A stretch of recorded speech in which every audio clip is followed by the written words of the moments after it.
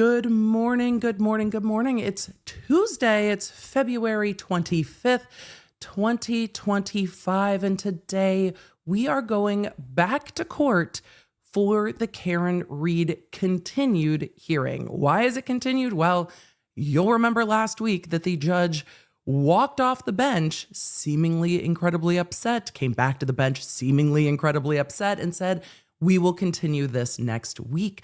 It seemed that she was upset with defense counsel over representations made about the ARCA experts, representations that were made by the prosecution in open court, and saying that I got all these emails from the feds. And then at the end of the hearing went, by the way, those emails were from the defense. Just kidding. So today we are going to see, well, the rest of that I expect. And then there are still hearings with regard to the experts that didn't get addressed. And there's a new filed hearing with regard to the experts. Plus, the media is reporting that the federal investigation is over. It's not the kind of thing the feds normally comment on. They don't say, hey, by the way, we're done investigating somebody. If there are charges, then you know. If there aren't charges, then you don't know. So it's rare that the feds comment on anything like that. But this case is unique, isn't it? And with this case being unique, there is evidence that is intermingled between federal investigations and state local prosecutions. And so local prosecutors, the defense attorneys, and others, including the court, will need to know whether or not the federal investigation is done, because it can impact their trial. It can impact what's under seal. It can impact the case quite a bit.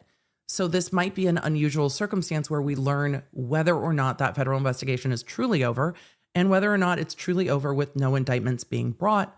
For those of you asking, why was there a federal investigation? It still seems that the federal investigation was regarding the investigation in the Karen Read case. The feds aren't trying to prosecute Karen Read. It's not even within their purview of the types of cases that they take, believing the facts as the prosecutors believe them to be. Even taking everything the prosecutors say, taking that as true for this hypothetical, even then it's still not the type of prosecution that the federal government would go after.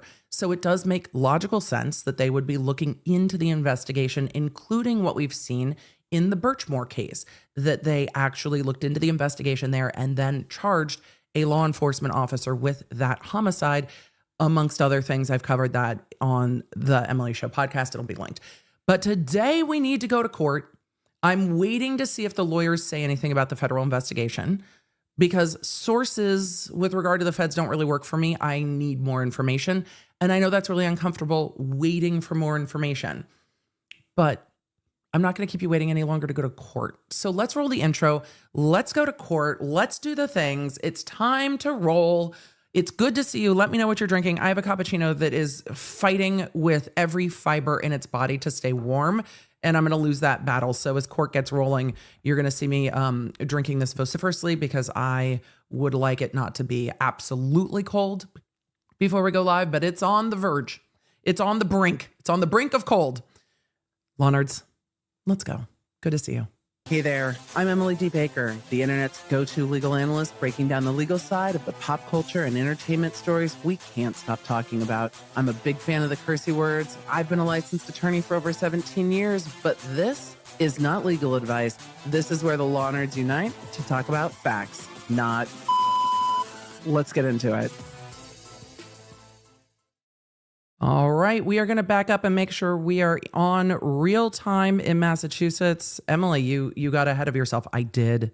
We got to jump back before we get started and make sure that we are ready to rock. But one of the tech issues I had this morning was making sure that we had Law Nerd TV set up so that we could have closed captioning. That was the goal this morning. So we are going to go to court with closed captioning because, well, Miguelina and I were able to get it done. So Law Nerds, we're very excited to have closed captioning this morning for everybody.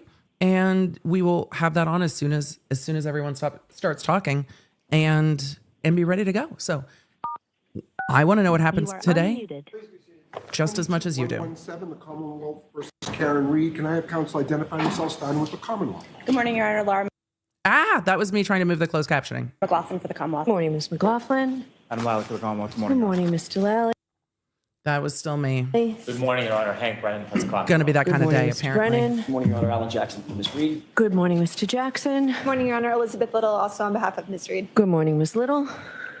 Good morning, Your Honor. Robert Alessi on behalf of Ms. Reed. I didn't hear any Mr. hear yous. Alessi. Good morning, Your Honor. David Yannetti for Karen Reed. Good morning, But- Mr. Yannetti. Good morning, Ms. Reed. Hear ye, hear ye. All right. So last week, Oh, we're gonna address it. We're gonna get right into it. Did you guys have that on your bingo card that she's going to get just immediately into it?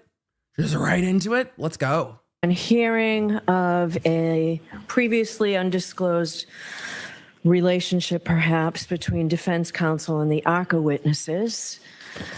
I took a recess here. You did? We suspended. I had heard about email communication, detailed communication, memorializing a conversation regarding an engagement letter and a promise of retainer Yeah, but was it signed? on March 20th and 22nd Were they of last retained? year, roughly 2 months before the ARCA witnesses testified.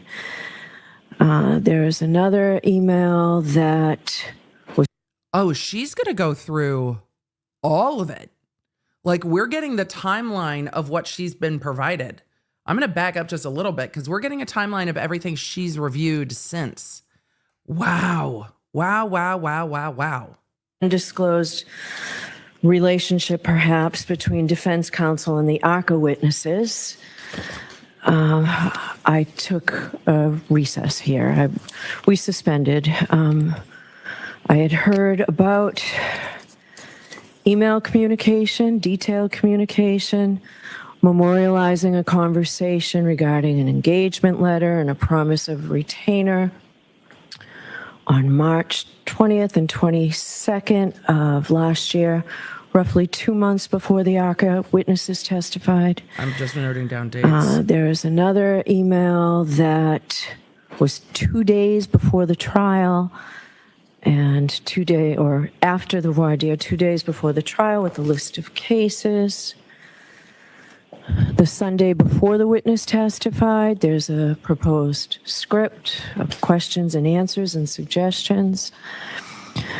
I want to know, that seems, and this is me saying that seems to be between the voir dire and the testimony, the Sunday before the testimony. And after the trial, there is an invoice or a bill,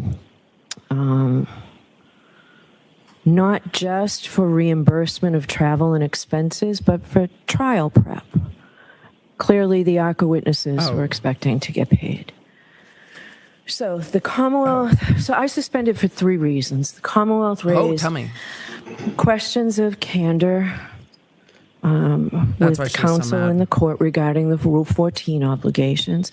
And frankly, I didn't think it was fair to have defense counsel stand up and have to answer to that without the opportunity to what I said. reflect, to talk to each other, to look at transcripts, prepare. to consult with people, and that it made sense to give you some time to do all of that. prepare, that's what I Because said. what the Commonwealth raised does raise serious issues, not just the rights of counsel, but Ms. Reed's right to a fair trial and all that that entails.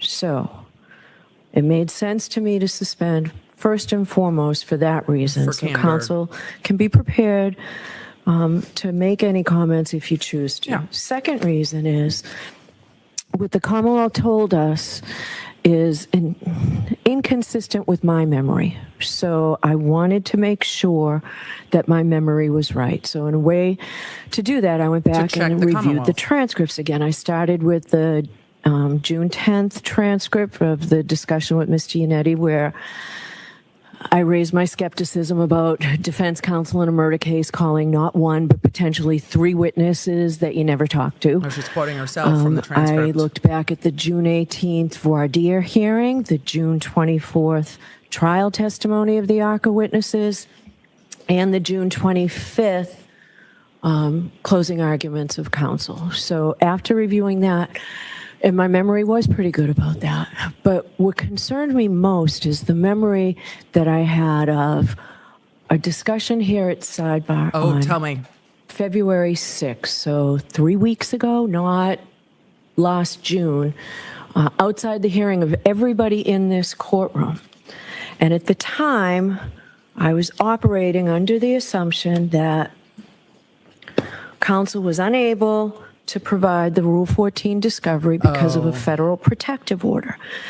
And the discussion at Sidebar clearly revealed that, and counsel did nothing to disabuse me of that. So I asked the trial court to expedite a hearing, a transcript of that hearing. Mr. McDermott's going to mark it as evidence. And at that she's mad point, about Mr. that. Jackson, when you didn't answer me at first, but when you did, you said, I can tell you. Oh, she's going to quote the sidebar. The first thing she said that she was mad about was the duty of candor. She was under the impression that because of the federal protective order, the defense had not talked to and prepped the ARCA experts other than, are you available this day to travel? So she's not happy about that. Now we're getting into sidebar conversations that are currently ongoing from the beginning of this month, where they were saying there's a federal protective order and we can't. So the judge also wanted time for receipts, screenshots, timeline, everything. And I see some of you in the chat asking, will defense get to respond after this? They should. But the judge is laying out what she was upset about and all of the things that she has gathered to build a timeline of why this is a problem. She postponed the hearing so they could prepare, but she also postponed the hearing so she could prepare, because she said things the Commonwealth represented is not how I remembered it. And I wanted to go back and check on my memory because Brennan was the only one that wasn't there. So you can read a transcript. It's different than living through it. And she's like, that wasn't my memory. So these are the things she's going to want addressed. Let's keep going. This. The Commonwealth is saying, pursuant to Rule 14, and exclusion and preclusion of a witness is a punitive sanction for Rule 14 violations. Ms. Reed has not violated anything. Why should she be penalized when the Commonwealth has the exact same batch of information that we have about these witnesses? So I don't have any more information. I don't have any additional discovery. I didn't hire them. I didn't ask them to engage in additional protocols. So I've got nothing else to give Mr. Brennan. He's got the same information I got, and he got it at the same time. The emails, if they hadn't been turned over at that point, are different. So that was concerning to me. Jim, do you have a copy of that there that you can? And I made sure, so the transcript is of the entire hearing because I don't want anyone to think anything's out of context. So Right. we will mark that as an exhibit. So there's the entire, she's And the marking third exhibits. reason I paused is because She's not just making a record. She's marking exhibits for the record. frankly, I needed time to reflect. I don't That's know fair. what may flow from this. Obviously, I have to make findings, whatever they may be. But I wanted to explain why we recessed. I sent that one-page notification out last week about what we would be discussing. She is mad. I will hear from defense counsel if you want me to hear from you. If you don't want to say anything, that's fine too. But if you want to be heard, I will hear from defense counsel. Your Honor, thank you for the opportunity to be heard. I am going to be responding on behalf of defense. Isn't that interesting? Isn't that interesting? The response from the defense is made by Alessi. That is an incredibly smart move by the defense. And for those of you saying in the chat, why Alessi? Because she's pissed at the other defense attorneys. And humans are humans. Judges are judges, but they're also humans. And so having the neutral third party, who I don't think the judge is mad at, be the one to respond and be able to respond neutrally makes it less personal. If Jackson gets up there and starts fighting with her, it makes it incredibly personal. Alessi getting up there and talking with her is a court dialogue, not a nuh-uh, Your Honor. And this is a very interesting choice, but I also think it is a very, very smart choice.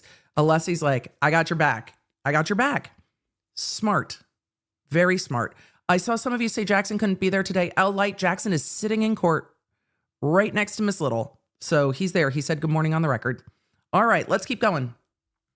Counsel, Okay. to all of your concerns. I have a notebook that I've given, albeit just now, to Mr. Brennan. It's got exhibits, but it's everything that everybody's already had. It's similar to what you're just doing, organized it, Your Honor. transcripts, documents, probative issues. And if Mr. Alessi, that's not what's in that binder. That binder has receipts, screenshots, timeline, fucking everything. That's what's in the binder, Alessi. Alessi, I need you to take it more Housewives for me. If, with Your Honor's permission, I'd like to provide you with the notebook Thank so you for the that you can compliments on the hair. follow. That'd be great. And should I hand it to someone here to have it handed to you, bring it up? A court officer will take it for you. Okay, I appreciate that, Mr. Alessi. you're welcome. Who doesn't like Mr. Alessi? Find me someone that doesn't like Mr. Alessi, and I'm going to say not true. You're just being ornery. Because Mr. Alessi is just a mensch. Just a mensch of a mensch. And with that, Your Honor, I'm going to go to the podium and make my presentation. Okay. We can't wait, Alessi. I want to hear what you have to say. Also, Mr. Alessi walks with an air of You credibility. know what, actually, That's going to help. I'm going to take 5 minutes to just quickly go through this. That would be excellent. Thank you, Your Honor. And we're taking a break. You are muted. I love that you guys are like, he's giving teachers pet. He is, but you need one attorney to be the teacher's pet, to play into what the judge likes. If you go back and watch, and I went back and watched some of the June 10th hearing, I clipped some of it into Quick Bits this week that was released yesterday. If you're in the app, then you got the app notification. So we talked about it. But when I go back and watch some of the hearing, the back and forth with the defense and with the court, you see the defense in their natural way of speaking as they start to increase their volume and get a bit hyperbolic, which lawyers do. Brennan does it at the same volume, but lawyers do. The judge is like, I don't need all that. It's not for me. It's for them, where she indicates that she thinks the defense is speaking more to the media and the public and not to her. Alessi doesn't give that energy. I'm just here to walk through it with you together, Your Honor. So I am here because I know you're going to do the right thing, because that's what we're all here to do together, Your Honor. So here's a binder. I'm just going to walk you through it. I'm just going to tell you why this is maybe fine, maybe not. Oh, the judge is so mad. However, I will say that when I said, these are the reasons the judge probably did this, and this is why it's not bad for the defense, the judge came out on the record and was like, these are the reasons I did it. I'm like, yup. Yup. So let us, there's the OnlyFan. Oh, we're going to zoom past the OnlyFan. Oh, they left the mics open. We're not going to explore that today. We'll explore the mics being open later. Hold on. Let's get back to the court coming back on the record. There we go. All right. You are unmuted. So we're going to get the defense's response. I feel like I should swoop because we heard what the judge had to say. And now we get to hear what the defense has to say. And I'm going to try to sit here and just drink my coffee. But I make few promises about that. We'll see. Tell me what you guys are drinking and where you're coming in from.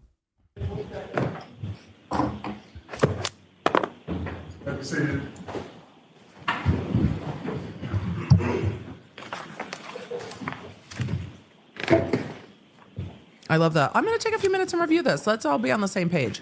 Great. Let's all be on the same page. That was me. Apologize. Apologies, All right, chat. so I apologize if that wasn't quite 5 minutes. I just wanted to see what it was that you had there.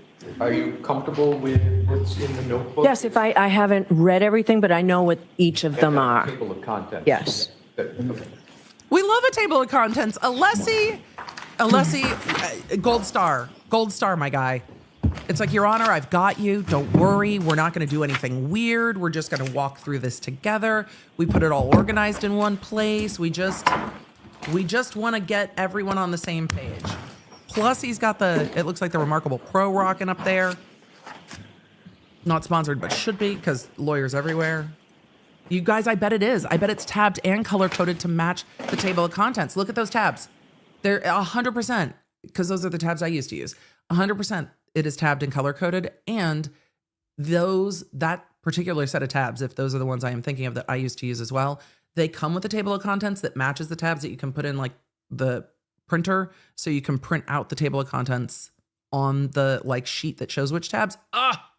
So good. Emily, did you like making binders? Yes. May I proceed, Your Honor? Sure. Thank you. May it please the court. Worked for my brain. I understand the moment. The moment has categories. I appreciate how and pissed components. you are. And in my presentation today, Your Honor, I am going to go through those categories. Alessi's not picking a fight. This goes well for everyone. Your Honor, this is the lawyer way of saying, I hear you. I'm at where you're at. We're on the same page. I understand. I'm not here to fight with you. I'm here to talk it through with you. I like this attorney so much. I really do. In this order. I am going to start with the notebook that I handed to Your Honor and to Mr. Brennan this morning. The notebook is purposefully in chronological order. The notebook is in chronological order because I believe the best explication of the facts and what those facts mean come from a proper chronological presentation of the facts. I also believe that the chronology is going to address many, if not all of the concerns as I understand from Your Honor. Your Honor, of course, will be the ultimate arbiter if they successfully address those concerns. But my intention, Your Honor, is not to obfuscate, not to conflate issues. To the contrary, my intention is going to be to elucidate and to illuminate so that Your Honor can make the proper determination. Alessi, $50 for the not to obfuscate, but to illuminate. I love it so much. That is my genuine goal for my presentation. As I go through, and I know I don't have to say this to Your Honor, you can feel free to interrupt, pressure test me on anything I'm going to say. Elucidate, I would welcome it, but I believe if I can get through the chronology, my hope is that the facts will speak for themselves. But that brings me to my second component of understanding the moment, which is going to be to also add to the fact is what happened at the last hearing, on February 18th. And I have the transcript for that, and I have that in the notebook, because I believe that is also critical to the proper elucidation. Your Honor, to properly elucidate the situation, we need to flame the fuck out of Brennan for what he said on the record, and that's why the transcript from the 18th is in there. I saw somebody saying, is he just making up words? He speaks like he writes. And I bet the writing comes most naturally to him. He speaks like an appellate attorney or an attorney that very much enjoys appellate work. So yes, he speaks like he writes. And that's not surprising to me. And yes, they are all words that lawyers use regularly, but not strung together so quickly. I love it. I'm here for it. Elucidation of the facts. So that's Proper the only thing I've elucidation not of the previously facts. seen. The February 18th transcript. Yes. There are 9 pages that I'm going to go through, Your Honor. Ooh, read it. And because of the stakes here, I am going to go through it hopefully efficaciously and efficiently, but it's going to have to be methodically. All right, so are you addressing this in chronological order as well, right? So if you can tell me those pages now, I'll likely recess because I do want to see them before you talk about them, but I'll hear you going up to that point. So what pages are those? And you're referring, Your Honor, to the February 18th transcript? Efficaciously. Yes, Yes, your number. I will tell you exact 8. pages that I'm going to refer to. And Your Honor, get to this is tab 8 Right. of the notebook. And specific pages that I'm going to reference start on page 53. Okay. And those are 9 pages that proceed all the way to, I know, I'm tickled. We needed really, our the code pink to be ready. It's substance not, ends but I'm tickled. on page 62. Okay. And I appreciate that Your Honor wants to take a look at them because I think it's incredibly important for putting in context what happened at that last hearing. And I think it Facts. helps also do a compare and contrast to what the actual facts are and to what the statements were Ooh, I'm trying that to were move made this. on the 18th. So am I? I was trying to move the closed captioning. What the actual facts are and what the statements were. If you were waiting for the defense to come for the prosecution and say, this is what was represented before the break, this is what was represented after the break, it's coming. It's going to take a minute. You're going to have to wait. But it's going to happen. I understand, Your Honor, that you would like me to suspend You my can, brief or keep going? no, you can keep Okay. going and we'll stop so I can read whatever I think I need to read Sure. at certain points, but we should be good to at least start. Thank you. And can I just ask, when was this put together?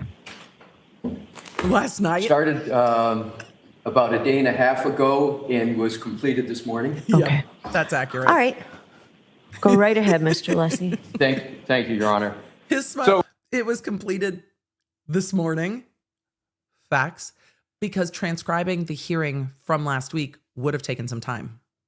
I start with tab 1, which a very is good the place to March start. 22nd, or excuse me, go to the bottom, dates. please, the March 20, 2024 email. And this is an email between Mr. Jackson and Mr. Wolf. It was sent from Mr. Jackson to Mr. Wolf. It We're was getting the whole entitled timeline. Engagement.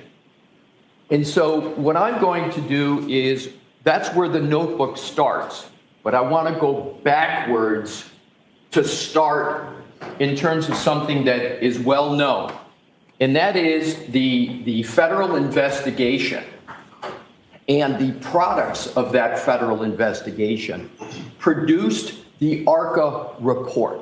And that was in February of 2024.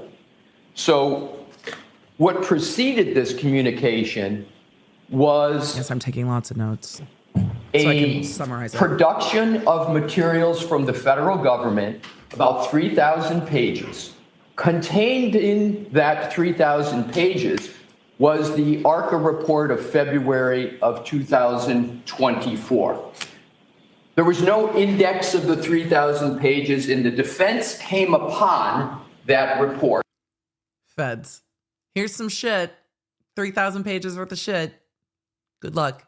It's not indexed in any way. It's just like, here's responsive discovery. The dates matter, and so I am noting them down, but I'm also going to pause them as we talk about them.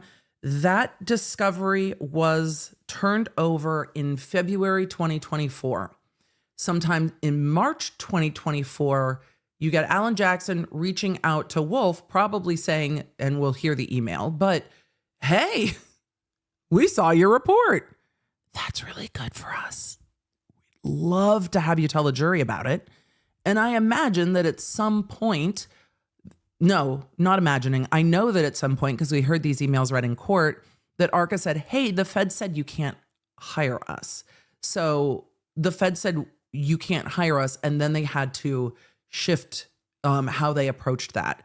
So we're going to continue, but in that 3,000 pages, they found the ARCA report, and I imagine they sat there and went, oh my God, look at this report. This is so good for us. Of course they emailed them because it wouldn't have been a problem until it became a problem. And it becomes a problem when the feds say you can't hire our witness. And that makes sense because then there could potentially be a conflict of interest for the federal investigation. So I understand the feds being like, the defense can't hire you. But I also understand experts being like, we found what we found. We know what we know. And we're not worried about telling a jury about it. We told a grand jury about it. We'll tell a jury about it. Because I understand experts wanting to be expert-y and saying, well, we made these findings. And also, if you're the ARCA experts, if you watch the ARCA experts with me, just roll along with me. If you're the ARCA experts, aren't you sitting there going, we can't allow a trial to go forward with information that we know about this and not say something and not volunteer as tribute to go to court and be like, yeah, let us explain the accident reconstruction to you. They got to reviewing the documents in March of 2024. And as Your Honor will recall, the trial one started in April of 2024. So it was pretty close to when that trial started. And right. I know Your Honor knows, they got it close in time. From both your judicial experience and other experience that when you're entering into a trial of this significance. Alessi does this so well.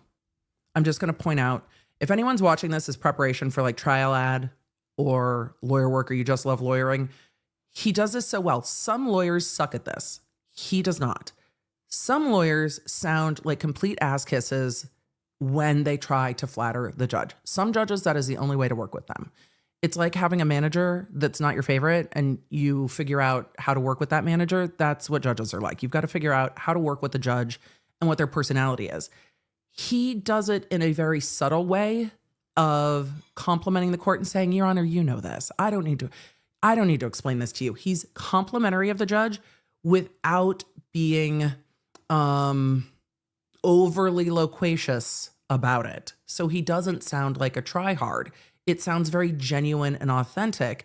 And with judges, genuine, authentic praise of their intelligence will get you pretty far. There's a lot going on. And yes, I'm not mad if you guys want to call him vocab daddy. It's fine with me. Going on. And so what happens is that report's produced in amongst 3,000 pages. It is located. It is read. The significance of it is immediately discerned. He walks that the balance. report, to not come off as basically the pandering findings of the pedantic. report that the vehicle, and the substance is important, Your Honor, because it really informs a lot of the emails. The substance of the report speaks to the issue of whether or not the motor vehicle of Ms. Reed made contact at all with the decedent and whether the decedent's injuries at all reflect a contact with that report. Those findings in that report was set in cement in February of 2024. What do I mean set in cement? It means they were never changed, nor could they. Was it hurled off a pier after its feet were put in cement? I've got questions, Alessi. What are we vaguely digging at Brennan? Are we talking about cement boots? What are we talking about with set in cement? Be changed. So that report was provided to the Commonwealth and to the defense. Next step, important also. Any party, the Commonwealth or defense, had access to ARCA. They had the opportunity to contact ARCA. There were restrictions that I'm going to get to on that contact. I want to know. But either party had the opportunity to contact them. Now, only the Commonwealth knows why they didn't take that opportunity. It may be because of the findings. It may be for other reasons. I don't know. But I understand the facts to be that the Commonwealth didn't make contact with the ARCA experts. The defense surely did. So that is the background. That is the information that we have.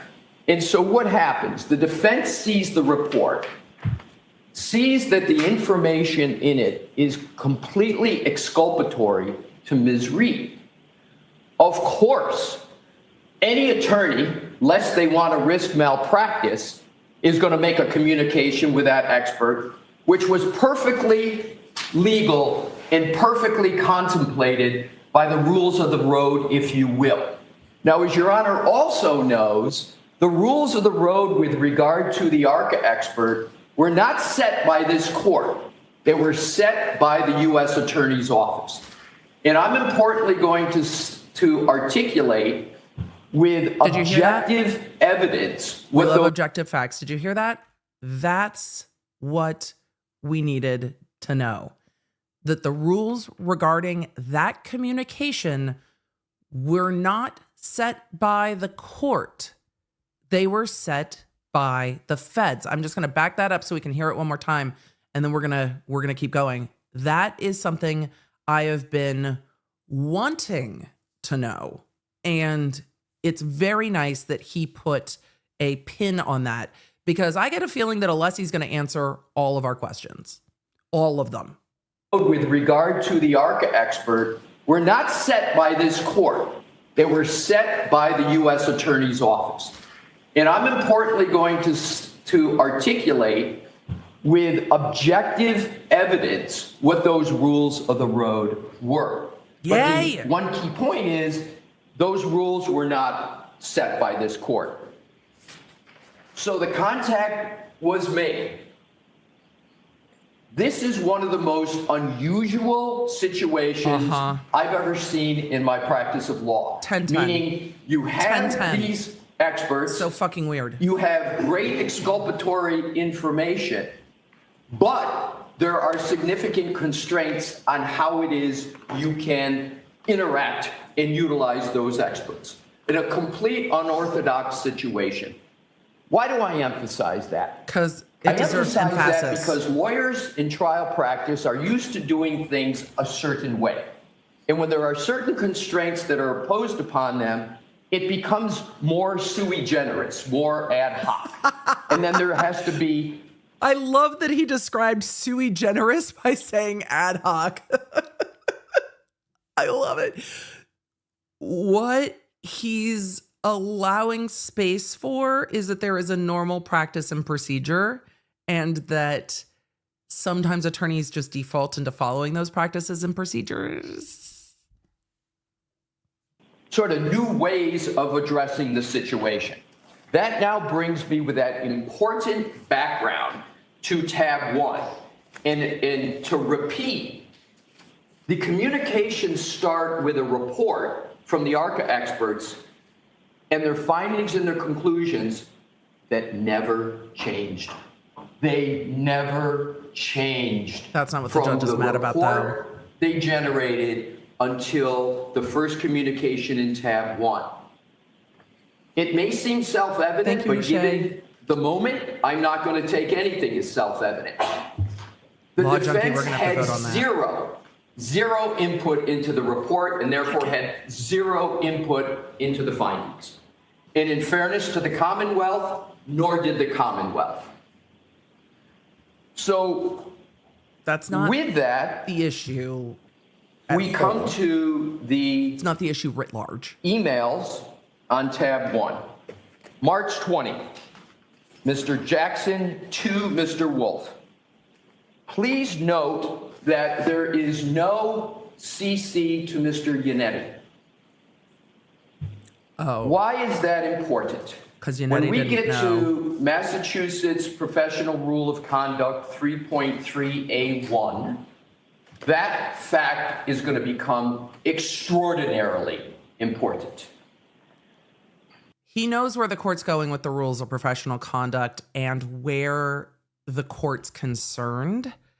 And he's pointing out that Jackson's email may have been an issue given or Jackson's email not being the issue, but the representation of Yannetti to the court perhaps being more of the issue. If they didn't know and they didn't talk to each other about it, then when Yannetti represented, we're just scheduling. He doesn't know everything said in the email from Yannetti, which I am interested to see how that pans out, because did Yannetti not know? Did Yannetti not know? Or is there just no email chain showing he didn't know? I want to know. Let's keep going. So we have a communication, and it needs to be read in its entirety. Fortunately, it's short. Dear Dr. Wolf, thank you so much for taking the time to get on the phone with me this morning. Pursuant to our conversation, please feel free to forward an engagement letter to this email address. I will get that countersigned and returned to you forthwith, along with your retainer, as required. I have the good fortune of dealing with experts probably every week. It seems to be your thing. This is classic form parlance. If it's going to be required, you always hope for your client that they're not going to require a retainer. But the language is as required, as. Also, if you could attach a copy of your, Dr. Rentschler's, and Mr. Klein's CV, I would appreciate it. I look forward to speaking to you and your team soon as we iron out the logistics for your participation in the trial. At that particular point in time, there was no conclusion, no agreement, no knowledge that these folks would actually be testifying. There was certainly the hope, there was certainly the desire. This shit's good for us. But there was no agreement that they were going to be testifying. That was the federal protective order that was referenced by Ms. Giannetti that said it was specifically outlined and ruled that they could not prep with us for trial. Was that in effect at the time these emails were sent? The answer is, Your Honor, and I'm going to get to it, but I want to answer your question. Yeah, I'd like you to answer my question. Yeah, I wanted to say, I'm going to answer it directly. Yes. What Mr. Yannetti articulated is the rule of the road, not prep, was not a rule of the road. That wasn't the rule of the road, and I have objective proof of that.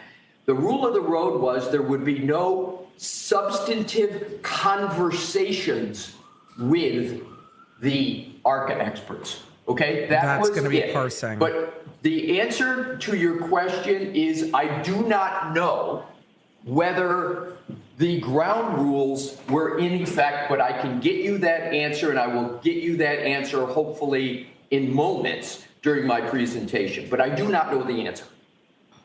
All right, go ahead. That's an important answer to question, know. and it's an important answer, I understand. Again, Your Honor, I don't have the answer for you this moment. I will get you the answer, and I understand why it's important to you. Not telling the court it doesn't matter.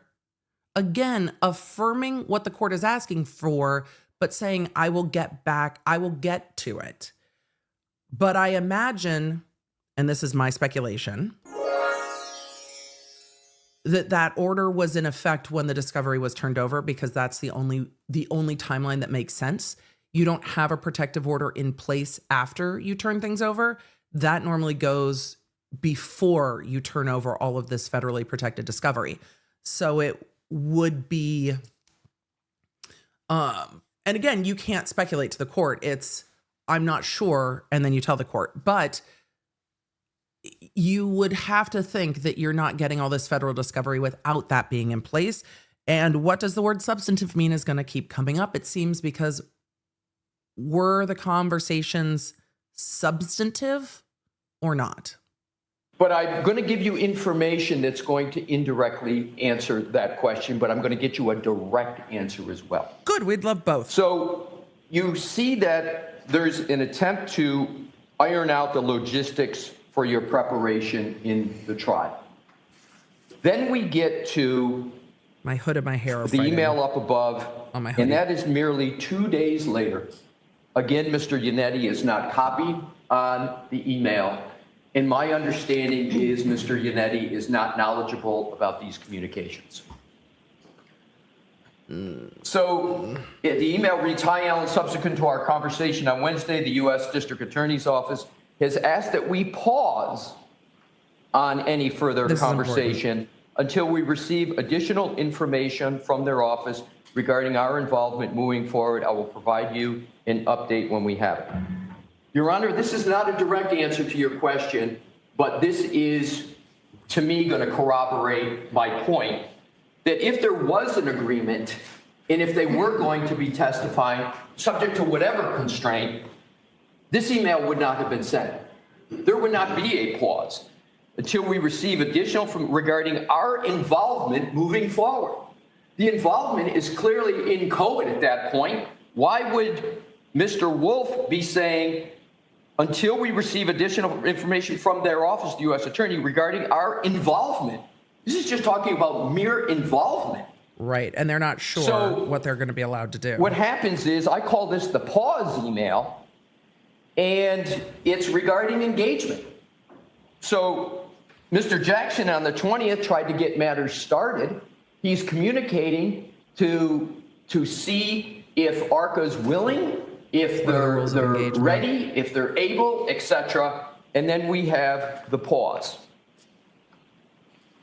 The next tab is tab 2, which is the very important June 10, 2024 excerpt of the transcript. Which I clipped on QuickBits But this week. the time in between, Your Honor, the March 22nd pause email and the 6/10/24 transcript is also exceedingly important. Well, tell us what happened. What happened between that?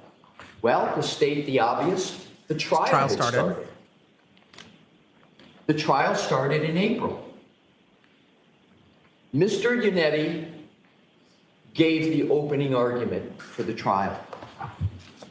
Do you recall, Your Honor, that Mr. Yannetti never mentioned the ARCA experts in his opening? I did not review the openings. I reviewed only He didn't. for the non-evidentiary I'll tell you, Your Honor, he didn't. Transcripts I reviewed was only Mr. Jackson's closing argument. Certainly fair enough, Your Honor. Why do I underscore this point? They didn't know. They didn't Mr. know. Yannetti did not even mention the ARCA experts. They didn't know if they'd come in. Because the defense didn't even know if they would be testifying. The two most powerful witnesses in support of the I'm sorry, what was the date of the openings? I do not know. I do not April have it. something It was in something. April. We can hopefully get there. I can find it. I didn't know if you had it. So, but clearly, Your Honor, it was between March 22nd and June 10th. No, it was between April 1st and June 10th. So Well, April the most powerful 6th or 7th and June 10th. exculpatory information from what we consider some of the most powerful witnesses were not mentioned because the defense didn't even know if they would be testifying. If there was an agreement that they would testify, that would have been in the opening. But the uncertainty about it is the reason why it wasn't in the opening. We didn't know what would be happening. Cindy asked a great question in the chat. I'm going to pause to answer it real quick. Cindy said, weren't they rebuttal witnesses? Cindy, they weren't rebuttal witnesses. They were defense witnesses during the defense case in chief. But the defense brought in numerous defense witnesses that at the opening, I don't know if they were sure would come into trial, including the doctor from California. So no, it wasn't rebuttal evidence. Even then it needs to be turned over, but it was in the defense case in chief. Only the Commonwealth really put on rebuttal witnesses in this case. If any, it might've been just a few, but no, they weren't defense rebuttal witnesses. They were case in chief witnesses. Hopefully that helps. So yeah, we've got, we're not even to the trial starting. We're just at the tip. This is going to be a long hearing. So that pause continued through the opening. That to me is so key because I think it's antithetical to an agreement. Now we come to the June 10 transcript. Raise your hand if And you've as I watched any of said, that I am hearing going to between hit head on last week and today. these areas. Alessi, hit head on in this case is not the analogy. Start with, Your Honor, something that's not in the excerpts, but Your Honor may recall that there were a lot of Rule 14 discussions. And Yes. Your That's Honor, what they were fighting and about that Mr. day. Brennan read this All of your hands are up. on February 18th at the hearing we just had, that Your Honor was Your hand's not up. You making need the to watch point, QuickBits. which I appreciated, that with this very unorthodox situation, the defense was exclaiming, you were WTF. saying, I think you're in violation of Rule 14. They said, we've given everything we've got. We don't have anything more. He Well, I know hollered it you at the can't, court. but you're still in violation. So Your Honor fashioned a remedy. Yeah, he Your hollered Honor it at the fashioned the court. remedy, We the can't, Rule Your 14 Honor. remedy, that there was going to be a voir dire. And that the ARCA witnesses were going to have to come up from Pennsylvania and they were going to need to sit for a voir dire. And they I will did. get to the significance of that. But that's what started, is the predicate for the discussion I'm now going to focus on. For those of you that didn't watch the first trial in chat, welcome. We are deep into argument over things that happened during the first trial that may impact the second trial that is set to start in April again. And the arguments today are going to be a lot of sifting through what happened before and what was said in court leading up to what happened last week. So if you're coming in mid-stroke, I apologize. It's going to be a little confusing, but hang with us because I will summarize at the end. And I summarized on QuickBits this week. If you have the Lawnerd app, you'll see them. So there's a lot that's happening today, and the chat will keep you well in the loop. So for those of you that are new to this case, welcome. We've got Mr. Alessi just taking out the thesaurus and beating us all around the head with it today. Starts on, this is tab 2, page 2812. Line 5, the court. Now, regarding the 3 experts from ARCA, so I've read that report. Chat. I can't tell who does what or what the basis of their opinion is. So what have you provided? You're referring to the defense, of course. Mr. Yannetti, Your Honor, we've provided everything that we know. We mentioned to this court at Sidebar, these experts did not arise from us finding them. The court, I understand that. Mr. Yannetti, these experts were hired by the federal government and they provided a report to us pursuant to the TUI request. And it was specifically outlined and ruled that they could not prep with us for trial. Court, and it's important not to stop there with what Mr. Yannetti said. There's more to that statement. There's an elaboration of it that Your is Honor, important. context, The Your court. Honor. So I'm to believe that the defense is calling 3 witnesses that you've never spoken to and putting them on the stand here. And I want to key into your words, Your Honor, because I want to be fair and precise. Your question That's exactly what I said. Pardon me? That's exactly what I said. Yes. Yes. And I want to key in on you've never spoken, right, to and putting them on the stand. Now, no one ever said from the defense they never spoke to them. But that was what Your Honor was concluding from what was stated. So what did Mr. Yannetti do in elaborating on his answer? I didn't go back. Well, what do you mean by speak to?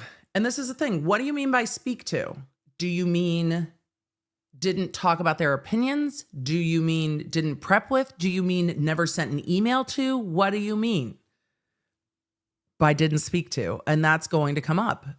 For all of you that are like, is that lawyer splitting hairs? Yes, because it matters very much. But also, the court did a voir dire because the defense and the prosecution said, all we have from these witnesses is this report. And the court said, that report isn't super clear to me. So the way to clear it up is to have all of the witnesses come in and then have a conversation with them while they're on the stand in court in front of everyone. Because there is room to say, we didn't speak to them about the case. We spoke to them about scheduling. back to the video to see if there was sometimes two people speak at the same time. I don't know. I'm going to assume it wasn't, and this was just a natural flow. This was a natural So flow. Mr. I went back to the Yannetti video. says that's essentially it. Yeah. But what follows is really probative. We've spoken to them only for the purposes of coordination of their testimony and their background. And I've got definitions of coordination and background that I won't provide, but those in Merriam-Webster's dictionary have specific meanings. But I don't have to parse that at this point. So I want to continue. We have not been able to interview them regarding their findings, which are outlined in detail in the reports that both sides have. And I know the immediate response might be there. It might be at this point, wait a minute. You haven't had time to interview, et cetera, et cetera. But what has been the communication up to that point? It's been the first communication from Mr. Jackson. Right. Mentioned in the March 20 email, and then the pause email. That statement of Mr. Yannetti, as best as I can gather, is 100% accurate. It is not merely a response that stops with line 14 to 18. He goes on and explains exactly what the interaction had been up to that point. With that statement, for those of you that were like, why is Alessi arguing this? Are we all on board now? You might not be, and that's okay. I'm not. I don't mind either way. But Yannetti can't say to the court as effectively, Your Honor, see, I was being 100% truthful. Where Alessi can argue, these words are what was said, and these are true, and that matters, Your Honor, because he was telling you the truth. And you should believe us. It takes it away from being a fight between the two, and it lets a third party step in and explain to the court. And I think that is helpful. Some of you have asked, will the court take issue with him being loud? He's probably not nearly as loud in court as he seems here. I've got him boosted a little bit so we can all hear, because this court's a problem and there's no microphone at the stand. It's not going to seem as loud in court. Just like I can't guarantee, just like I suspect that every time the judge sighs, the jury can't hear it. A lot of those microphones in court go to the TV, not to inside court. So the judge sighing into the microphone isn't going to be heard over the court speakers. It's going to be heard by us watching here. So they might see it, but I don't think he is as loud in court as he is for us. Also, I can tone him down a little bit. Let's see if it's not so hot. The statement of Mr. Yannetti That's a little less hot. is 100% accurate. Tell me if that's better for you guys. Now we get to the court. See, I don't see that as being the report. I don't see that as being detailed. It leaves a lot of questions as the gatekeeper as to what they can testify and Now not it's too comply loud. with your rule. All of you are like, nope, way too quiet. All right. 14 obligations. We can't, There we Your go. Honor. And this was what I was pointing to before. So you can't, but you haven't. So I'm left with you haven't complied. So we need to get everybody here for a voir dire that can testify yes. Well, we need to do that in advance of their testimony. Okay, that's fine, Your Honor. So the defense is now fighting with bringing them in for a voir dire. That's Mr. Yannetti says that is fine. So Well, we know they weren't fighting I bringing said them I'm in. not going to conflate issues, but there's overlap of issues. So here you have a Rule 14 issue. Your Honor has concluded there's a violation. Your Honor has fashioned a remedy. The remedy is they're going to be subject to voir dire. The defense doesn't fight it. That is the Rule 14 remedy. But I'm going to get to how that interacts with the Model Code 3.381. The rules of professional in a responsibility. moment. So we have then the voir dire. And what I'd like to, if I could, Your Honor, have you turn to page Also- tab 3, which is When he keeps talking about the rule, the court found a Rule 14 violation, that's a discovery violation. The court said, you have to turn these things over and you haven't, so you still haven't. And Yannetti was like, we can't. And so because there was a issue with discovery not being turned over, the court said, fine, then they need to come in for voir dire. Problem, solution, violation, remedy. And discovery issues were remedied like that quite a bit during this trial for the defense, as they had new witnesses coming up in the middle of trial.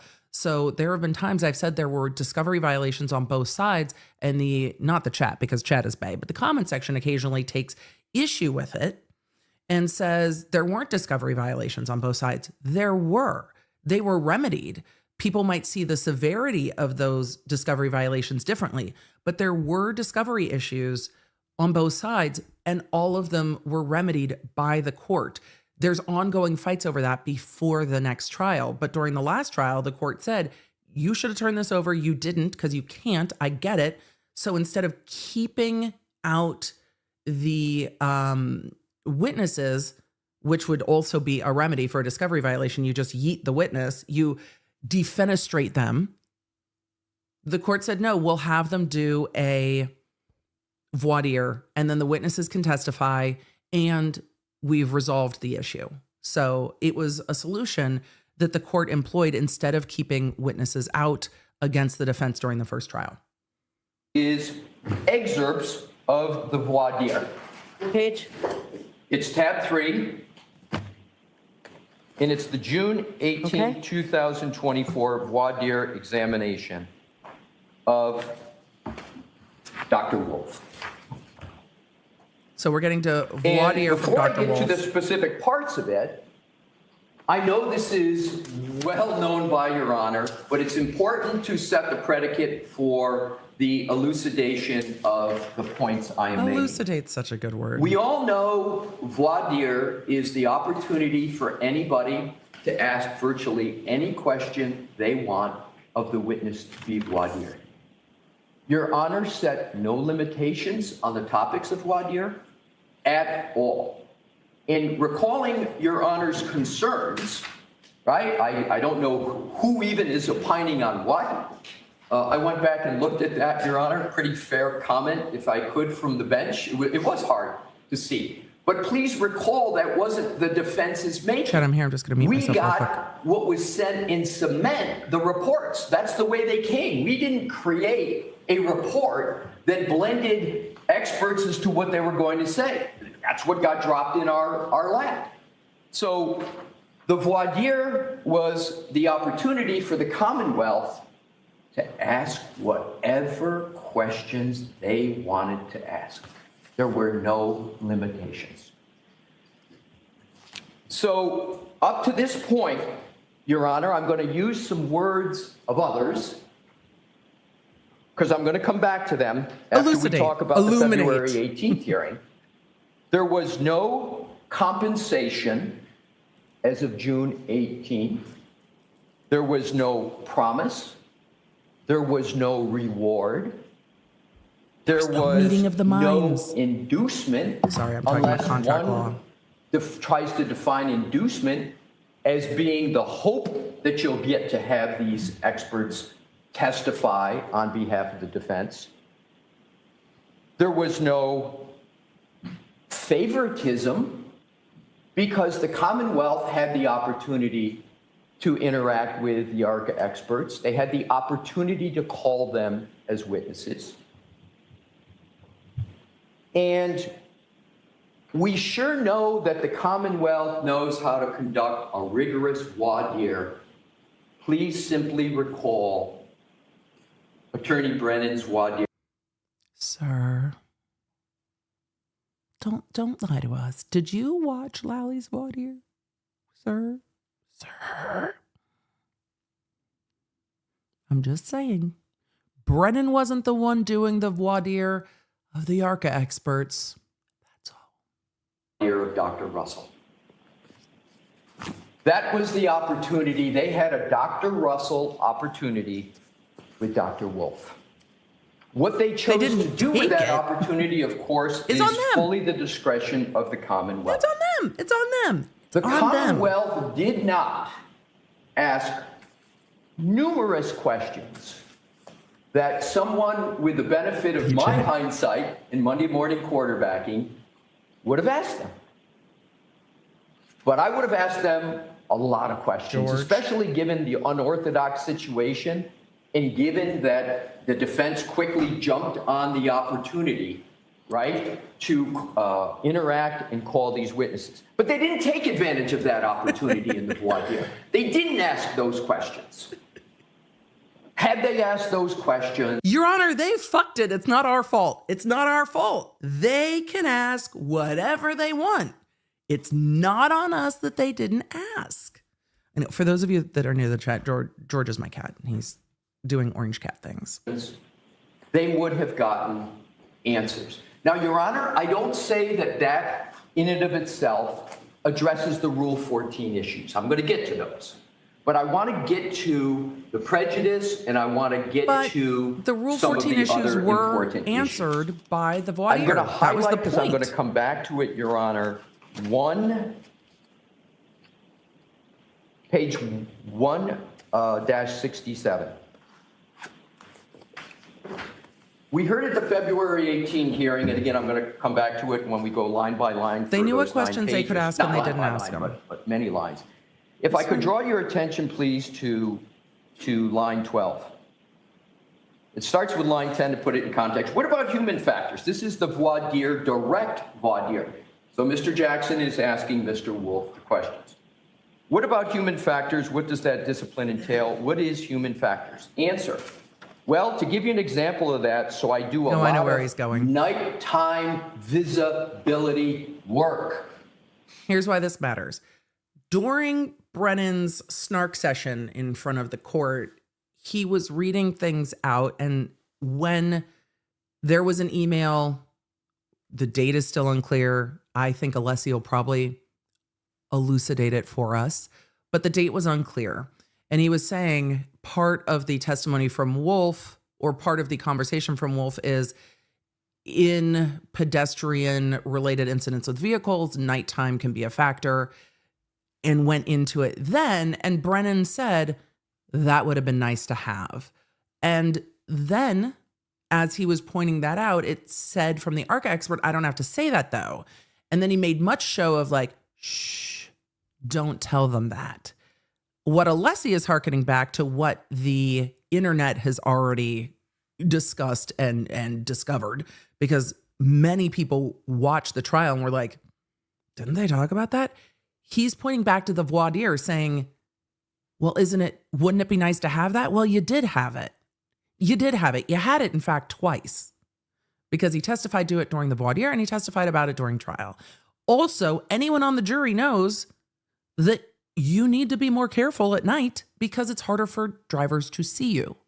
People who do outdoor sport things might even wear reflective gear so that they are easier to see at night. People take precautions so they can be seen at night, because everyone knows it's harder to see shit at night for most of us. So again, shh, don't tell them is more of a, but they did tell you, they told you twice.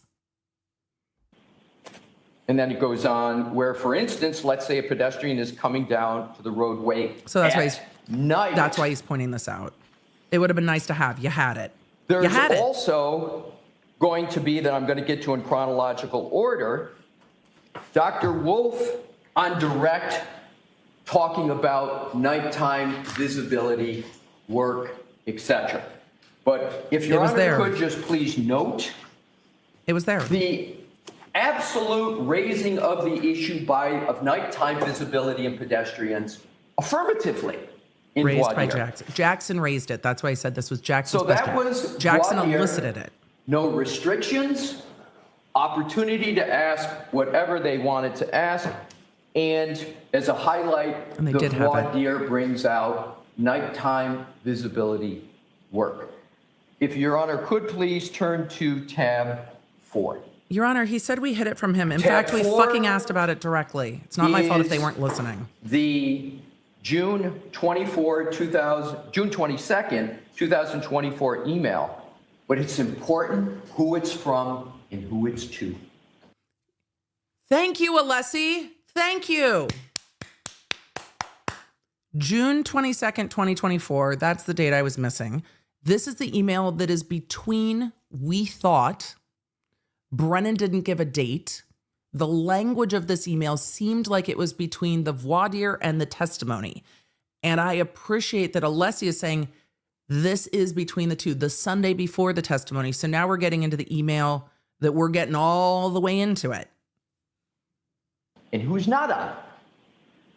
From Daniel Wolf to Alan Jackson, subject Wolf qualifications. No David Yannetti on this email. And Your Honor, because I've said it so many times, Mr. Yannetti not being on the email, I can tell you from my own experience in this second trial, but this was, I understand, the first, there was a division of labor. There was a lot going on. As there must be. This is now June. This is in the middle of trial. Everybody's got responsibility for their witnesses. This doesn't surprise me. For any attorney that's worked with other attorneys, A, it's hard and you can end up with too many, chefs in the kitchen. And you need someone to be in charge. But when there's a division of labor, I have done only 2 trials with co-counsel. It wasn't something that was frequent in my practice. It was normally me by myself. But I have done trials with co-counsel, and I had my witnesses and the other attorney and I would check in on like dates and scheduling. And then, are you ready on your witnesses? Is there anything we need to talk about? No, we're good.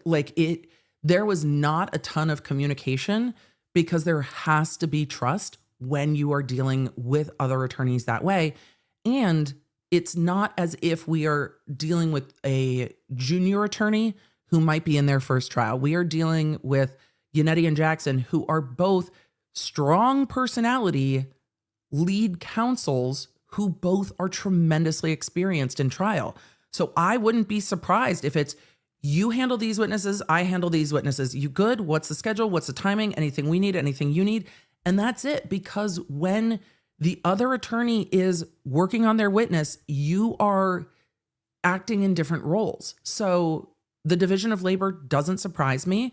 And if there's no check-in, that doesn't really surprise me either. It's like, I'm handling it. Great, you're handling it. When you trust someone to handle things, you don't check in with them. When you ask your 12-year-old to do something, you might check in with them. So I'm not surprised that he's illustrating the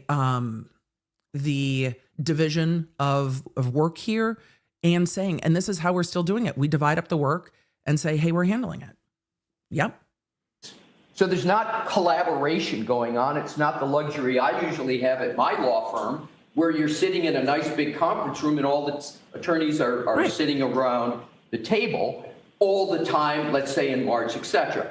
But clearly in June, the trial's going on. But they're dealing with their own witnesses at that particular time. And they're tired. So and they're hungry. Always let's hungry. read it because it's short, but it's important. But then stress. I'll repeat again. This was an email from Daniel Wolf to Alan Jackson. Alan, I spent this time this morning putting together a brief outline of my qualifications. I've also attached my D&T deposition in trial, in the trial parlance. I know it's nothing compared to... Alessi, now you're just answering all of our questions. I saw a lot of questions about what they meant by D&T. I wasn't sure the first time. I think I heard D&D, but that's just where my brain goes. So I was like, wait, what? Deposition and transcripts or deposition and trial transcripts, and turned over those as well. So I know there were lots of questions about that. Alessi is just going through methodically all of the answers. Andy, I obviously won't say what the response is verbatim, but I gave you a general sense of what my response would be. Again, I thought your questioning during the voir dire was fantastic, so please feel free to make whatever changes you feel necessary. Jackson's a good questioner. I will try to work on some direct examination questions tonight. So I want to start without getting into client privilege geeky about it. No, get geeky. Some basic. Get geeky with us, Alessi. We're living for it. Just get nerdy with us. Because these basics were not brought up and I believe led to confusion on February 18th. If you look at the attachments, every email, as we know, has a lot of information on its face, and one of it is you can always tell what goes along with the email. So this is attachment Wolf Qualls document. That was a dig. But what's the most You can tell it's an attachment to this email, Your Honor. It's not some undated mystery shit. It's an attachment to this email from June. And that's not what Brennan represented. So we're getting into what Brennan represented and what Brennan maybe didn't accurately represent. We're going to see how he navigates that. But he's saying things like, this is clearly an attachment. So, Your Honor, we know what it is. most important points, I think, to be gleaned from this objectively, Your Honor? Mr. Wolf prepared the document, not Mr. Jackson. No, I'm well aware of that. Okay, so Is Brennan? he prepares it. He sends it along to Mr. Jackson. And it's on qualifications. The next is, Oh, it's gonna if be you would interesting just to see please what Brennan turn says. to the attachment, which are the qualifications, et cetera. There's a comment, and these pages aren't numbered, but the questions are. If you look at 19, nighttime visibility work. And there was a comment, and this was referenced on the 18, but I'm going to come back to this. If you don't want me to say that, that's fine.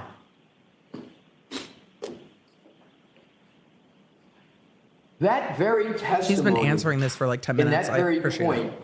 was elicited by Mr. Jackson on the direct that we're going to get to.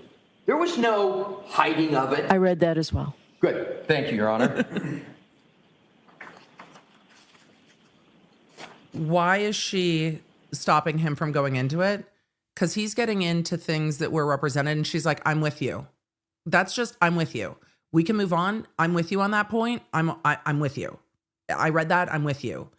It was elicited directly, even though it said here, and Brennan made much about it in court. This is where the dramatics can bite you in the ass. He didn't just lay it out. Brennan could have just said, they said these things and they were having conversations, and that seems like they were having more conversation than they stated to the court clearly. Instead, he was saying, shh, don't tell them. He made it incredibly dramatic, and now it's going to come back to bite him. So that's why the court's like, no, I'm with you on that. I get it. The next tab, and of course, it has the D&T of Dr. Wolf's experience in testifying in court, et cetera, et cetera. I will indicate, Your Honor, that the information in terms of quals, et cetera, all of that, Qualifications. to me would be basic When he says questioning quals. in a voir dire. But those questions, to the best of my knowledge, were not an issue of concern for the Commonwealth with regard to voir dire. Because they didn't make it a inquiry, concern that day. But They had the again, chance. that's what voir dire provides the opportunity for. So next we have tab 5.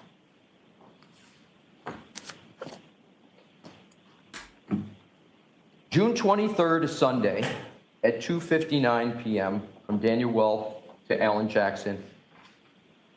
Subject Wolf Direct, attachments, Wolf Direct. So it's clear, and then if you turn the page, that is the attachment, is something that has no labeling on it, but I don't think anybody... It's an attachment. I don't think anybody is going to misunderstand that this is what's being referred to in the attachment Wolf Direct. So all the topics that are in this direct were all in the report of ARCA, the frozen in concrete report of ARCA. And we will get to this, but what I did was I went and compared this outline. I did too. Your Honor, there's one thing I've learned in the short time I've had in this courtroom You're very prepared. is that Your Honor is on everything. And the reason I am underscoring this is because it's going to come to an application of all the legal principles. So I very much and genuinely very much appreciate that Your Honor has, seems like with an exacting eye gone through and looked at all of this. So all of this is... I'm waiting for him to turn around and say, and with that exacting eye, the Commonwealth still said to this court, because it's going to come back around. Is what's in the report that everybody already has. Why do I make that point?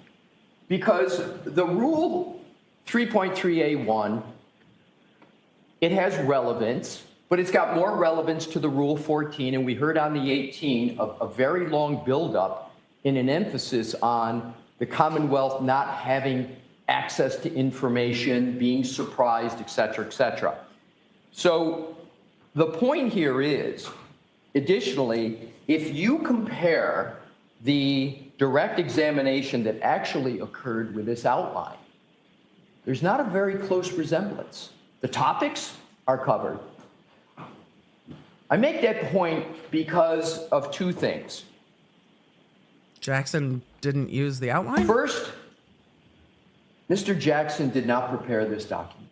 One of your questions at the February 18 hearing was, what's the day, et cetera, and I'm going to get to it, and I'm going to use words, not characterizations. That's why I don't want to go into it too much here. But there was a certain impression made about who had prepared this document. But I want to underscore it was take it right on. Dr. Wolf who prepared it and sent it to Mr. Jackson. Now I want to get to the timing, because I think this is very important for the Rule 14 issue. I will mention This is just Sunday, June 23rd. for all the law nerds that are not lawyers. It's not surprising if an expert who testifies a lot has an outline of a direct, so that attorneys don't just fumble, depending on the experience with the attorneys they've worked with. Hey, my findings are this. Here's a bit of an outline of how we get through those findings. This is how we go in order. Here's an outline that will make all of this simpler. That's not a weird and shocking thing. When it was communicated, and what that communication was is going to be the heart of this. But for any of you that are like, is it weird that there's an outline? It's not. It's not weird that there's an outline. So it's not the it's not the central point of all of this, but he is making the point that the impression was left that Jackson was preparing with this witness, versus this witness saying, these are my general prep materials, here they are for you. Because that's different. At 2:59 p.m. The trial resumed the next day. So that was the Sunday email. Which is going to segue me eventually to tab 6. And if Your Honor would look at the first page on tab 6. I'm glad the clarification was June helpful, Chad, 24th, of course. 2024. The very next day. Try to point out things that are Probably not less weird. than things that are 24 weird. hours after this outline goes to Mr. Jackson, Dr. Wolf is on the stand. If anybody thinks that Mr. Jackson was waiting for an outline from Dr. Wolf to be able to prepare one of the most important direct examinations of the trial until he got it, Your Honor, he would I never. think that person would have to have quite a fanciful imagination. I don't think there's anybody here who thinks that. Thank you. So the other important point. Your Honor, are you sure? Your Honor, you sure? Your Honor, you sure? I want to know where the fanciful imagination lives. Your Honor, are we clear? Are we clear about that? Are we clear about that, Your Honor? So it is very much Alan Jackson is not waiting until a 3 p.m. email the night before this direct examination to prepare his examination, which is why he said that email came in at like 2:59 p.m. Because this is something that he was working on all Saturday, Sunday, and getting ready. To underscore is also, I love that Alessi has taken, Your Honor, they would have to be what? It is way less insulting to say they have a fanciful imagination than other things that you might be thinking or I might be thinking. And I appreciate Your Honor, they would have to have a fanciful imagination, because he can't like Phil DeFranco it and be like, Your Honor, don't be stupid. That's not going to work.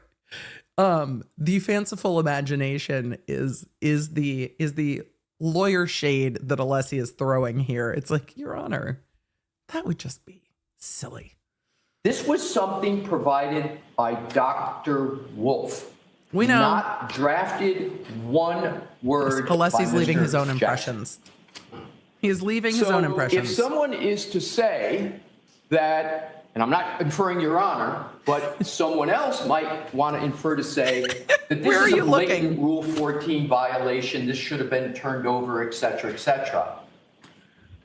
What happened the next day, one day later, that would have required Mr. Jackson in the middle of trial with an unorthodox situation, trying to figure out what to ask Dr. Wolf, under what parameters, under what constraints, et cetera, that he should have also had the thought, oh boy, I got this in at 2:59 p.m. on a Sunday.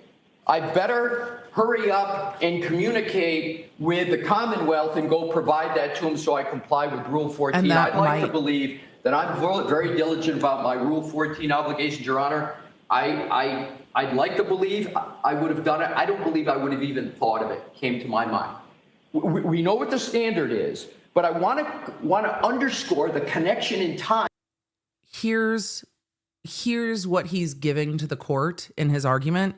Your Honor, in an ideal world, it would have been great to turn over this email and be like, oh, hey, the witness reached out to me and said this stuff. But we are in the middle of trial.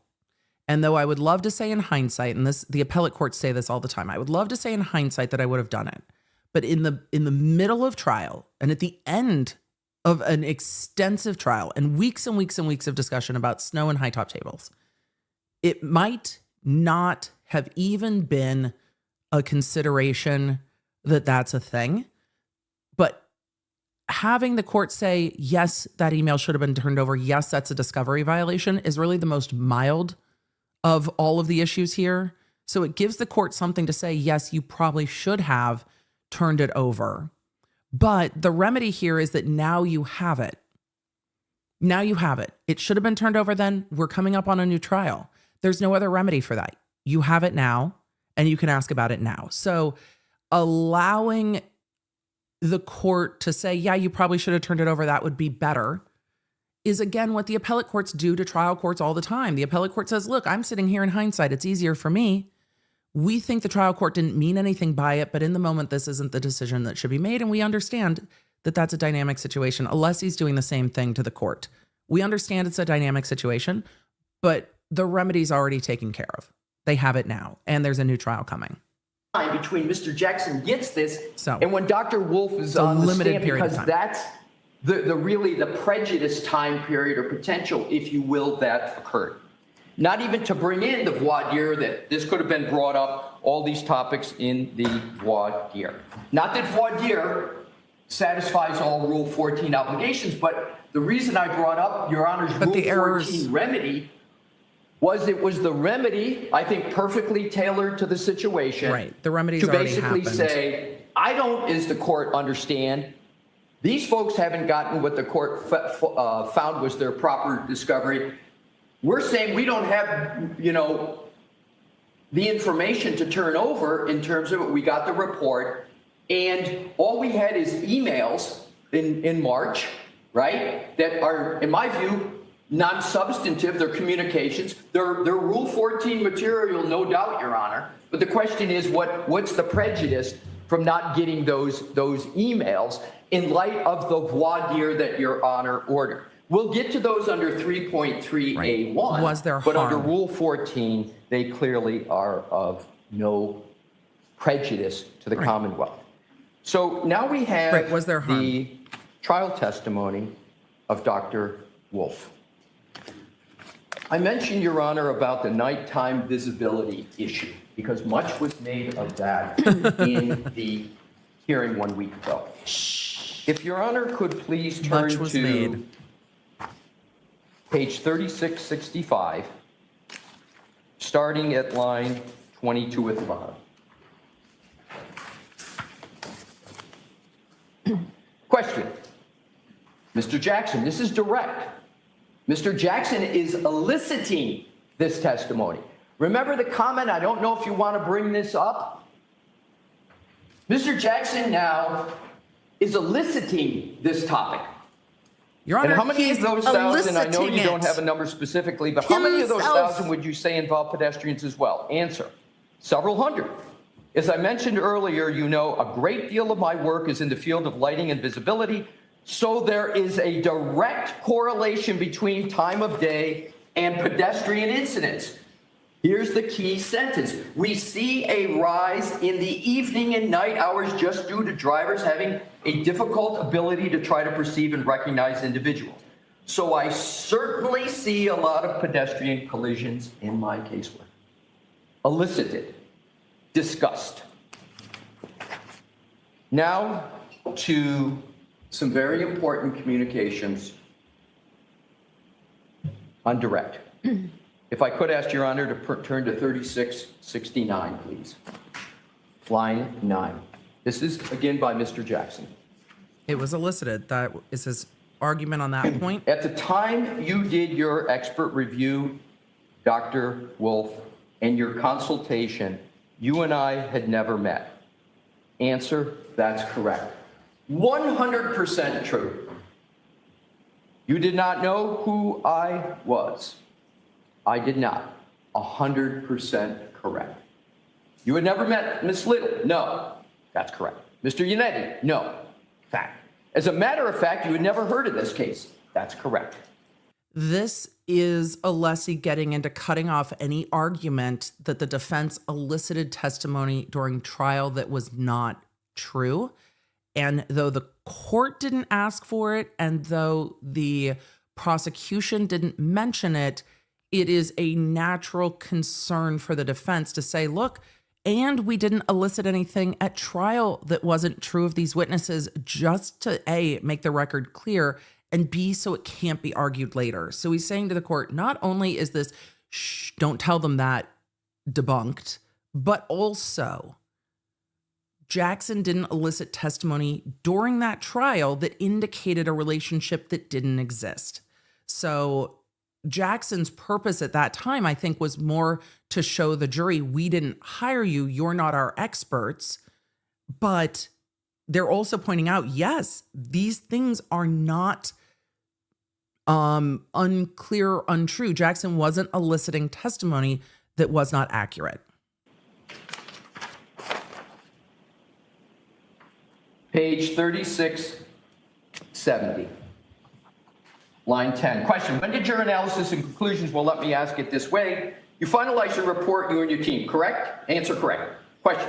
And that report is contained in a multi-page document that was submitted following your analysis and your opinions and conclusions, right? Answer correct. The defense didn't have anything to do with that. That's correct. True statement. You had never met us, didn't know who we were when we did this. Correct.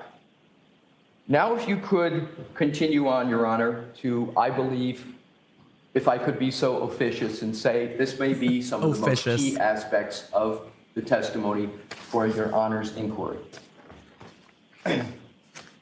6, question. All right, it goes without saying, I'm going to ask it anyway. You haven't been paid by the defense. Answer, you have not paid us anything. No. 100% correct. And you don't work for us. That's correct. There was no engagement. There was no engagement. Right, he's trying to clarify it. There was no retainer. Those discussions that were started on March 20th were paused with a March 22nd email, and they never were re-engaged. They were never re-engaged. It got to eventually get them on the stand, but there was no retainer. There was no terms of the engagement. To the best of my knowledge and my review of all these facts and discussions with counsel. So then the next, that's correct. Question. As a matter of fact, I've never asked you specific questions about your testing before today. That's correct. Mr. Wolf sent in questions that he proposed Mr. Jackson asked, but that's why I underscored so many times the fact it came from Dr. Wolf to Mr. Jackson.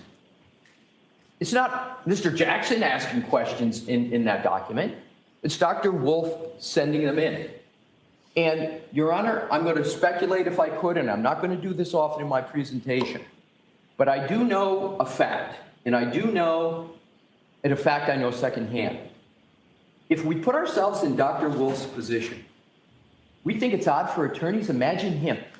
He's about to sit on the stand in one of the most visible cases in the country. He is an experienced expert. He's used to interacting with attorneys. He is not having the level of interaction and preparation anywhere near what he's used to having. But he's got to go on the stand with his professional reputation, and he's nervous. He's nervous. So my speculation, he sends in the direct to try to get some degree of comfort. So with all due respect, please don't speculate. Let's move on to the merits, okay? I will not. You can use this maybe at argument at some point, but let's just focus on what we She's not ready for argument yet. If you know for certain that's the case, that's fine. I will tell you, and first of all, I appreciate what you said, and I won't speculate anymore. I said I was going to make an exception for this, but here's the fact that I do. No more, because you said you might do it more than once. So no more speculating. But if you know for a fact that that's true, I'll hear it. Your Honor, first of all, completely understood, no more speculation. There will be no more speculation until we get to February 18th, what I think is really important. Okay. Because the Commonwealth on the 18th speculated a lot. And I think the only way to fairly... So let's go back to this, okay? You'll get to February 18th. Do you know for certain that that's what Dr. Wolf was thinking? I will tell you the basis of it, in fact. I've spoken with Mr. Jackson, and Mr. Jackson said that Dr. Wolf was anxious about the fact that he had to get on the stand without having the typical level of preparation and knowing. That is Mr. Jackson's sense of Dr. Wolf's situation at the time the direct was sent. So can I say for certain? No. Can even Mr. Jackson say for certain? No. That's the sense, though, that was extant at that particular time. Okay. So we then go down to the next question. But I want to come back to that question on 12. As a matter of fact, I've never asked you specific questions you're testing before. That is correct. That's an accurate statement, Your Honor. That's an accurate statement. 15, your work product, the report that you provided was provided both to the defense as well as the Commonwealth. Is that right? That's my understanding, yes. And you were equally available to both sides in terms of them reaching out, correct? Yes, and I called you ultimately after receiving your report and asked if you join us and testify, correct? That's correct. Why do I point that out? Because it's not only my sense when I said earlier that and I don't think this is disputed, the Commonwealth had equal opportunity to contact ARCA. That was Dr. Wolf's sense as well. So that is the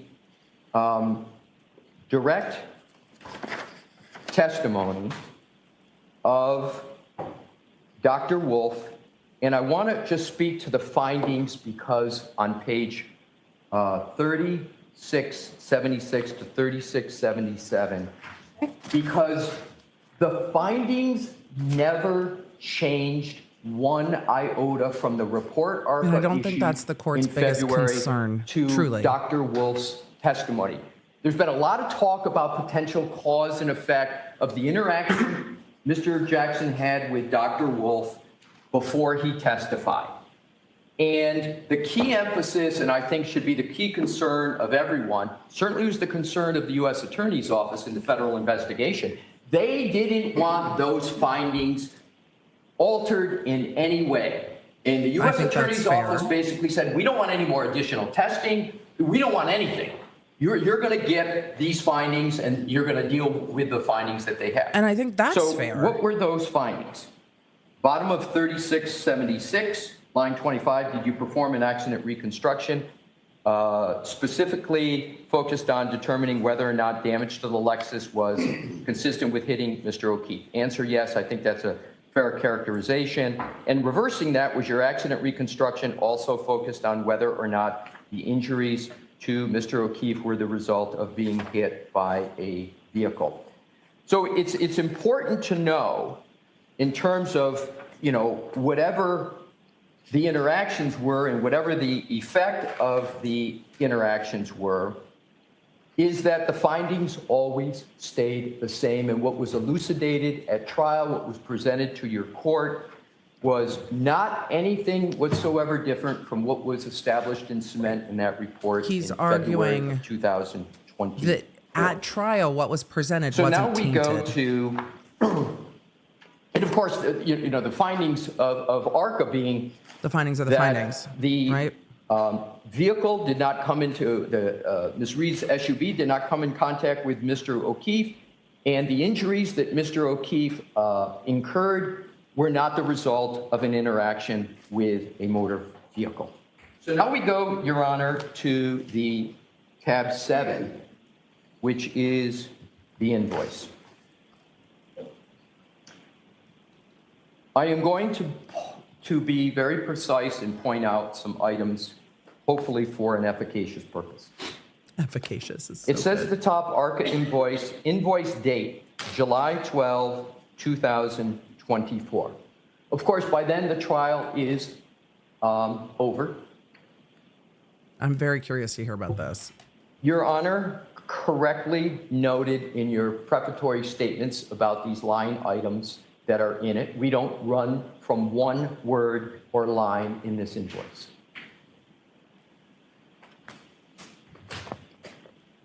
But it's important to understand the facts behind this. The last discussion that any member of the defense team recalls having about any compensation at all was back in March, and it wasn't even any discussion about particulars, et cetera. It was just the defense feeling that they were going to be calling these witnesses. And there was the question of, is there going to be, and I had that as required in there for a reason, because they didn't know. It was just trying to understand this very unorthodox relationship because of the U.S. Attorney's Office, their constraints. I hope that's not the worst freeze in the world, Alessi. I'm sorry. I don't know if I can stress enough how unusual it is to have a federal grand jury ongoing while a state level trial is ongoing. I haven't heard of a case. I've never seen a case where those two things are happening at the same time. I don't know if it's ever happened. I always leave the possibility that something somewhere has happened, because until a few weeks ago, I had no idea you could lose a whole last juror for multiple days of trial. And here we are. We learned that that is a thing. But it is an incredibly unusual situation. And it's difficult for everyone to deal with, because the defense has evidence that's good for their case. And the prosecution at the federal level is saying, you can't do any more testing. You can't do any more updating. You can't modify anything because you've already testified to the grand jury. So it has to go from this report only. And you can't prep with the defense. He's illustrating or arguing that you can't prep with the defense means you can't go beyond the four corners of these reports to do more. Not you can't tell them what your findings are. Because oftentimes when you hire an expert, you will ask them to go run things down for you. Hey, can you go do this? Hey, can you go do that? I don't think anyone asked them to make a yeet cannon, but they did. But you can't, he's saying that the main issue of the feds was that you don't change, modify, update, or do more investigation, because then you've got to bring the grand jury back and say, and now there's more findings. So the feds are like, do not fuck with our grand jury. They can come in and testify about the four corners of their report that they testified to in grand jury. They can't do new testing for you. They can't make new conclusions for you, because that can screw it up. So he's trying to line in for the court what those parameters were and why, with more clarity to say, Your Honor, this didn't go outside of what the issue was with the grand jury. So Defense position is that there was absolutely no meeting of the minds that ARCA was going to be compensated by the defense. And they didn't agree to pay them. It would have been a surprise if that would have been demanded of the defense. Then why'd you get a bill? But those were paused. Those discussions were paused. And again, that's the recollection of the defense. And to be clear, Your Honor, as Your Honor knows, I was not a participant in the first trial. I'm not speaking with firsthand knowledge on any of this. But I have conducted as thorough an investigation of these facts and marshaling of them as I think I can possibly do. So here's the punchline, Your Honor, with the invoice. Came out of the blue. It's a dramatic pause. It came out of the blue. They didn't know they'd be invoiced? It gets sent to Mr. Jackson's office in July. I can't reveal attorney-client communications, but I can tell you there's one person that was more shocked than most about the invoice coming in and the amount. Your Honor, I can't reveal attorney-client communications, but we didn't agree to pay. We didn't agree to pay before they came here. We didn't agree to pay. And then they sent us a bill in July, and we all went, what? No, he's talking about Karen Reed. He's not talking about Jackson being shocked. He's talking about Karen Reed being shocked. Because the money doesn't come out of Jackson's pocket. It comes out of Reed's pocket. And when you turn around and go, are you fucking kidding me? They came down here, they testified, and now we're getting a bill? This wasn't agreed to in advance? You, what was it, over $20,000? So he's not going to disclose attorney-client communications, but he's going to let the court know that there was shocketh.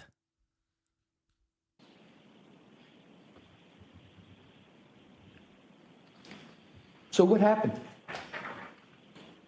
And this is, Your Honor, objective.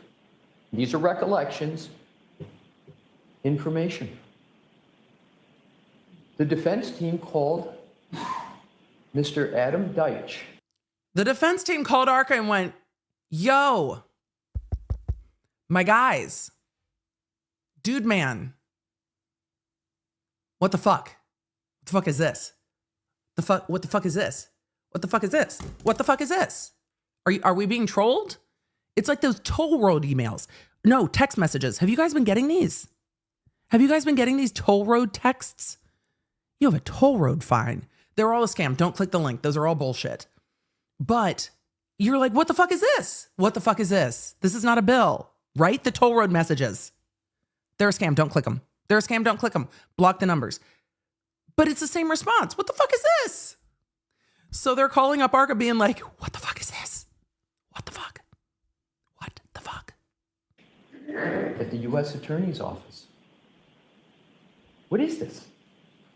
I love that they called the feds. Sorry, they called the feds first. They called the feds first to say, what the fuck is this? That's even better. Emily, keep listening. Information. That's hilarious.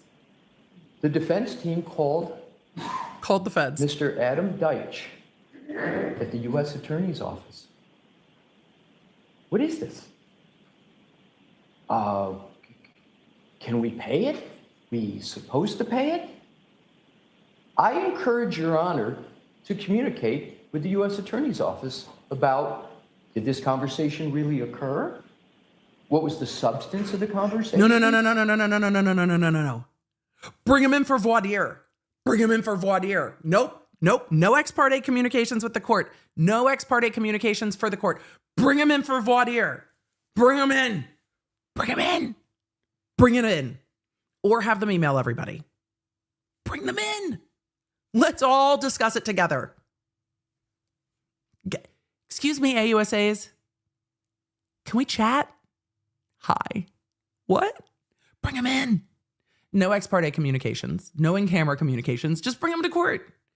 It could all be an email with all the parties, but you can't have the feds communicate directly to the court in that way. But they could email everybody. But we want to know. Bring them in. It's not I'm sorry, Chad. It's not the FBI yet. They're going to come up. We're going to wait. Because this is the U.S. attorneys. Just bring them in. Because, as I understand it, one of the questions of Mr. Deitch was, can we pay this? Are we going to be in violation of some expectation of yours? We want to do this the right thing. Mr. Deitch said, yes, you can pay. That's news to the defense. Why would the call go into Mr. Deitch if there was a prior agreement that they would be paid for anything? There would be no reason for the call. Well, because what the fuck is this? Did they pay it? Yes, that was just the point I was going to get to. And when was that? The best of my understanding was very close in time to when it occurred. So I understand the date of this invoice, the date of the invoice is July 12th. And I think I can get you the Well, exact who's date they? here. Who's they paid it? Did the feds pay it? It sounds like the feds paid it. But I want to hear Mr. him say it Jackson's again. firm, not Mr. Jackson, but a staff member. Or did And I want Jackson? to be careful of attorney-client communication, so I'm not going to talk about the subject, but communicated to Ms. Reed that this invoice had come in. And I believe that communication was toward the end of July, maybe I'm going to roughly estimate the 24th. Oh, so the defense might have Then there paid was it. a communication, of course, with Mr. Deitch. And after Mr. Deitch said yes, Okay. it's permissible to pay that. I believe the payment was made very shortly thereafter, maybe within a week. So they when did was pay it. that? Within a So the defense gets surprised by a bill in July, tells the client about it, calls the U.S. Attorney's Office and is like, what's going on? Can we do, what are we supposed to do here? The U.S. Attorney's Office goes, you can pay them. That's fine. Pay them. Just pay them. And then Jackson paid it. So July, August. So after the trial, but before this trial. So that becomes discovery for this trial. But that should have been agreed upon beforehand. And I bet you ARC is going to get questioned about it. week within that July 24th date? Get you an exact answer? I would like that. Sure. I'm going to attempt to get an exact. If I can't, I think I can get a good approximation. So then Jackson's office paid. And we're going to get a date on when Jackson's office paid.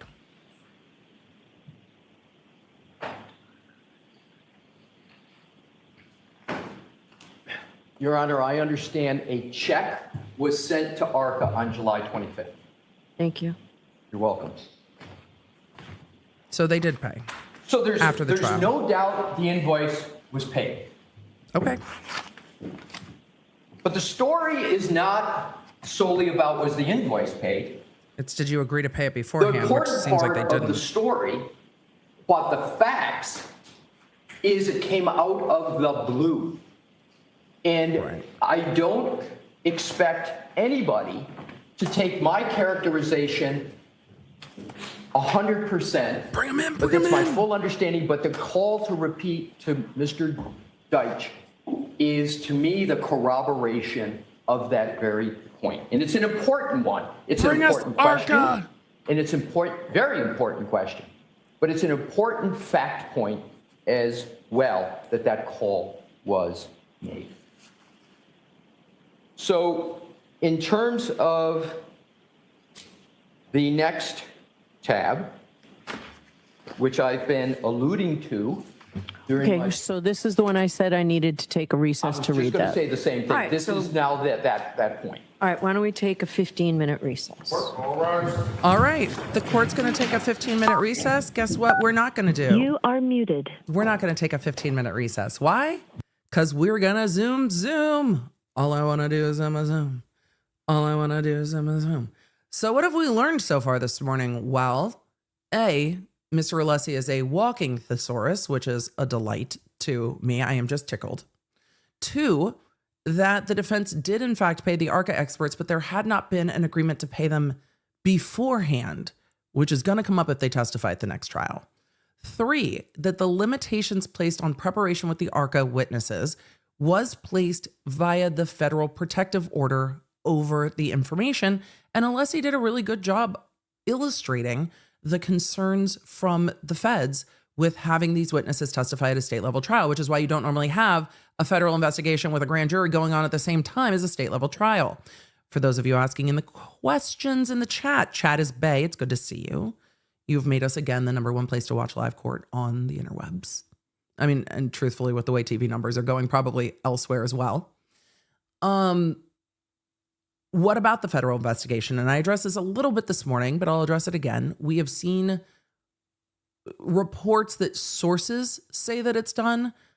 I want to wait and hear from the attorneys on that, because the feds would have had to have told the defense, the prosecution, probably the court and others because of the protective order.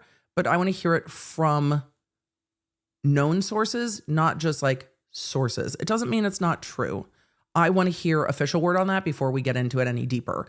Because we wait for the facts even when it's annoying to do so. But it might well be that the federal investigation is over, and we'll find out. Also, lots of you have said to me, Emily, Duolingo is alive. And I would say to you, is he? Is he? Or is he a zombie? Because I am not convinced that that owl is not a zombie at this point. How many days was he dead for? Also, we did speculate on stream about whether Duolingo Duo's owl faked his own death to avoid paying child support to Scrub Daddy. And if you have no idea what I'm talking about, we did a whole stream on it.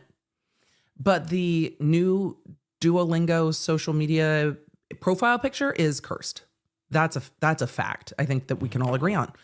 All right. I am going to zoom past the only fan back to Mr. Alessi in court. So we are going to warp speed to court.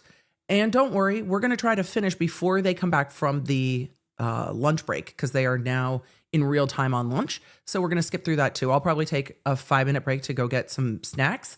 But we're going to do a very short lunch break today. Ready? Okay. Don't worry, we'll get back to Duolingo. I promise. Let's get back to court. All rise. All rise. Hear ye, hear ye. The court for the Commonwealth of Massachusetts is unmuted. now in session. I don't have a script going from memory. Give your attention and draw near, and ye shall be heard. That sentence happens in maybe a different order. Hear ye, hear ye. May I proceed back to the podium, Your Honor? Please. Would you like to remain seated? You can Thank go you. back. So we're getting back to Alessi on the record now that we've talked about the last May I continue, Your Honor? transcript Thank you. that the court wanted to review.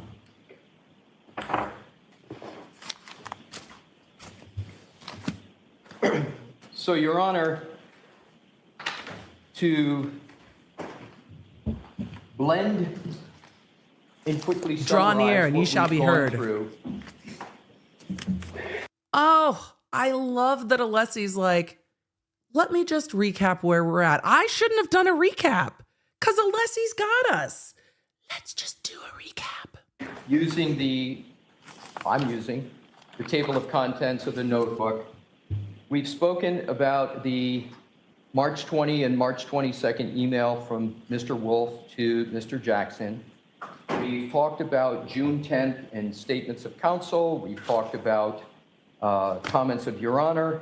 June 18th, we've talked about briefly the voir dire. I love the road so far. Dr. Wolf. I love the road so far so much. And the opportunities the parties had there. We talked about the June 22nd and June 23rd's emails from Dr. Wolf to Mr. Jackson and the proximity of those emails to the restart of the trial on the 24th. The 24th is the trial transcript of Dr. Wolf. July 12th, the date of the invoice. As Your Honor well knows, we got you when that invoice was paid. July 25th. And now, with all of that, what I am going to do, Your Honor, hopefully productively, with no speculation. Okay, so you don't have to tell me what you're going to do. Just go ahead and do it. No! So I will just go ahead and do it. Your Honor, no! No, overruled, Your Honor. Overruled. The audience at home loves the road so far. The court's like, I'm on the same page with you. The court is giving me in a conversation that's gone on too long. And I'm like, yeah. No, I know where we're going with this. I know where, can we get to the point where you tell me what you're going to tell me? Please don't tell me what you're going to tell me. I love the road so far, but the court's like, I'm on the same page with you. I've been here all day. Can we keep going? Which I get. Do it, Your Honor. I like the road so far with him. Now to the transcript. And as I go through, I start on page 53. Okay. Line 19. And this is Attorney Brennan. Your Honor, my purpose is not to deprive the defense.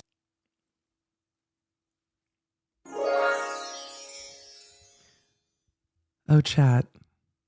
Alessi is getting ready to drop the hammer. He's getting ready to drop the hammer. And I see a lot of you saying, this doesn't even faze Alessi. No, this, I know a lot of you do not love the demeanor of this judge, and I am not going to tell you that you have to like it or not like it. Have I seen judges be way more rude, snippy, curt, yelly, angry, rageful? Yes. I understand, can we move along, is on the very mild scale of jurists. So Alessi's not fazed because it is less, unfortunately, curt than appellate courts can be, than Supremes can be, and he is used to federal judges who also can be incredibly abrupt. But for all of you that have been waiting for the hammer, here we go. We're gonna quote Brennan and get into it. Let's go. Line 19.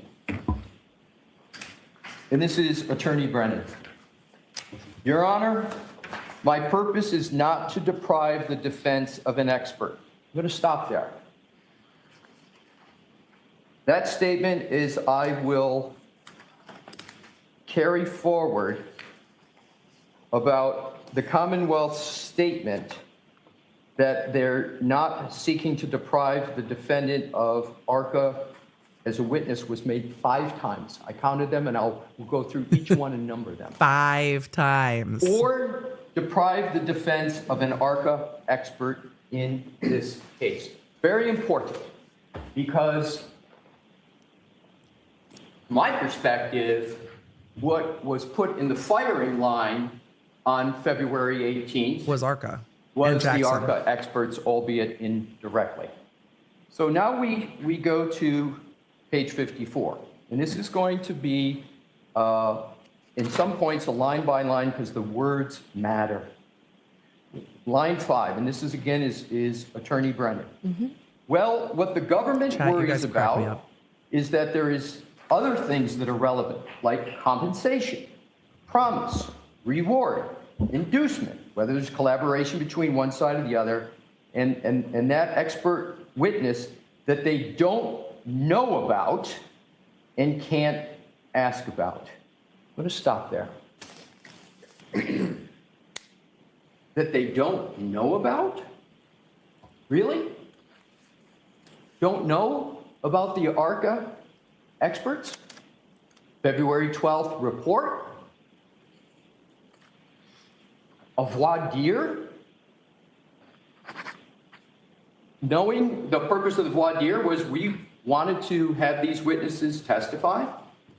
And then the next statement, and can't ask about? Really? Can't ask about? Voir dire, the opportunity. Next statement, that there's some bias or favoritism that the expert might have towards one side for whatever reason. I don't know what's meant by favoritism, but having worked with experts almost every week, you call an expert to testify. I don't know if I would call it bias, but I don't think it's a stretch to say that if an expert's going to come in and give opinions helpful to your client, that that expert is biased. But this expert was not engendered by the defense. It was engendered by the U.S. Attorney's Office in their federal investigation. Next, on line 12. So that if that information is not disclosed, really? It was on February 12th of 2025. Now, I'm going to get to this because, and this is not speculation, this is fact, the entire buildup of February 18th was on the false foundation that the Commonwealth had gotten all the information that they were going to talk about until Your Honor's break from the federal government and not the defense, Right. which was completely false. So this is a buildup. It's all in. And what was the date again that the defense provided it? And he's like, this is the buildup that led to the court feeling so frustrated. The Friday night before our hearing, was it? It was, I will tell you this, I'm going to have to think out loud here. I'm going to answer it. I think it was February 12th that it was provided of 2025, but it's important to state why that date. Please recall, Your Honor, that the Commonwealth had not yet issued its certificate of compliance. They hadn't with finished their discovery. And I know I don't need to tell Your Honor the rest, you know it better than I do, about counsel's obligation to turn over discovery, et cetera, et cetera. So It was turned over after their I don't know if certificate the was done. Commonwealth on the 18th genuinely didn't know that it came from the defense as opposed to the Commonwealth. But what's very, very clear are the statements that I'm going to go through that were all built upon the foundation that they learned about this all from the federal government and that the defense had not turned over anything, which is completely false. Okay. So let's go through each word because it gets really important. When there are claims made that the defense has not turned over something and there are words used like ambush and duping, Right. it's important to understand and get behind those verbs as to what the facts are. Were you ambushed? So the next. So if the information is not disclosed, then it's not only an impediment, it creates a position where there's an unfair examination. Really? Voir dire occurred? It's not the ARCA witnesses that I have the issue with. That's number 2 of 5. The Commonwealth is not saying we have an issue with ARCA. And why do I keep repeating this? Because my conclusion is going to be ARCA Should be able to should be testify. unscathed. ARCA should be available to the defense. And I'm going to get to more of that in a moment. So it says it's not the ARCA witnesses that I have the issue with. It's the issue, the fact that I don't have adequate discovery. Those words, I don't have, the Commonwealth had for 5 days. It's like, yeah, you do. The very discovery that was being discussed that the Commonwealth didn't have. If the defense is going to be a proponent of those witnesses, they have obligations, Rule 14 obligations for basic discovery. I agree with that. I agree completely with that. And we complied on the 12th. And it's for this trial that matters, Your Honor. Your Honor has commented before that this is a new trial. This is a second trial. Right. I've tried unsuccessfully sometimes to talk about the baseline with the Daubert issues, and Your Honor has rightly commented, well, Mr. Alessi, this is a new trial. Right. Point taken. Now, I wasn't at the last trial, but I've read the transcripts. That's an important point, Your Honor. Mr. Brennan Brennan's has said words. before that he, earlier in these pretrial proceedings, that he hadn't had a chance to watch, hadn't had a chance. And believe me, I can empathize with Attorney Brennan on that. It's a lot to digest. He and I are both coming into this second trial new. So I appreciated the comments he had made before, but his comment here is I've read the transcripts, and I'm going to assume that for the very important topics he was talking about, he had read the transcripts. But again, that would be something that only Attorney Brennan would know. But it's an important point to point out. The implication is if he had read the transcripts, he would have seen that all of the shh, don't tell him that part was brought up. That was the representation. It was. But I've read the transcripts. And then he goes on, and he, on page 55, he repeats what we went through about June 10th and what counsel for the defense had said. So I'm not going to cover that. He's just reading what I took head on before the break. And so we then turn to the continuation of the buildup, which he's got is highlighting at the in different bottom of colors. Page 55. I love it. Oh, Attorney chair's Brennan. fighting Now, with I me. have some familiarity with the federal government. Seemed to me, He did say that. based on my limited experience, there was much more to the story. And the story is about interactions story is that with you got defense these from counsel. the That's what defense. was talked about above. That's the story. So I called the federal government. There's no statement here. There's much more to the story. And I've got the discovery that the defense provided that told the complete story. So there was, and I'll tell you, my impression from what is stated here is that counsel made these representations, but the Commonwealth couldn't evaluate them because they didn't have information, so they went to the federal government. So I called the federal government and I tried to encourage them to provide full discovery so that the experts could testify. It's another statement so ARCA could testify. I was resigned to a TUI letter. I've been down that road many times. It's a dark road that never sees the light of day. He said that. So I filed a TUI letter, comprehensive TUI letter. And it was delayed. And over a long period of time with requests and deadlines, I finally received a response that was unresponsive. This is talking about discovery and information about ARCA that was already in the possession of the Commonwealth.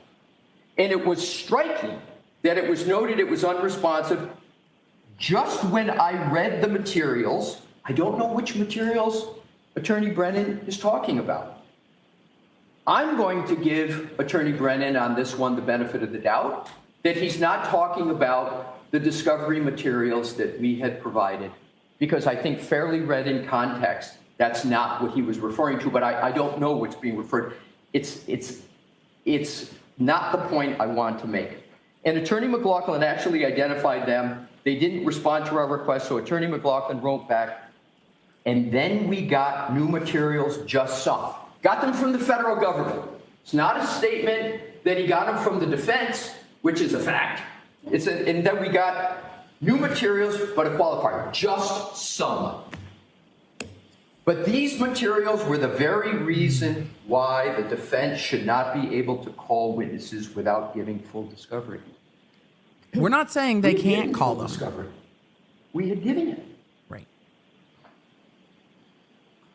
Having not been at the last trial and reading the transcripts, I only have a flavor for the last trial. So there is email correspondence between the defense, not only the federal government, but some ARCA, the witnesses themselves, and recent requests for. So he's saying, this is what I got from the feds. And what do I discover when I got this information from the feds? But he really got it from the defense. There's email correspondence between the defense. He's not letting but not that go, only the and he defense and shouldn't. the federal government, but the ARCA witnesses. And then he goes on. But if we look back earlier in the relationship, what we see back in March 22nd, 2024 is that there are conversations between the defense, Attorney Jackson and Daniel Wolf, who's one of these ARCA witnesses. And then he goes on and he reads the email.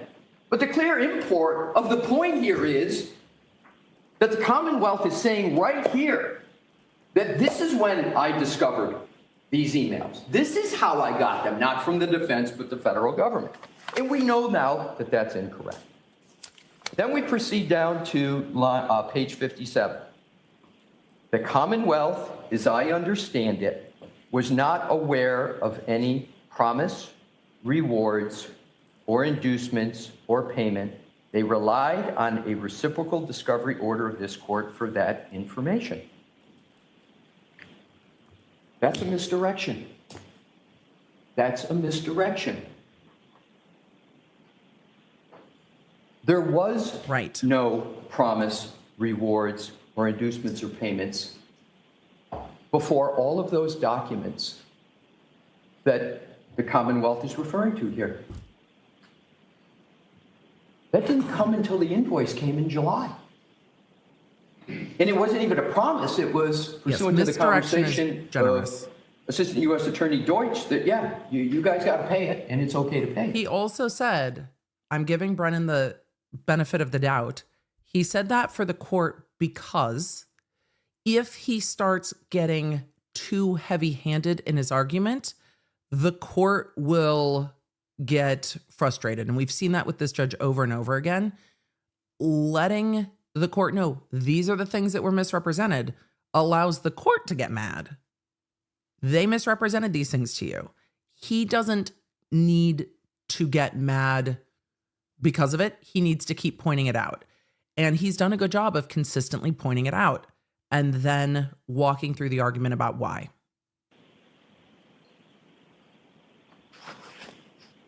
So next on page 57, line 11, he reads, response, hi, Alan. Subsequent to our conversation on Wednesday, this is, I think he's reading from the March 22nd, but one of the disquieting aspects of this February 18th discussion is it's not chronological, doesn't have dates. So it's kind of hard to follow, but it certainly gave the impression, clearly, not the impression, it was stated that these came from the government, and I'm going to get to it when Your Honor was asking very apt questions about dates. But this is a very interesting paragraph. Hi, Alan. Subsequent to our conversation on Wednesday, the U.S. Attorney's Office asked... He's quoting Brennan reading the emails in court. He already went through the timeline. So now he's saying, I've gone through the timeline of these emails. Now he's going through how it was presented to the court. And I think that is tremendously helpful. Asked me, are there any further conversations? Did we receive additional information from their office regarding how our involvement will move forward? Your Honor, I'm going to please ask you to turn back to tab 1 of my notebook, because this was a purported quote of the March 22nd email. It's being juxtaposed. That's really not close to what the email says. Oh boy. Oh boy.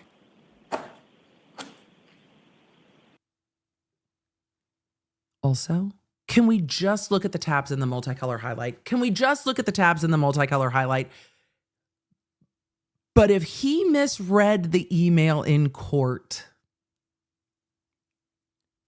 we might be to code red. But can we just applaud the binder for a second with the highlights and the tabbing? I love it. We're going to back up Alessi's argument real quick and go through it again. He's reading what Brennan said in court, and he's going to read what the email actually says, and we might end up with code red. We might. Interesting paragraph. Hi, Alan. Subsequent to our conversation on Wednesday, the U.S. Attorney's Office asked me, are there any further conversations? Did we receive additional information from their office regarding how our involvement will move forward? Your Honor, I'm going to please ask you to turn back to tab 1. Read me the email Of my notebook. because this was a purported quote of the March 22nd email.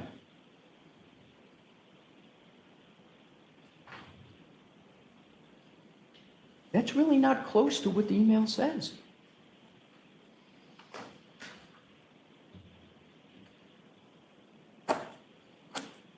Dramatic page flipping. Disappointed page flipping. He is displaying how flummoxed he is by the email. And he already read the email in court once. It's not totally incorrect, but here's what I'm going to do, Your Honor. I'm going to assume that the court reporter's transcription was not accurate and that Mr. Brennan accurately, because I'm going to give Attorney Brennan the benefit of the doubt, because I can tell you that I've had my statements in court not. The entire internet's going to go back and watch it. You know that, right, Alessi? He's like, yeah, the fuck I know it. Yeah, the fuck I know it. Your Honor, we're going to give him the benefit of the doubt. Maybe the transcription isn't correct. However, he's going to just flip it back and forth and say, Your Honor, one of these things is not like the other. I'm going to give him the benefit of the doubt. Maybe it's not transcribed. Maybe it's this or that, but the court can decide. Completely correctly transcribed by and Chad, I'll try to move these a little bit. And unfortunately, sometimes it's been on some key things. I don't think this is key at all. Hopefully but I just note it. But it says, Mr. Brennan goes on, now it's the opinion that troubles me. It's relationship, and the Commonwealth should have an even playing field. That's number 4 of the time he's not having any trouble with the ARCA experts. Hopefully Saturday, June 22nd, Daniel Wolf wrote, Alan, I spent some time this morning putting together a brief outline of my qualifications, blah, blah, and this is just a repeat of what we have already heard. Here now comes the important. I'm trying to see if I could get points. Page 58, line 2. Let's see if I can change the Now, options. this isn't information provided by the defense in reciprocal discovery. I'll try to move. I'll try to change those later. This isn't information. She's talking about all these emails. This isn't information provided by defense in reciprocal discovery. This is information provided by the federal government after numerous requests, TURI requests. Oh, now we're getting to the mad. We're going to rehear the whole hearing, but now we're getting to the mad. The mad. And an insistence, the best I can to get as much information as I can. It's incorrect statement number 2, and it's an important one. He's counting them. Down below, unfortunately, it gets even more incorrect. Defendant provided an outline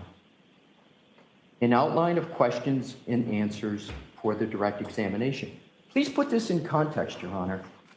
The Commonwealth appears to be believing that they got the information from the federal government, not the defendant. So they've got the outline, and they're now accusing the defense of having essentially drafted the outline. They did do that. Defendant provided an outline. An outline of the question and answers for direct examination. Mine. That's not a fact, but if that were true, he's so mad the glasses came off. Very bad. So what I'm going to do, I had no idea it's this late. So it's 1 o'clock. We're going to break for lunch. We'll stop back up at 2. Okay. Oh boy. Do you think I have no idea how much? Let him cook, Your Honor. The court's like, it's lunch. I will say in the courts in California, lunchtime is like decreed by union, and it is a big deal. So I do not think she is trying to wreck his flow. I imagine there are probably rules in Massachusetts as there are in Los Angeles. But I'm going to let her finish. He's going to back up a little bit, I would guess, when we come back from lunch and reiterate some of the statements Brennan made. He's going statement by statement by statement. And with him going statement by statement by statement, he is going to point out all of the things that the court said. So I know a lot of you are like, are frustrated with the judge. However, it is very common in courts that the lunch break is required, sometimes with the sheriff's department, sometimes with the court reporters. And she was like, oh, I didn't realize what time it was. Normally we see her ask, counsel, how much longer do you have? We're coming up on the lunch hour. I think she was engrossed by his argument. What do you think? I think she was just like, tell me the tea. And then was like, oh shit, it's lunch. We've got a break. That's what I think. You let me know. Bright as his glasses came off, she was like, oh, wait, damn it. So here we are. But good news is court's resuming in about 5 minutes. Let's hear what she says to wrap up. And then I will take 5 minutes to go grab snacks and something to drink. And then we will go from there. So. Longer you're going to be, Mr. Alessi. Do you have an idea? And I'm not rushing you. Do you have an idea? Because we do have the other motions. If we can't get to them today, we'll spend those 2 days next week with them. I'm going to answer your question. I'm going to let you finish. I think I can conclude in 45 minutes because I have to get to the law, the 3.3A. I have to. I'm not rushing you. I just wanted a time frame. That's the answer. And I will say this, Your Honor. I share your interest. I'm presenting some of these motions. It's all him. And I have a strong desire not to be back here for that. So I share the goal, believe me. Okay, so we'll see everybody at 2 o'clock. I'd also like to be. I appreciate that the court has said repeatedly, I'm not rushing you. I'm trying to plan. All right, court's going to lunch. We're going to the Only Fan. I am also going to go to lunch. Just 5 minutes. 5-ish minutes. If you don't have the Lawnerd app, now's the time to get it because I am going to take a quick break to go grab some food and snacks. We will probably be here the balance of the day. Court should be done around 4 o'clock Eastern, but I imagine we're going to be here the balance of the day. So plan on that. Trust me, we will keep you in the loop with the Lawnerd app, lawnerd.com. But we're going to take a quick break, 5-ish minutes. I might give it a little bit more wiggle room if the court's not back yet. The court in real time is not back yet. We're going to be closer to real time, and then I'll answer questions if there's any breaks. We won't have the Zoom room, but I'm going to grab food and snacks because we're going to be here probably the rest of the day. But Alessi's only midway through his argument. We haven't gotten to the law. We've just gotten to the point we want to see, which is him bringing the smoke for what was said in court and going line by line by line by line, saying the Commonwealth said this, the Commonwealth represented that, the Commonwealth represented this, and that's not true. The Commonwealth said the emails came from the feds. They didn't. The Commonwealth said that Jackson sent the outline. He didn't. Your Honor, let me disabuse you of the wrong impressions over and over that the Commonwealth left you with. Let's just take a minute and walk it back. And again, I know that there was frustration that the court ended abruptly last week, but can you see how much the time to prepare mattered to Alessi?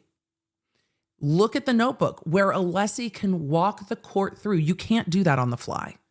Alessi can walk the court through. This is what the Commonwealth said to you in court. This is what the emails actually say. They needed the time to prepare. And they deserved the time to prepare. And they are now prepared. So again, waiting in the unknown and the frustration is frustrating. I hate it that I can't just binge watch this entire seasons of Traitors. Just release them now. Thursday, I'm just like, it's time for TV. Let's go.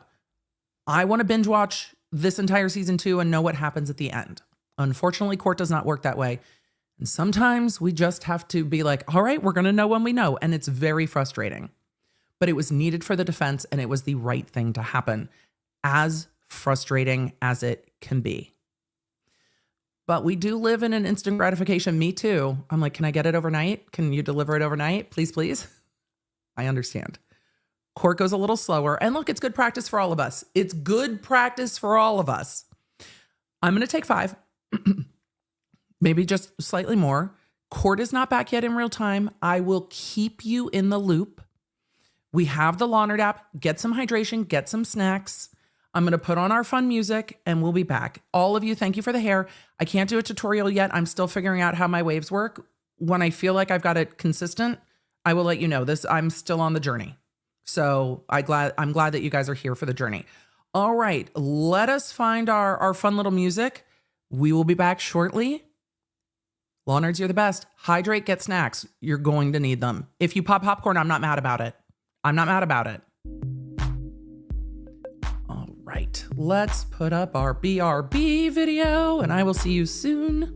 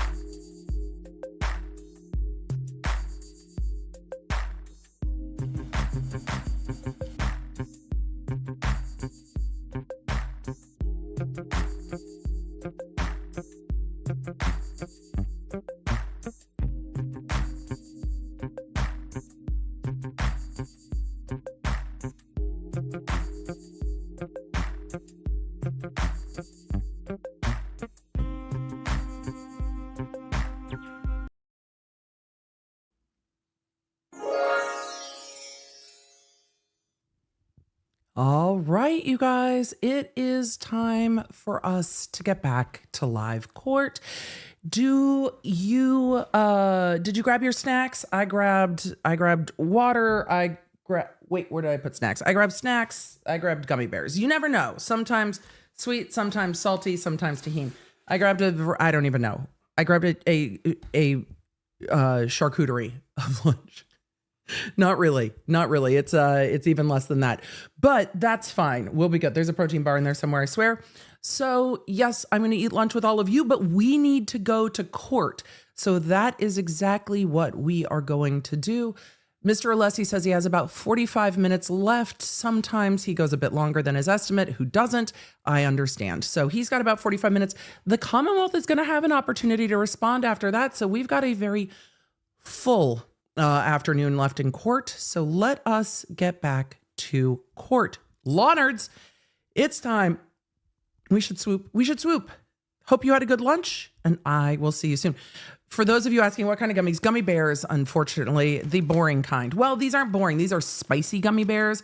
They are the tahini gummy bears. They are amazing, but they are not enhanced, unfortunately. But that would make streaming a whole different situation. So tahini gummy bears, they are only enhanced with tahini and nothing else. All right, let us get back to court. Court just resumed a few moments ago, so we've got time for a minimal amount of Zoom room, but that's going to be fine. Let's go. I hit the play. There we go. I hit the play and it was like, nah. I'm like, I wasn't trying to have you guys waiting with bated breath. Thank you, Your Honor. Oh, that noise is terrible. Hold on. Oh, that sound is not my favorite. Ugh. Nope. Terrible. The sound is terrible. That background, hopefully that will simmer as Alessi starts speaking. May it please the court, I first want to thank Your Honor for the generous amount of time you're... That's better. That sounds better to me. But that And take your time, Mr. Alessi. is... I shouldn't have cut you off. I appreciate that, but take your time. This is important. Thank you. So, Your Honor, I left off with page 58 of tab 8, which is last week's hearing. And what I want to do is to go to, because I'm going to go backwards ever so slightly because it's an important segue to returning to page 58. So I referenced the court to page 57, line 11. And you guys, where the Commonwealth our stream from earlier response was not back. So the sound is different. I'm going to work on it. So give me a minute.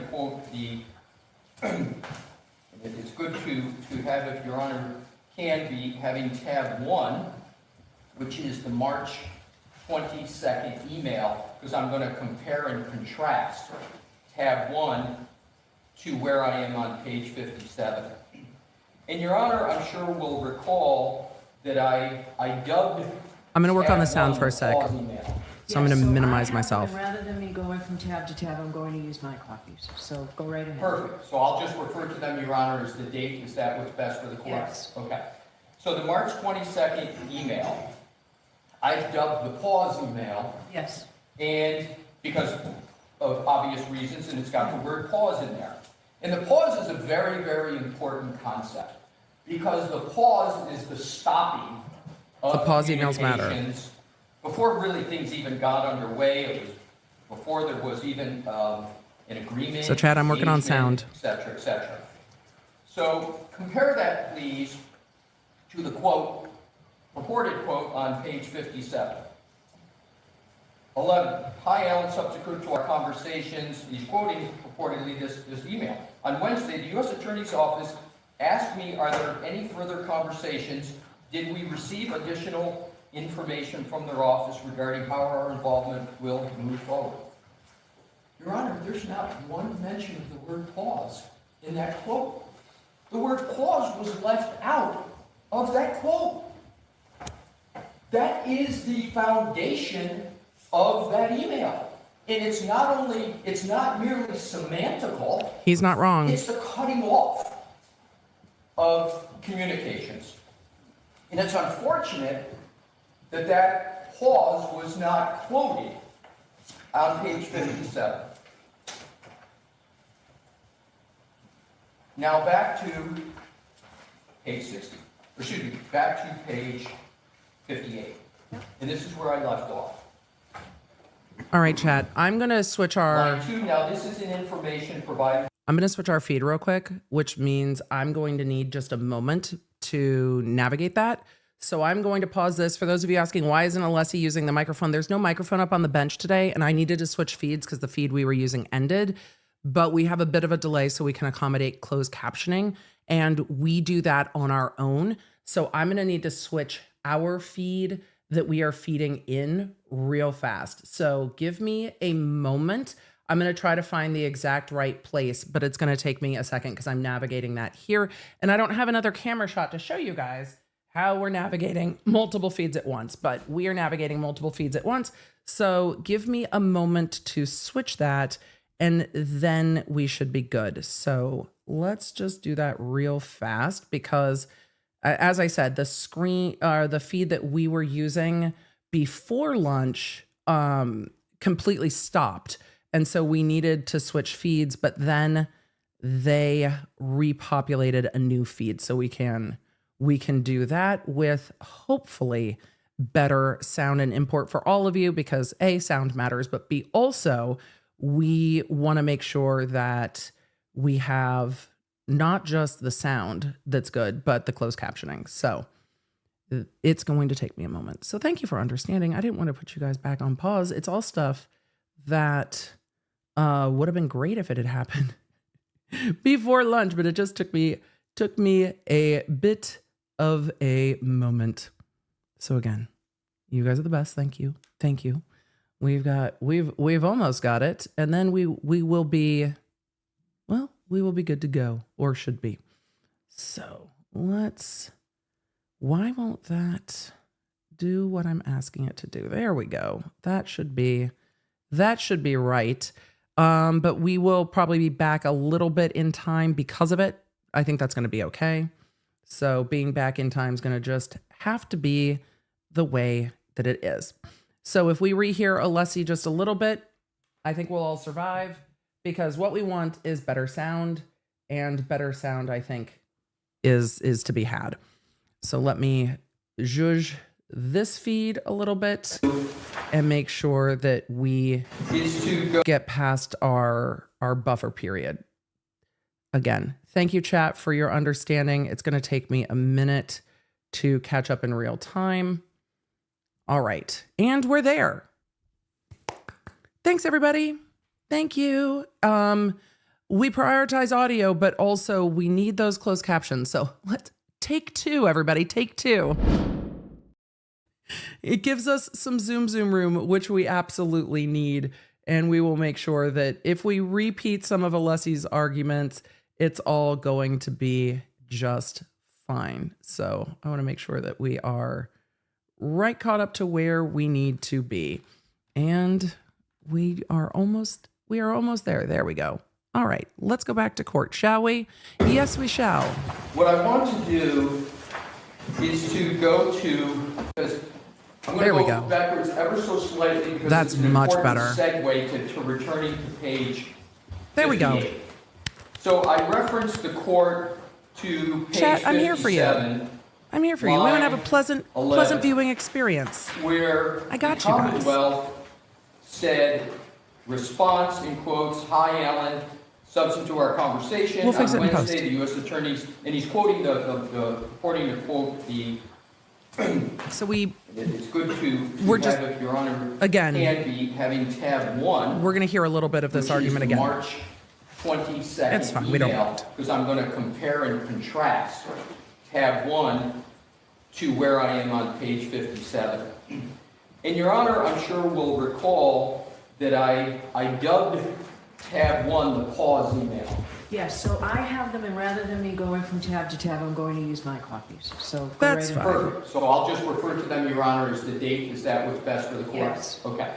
So the March 22nd email, I've dubbed the pause email, Yes. and because of obvious reasons, and it's got the word pause in there.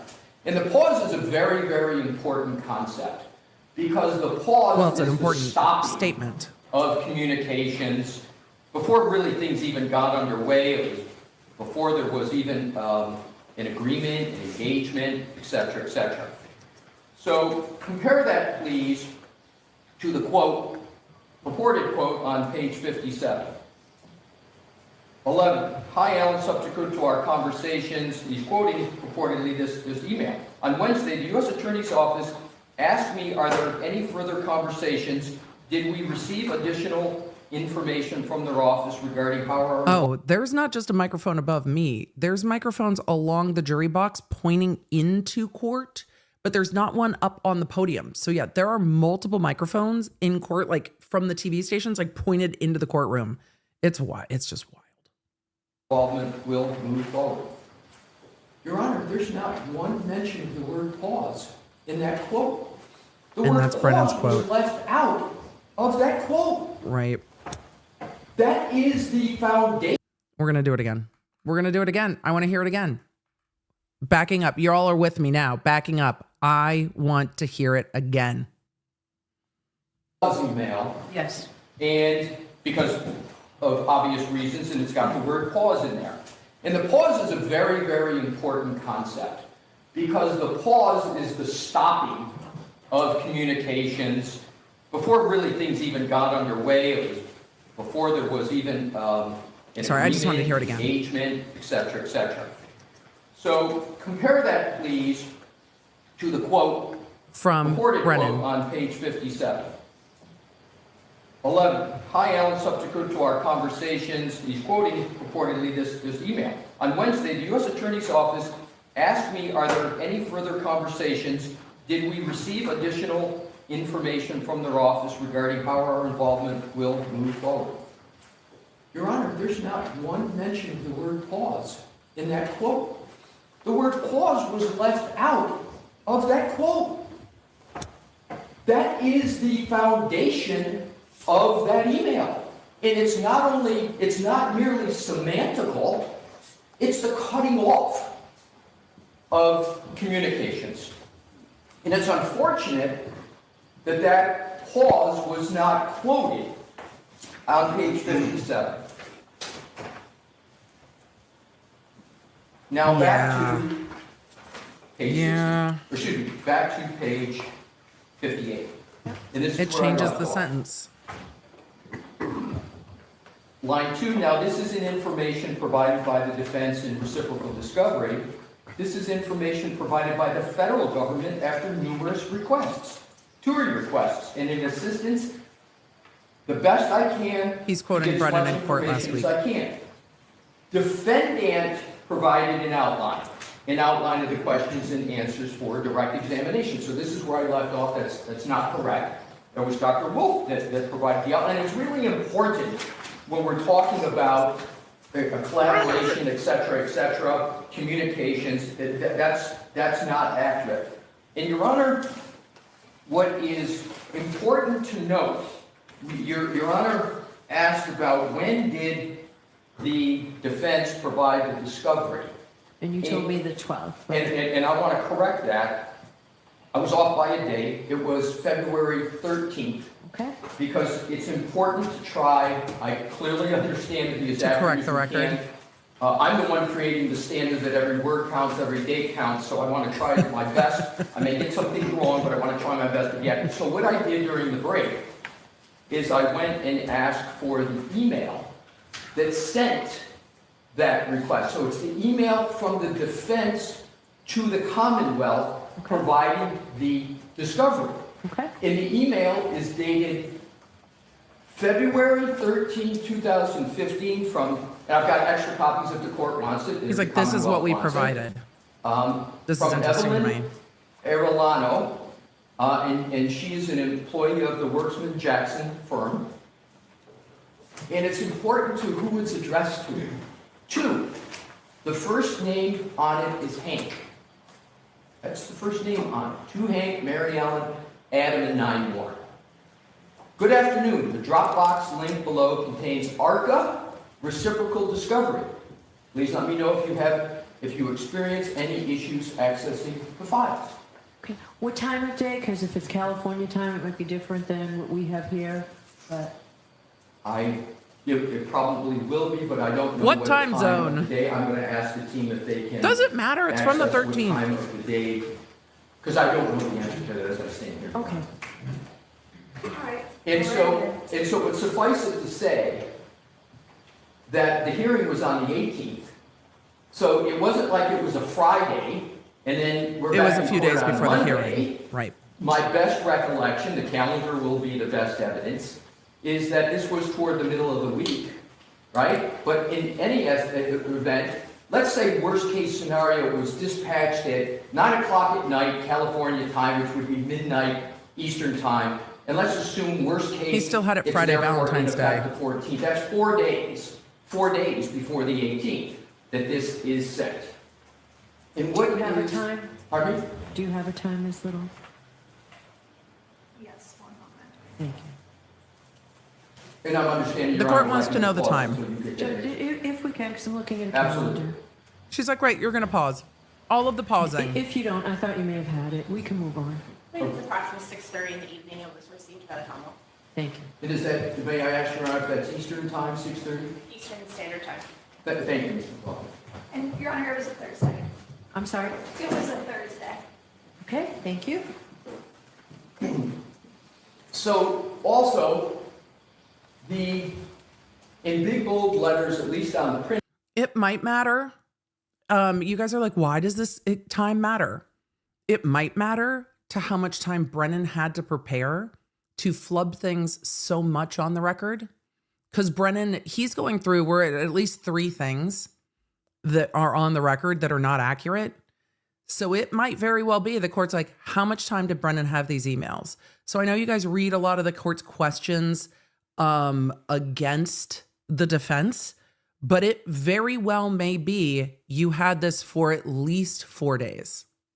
So I would just wait to see where it goes and see. And I see some asking, do judges interrupt? Yes, they do. It depends on the court, but yes, judges interrupt, especially when they are in the role of not just hearing arguments. The judge is also trying to figure out what was represented to the court and by which attorneys. And now we're in, what did the Commonwealth represent to the court and how much time did they have with those emails? It's not that you got them this morning and misinterpreted them. You had them for days. So that timing is going to matter because the court's holding the defense to that timing too. So Lyndon in the chat said, I feel like sanctioning someone today and I want to know who. Someone's catching it today. Who's catching the hot potato? So the time is going to matter. So let us continue on because this is a lot. Now, the subject is Karen Reed - ARCA reciprocal discovery. It's not like it was buried what was being sent. I mean, this was a lot of things, but it's right there, ARCA reciprocal discovery.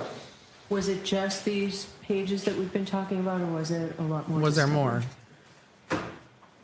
May I confirm with counsel? I think I know the answer. It was just the pages, Your Honor. Okay, thank you. Thanks, Miss Little. So it's not like ARCA is amidst a sea of other topics, right? This is Right, it's- the driving force of the email. It's illuminated. And it's so, the- Your Honor, the question, Are you saying it's the main thrust of the email, sir? and I'm going to keep moving on, but the question becomes, and I'm going to ask it more than once, but hopefully The not court too loves much. that. How is it that the Commonwealth on the 18th understood incorrectly, I think it's undisputed it's incorrect, that they got these materials from the federal government? We don't know the answer to that question, but I They're gonna have to respectfully answer for submit it. it's an important question. Was it an honest mistake?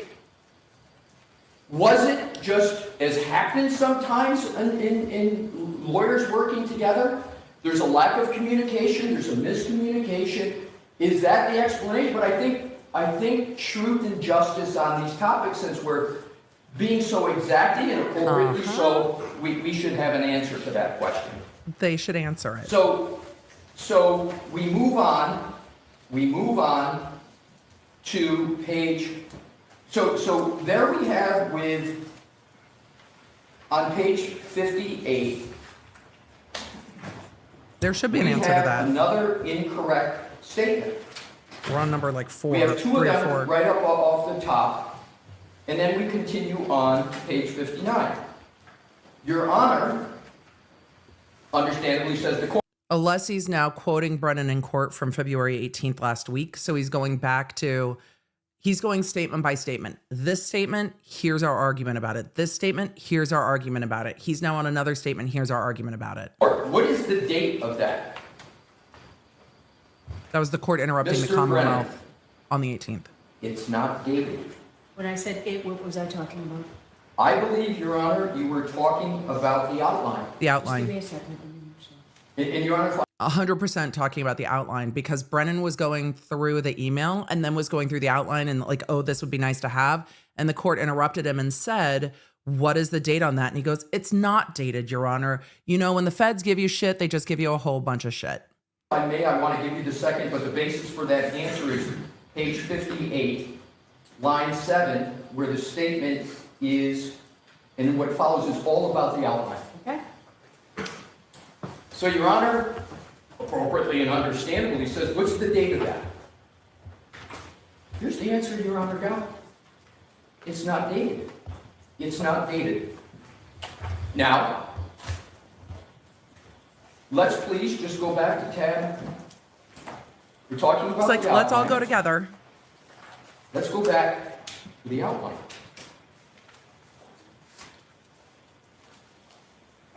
And we can pick either one. I'll pick perhaps the most probative one. I'm not going to refer to the Yeah, tab the because court Your does Honor not said sound you have annoyed with these. Alessi. I think she likes this attorney. This is the June 23rd email from Daniel Wolf. I'm just pausing to make sure I you're, have it. thank you. It's what I refer to as a script, right? That's what you're referring to? That's what Your Honor has referred to it as. Script outline. We're back to the So that questions. That itself is not, I understand it's with the email, but it's not dated. Well, Your Honor, I was going to get to that, but there's context for that. Okay, go ahead. The context, you're correct.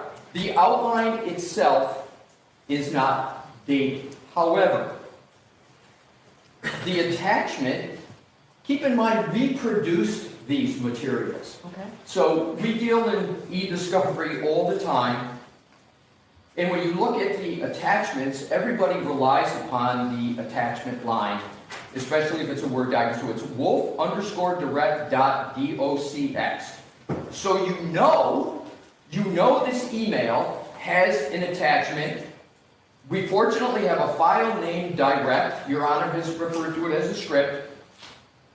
There is no other document that was That's produced attached. that comes anywhere near close to this being the direct. So I don't believe there's any reasonable basis other than the other email on the quals that came the day before, 2 days before, the day before June 22nd, which has the same attachment wolfquals.dcx. Can I ask you a question just Yes. because I So what he's talking about is when the things that Brennan said are undated. When you look at an email, you can see there's an attachment and often see the title of the attachment. He's reading through the titles of the attachment. Easier for the court because the court has all of this in front of her now and can look through it and see the email that says there's an attachment and see what the title of the attachment is and then take those titles and match them together for what date they came from. don't understand, so what I have separately is the script and then something saying qualifying the expert. Is this all one document? No, Your Honor. They're two separate I appreciate emails. the question. What is So- the date of the, so you're saying what I refer to as the script was sent on the 23rd? That is correct, Your Honor. What was the other one? The other 22nd. one was sent the day before on June 22nd. Okay. I'm just Oh, going to no. give the name that June. the email has. I think it's wolf_quals document. Okay? So there's two emails. One's just the quals. The other Respectfully, Your Honor, I know what you're calling it. I'm just going to call it what it says in the title is direct. So it doesn't matter which one you're They're both sent the talking same about. day. To me, it doesn't matter whether there's a date on the actual quals document or the direct document. We produced them in this fashion, and I believe the only reasonable conclusion is that the outline is what is sent under the June 23rd email. And Your Honor, the reason why I persist in this is because if Your Honor goes and looks at the, and this is important for the context, if you go back to the June 22nd email, Okay? the last sentence is, I will try to work on some direct examination questions tonight. So you know that when the direct comes in the next day, I think We the said that only in court. reasonable conclusion to make is that that direct outline was created after the 22nd, or on the After. 22nd or after, and certainly by After the the voir dire. 23rd. So that's what the Commonwealth had in terms of the information. So in conclusion on this point, but I think an important one, it's not dated, but here we go back to, Your Honor, the TURI request is a recent February response, but they, and I'm assuming the Commonwealth meant the federal government, send random documents. There's no real accounting. But there is an accounting on the. So he's jumped back to quoting what Brennan said in court, because Brennan went from this isn't dated to we send these TUI requests, which is the discovery with the federal government. We send these requests and we get back 3,000 documents, and it's just like, here's documents that are responsive, and that's all. And there's no accounting of it. And he's saying this isn't accurate. This came from a Dropbox link from us. What I'm beginning to wonder is if Brennan is doing the discovery himself, or if someone is helping him and someone put the TUI request and the defense turnover together.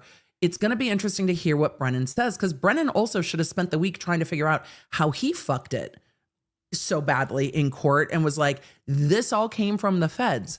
I'm very curious, did somebody give Brennan this stack and represent that to him? So I'm really curious about how this all breaks down, and I'm leaving open the possibility that Brennan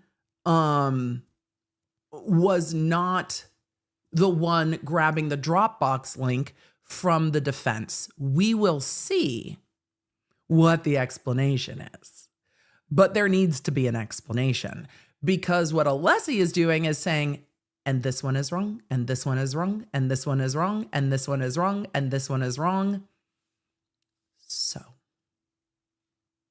Face of the emails that I I'm gonna just actually went. hold that thought. I just have one other thought about Yes, this. please. So we're talking about Saturday, June 22nd, what was sent as an attachment with the email, and Sunday, June 23rd. So this was before the witnesses testified, right? Yes. You are saying that this was disclosed prior to the February 18th hearing.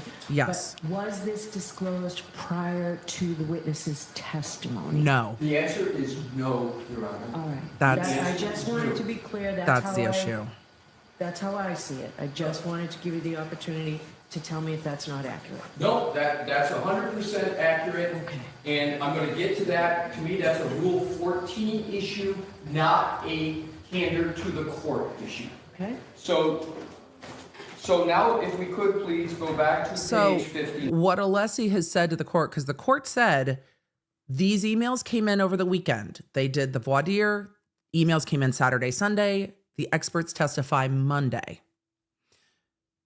Did the defense send the Commonwealth those communications and say, we talked to this witness, here's the communication, before the testimony Monday?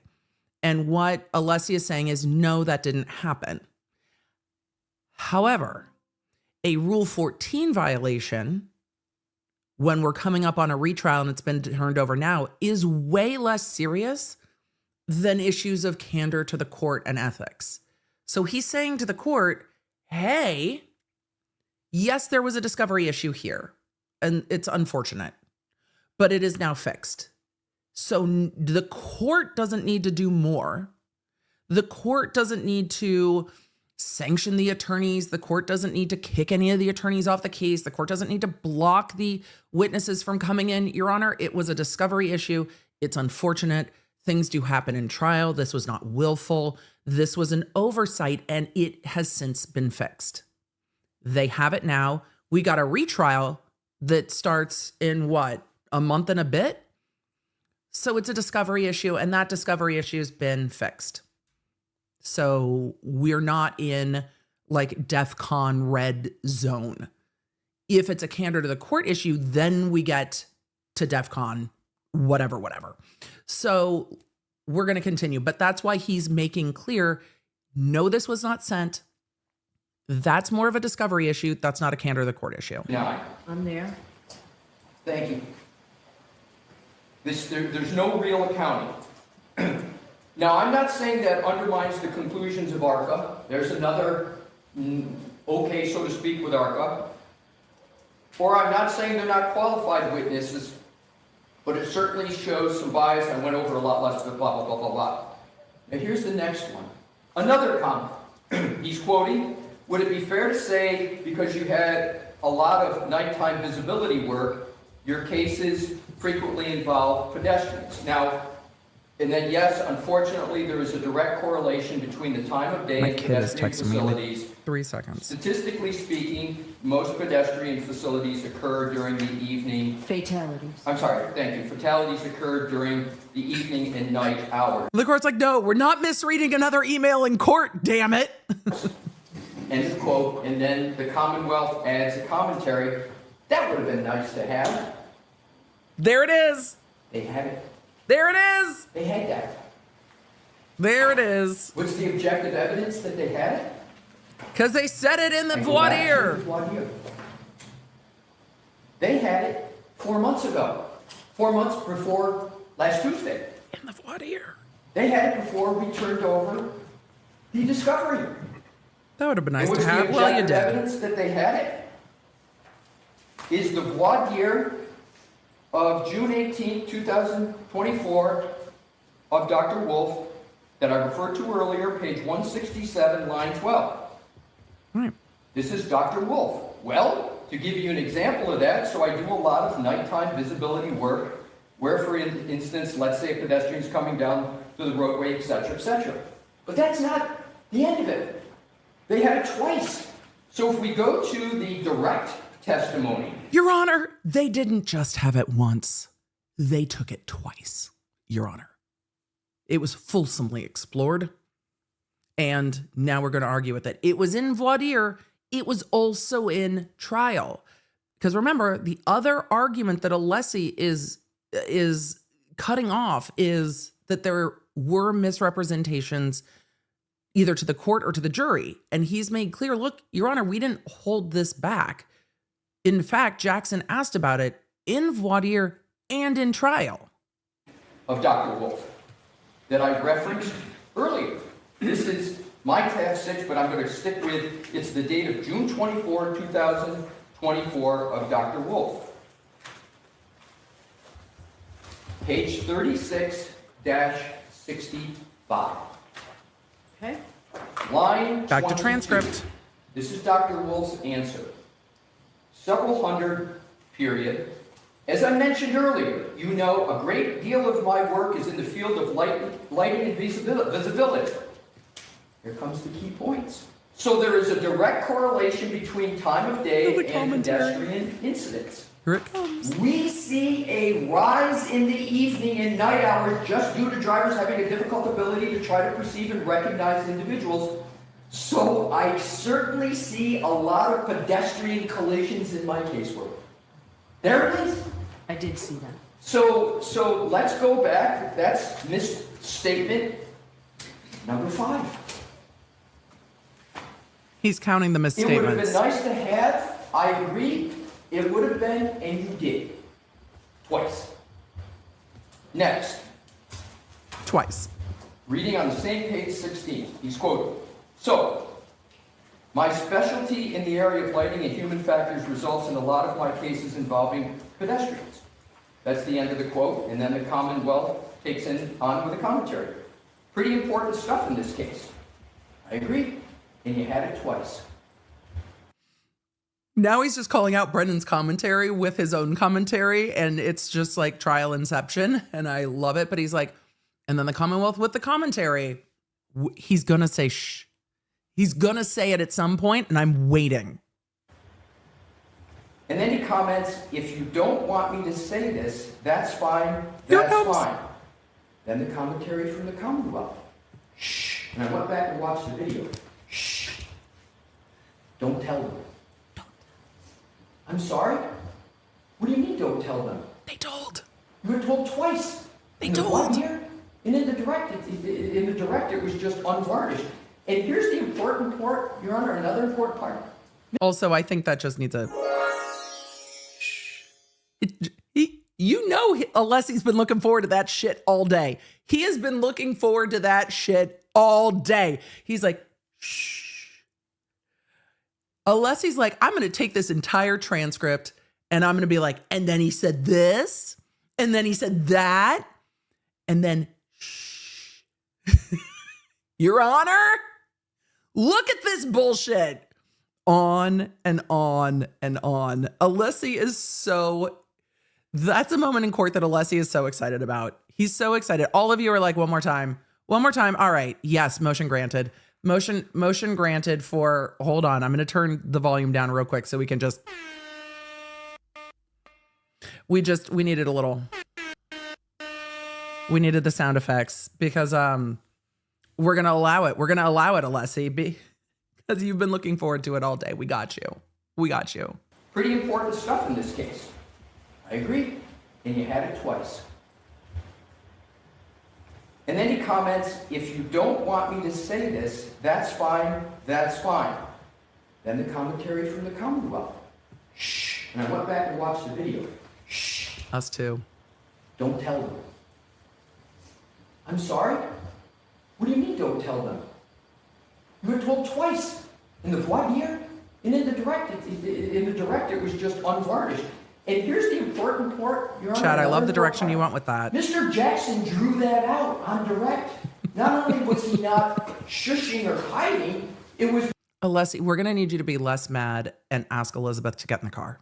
Mr. Jackson's question that drew that out. So here you have Dr. Wolf trying to figure out, is this something that we should say, we're not? And honorably, Mr. Jackson, nope, we're going to hit it head on. Mr. Jackson draws it out, puts it right on the table. He just throws it on the table, 4 months just before February slaps it down there. 18th,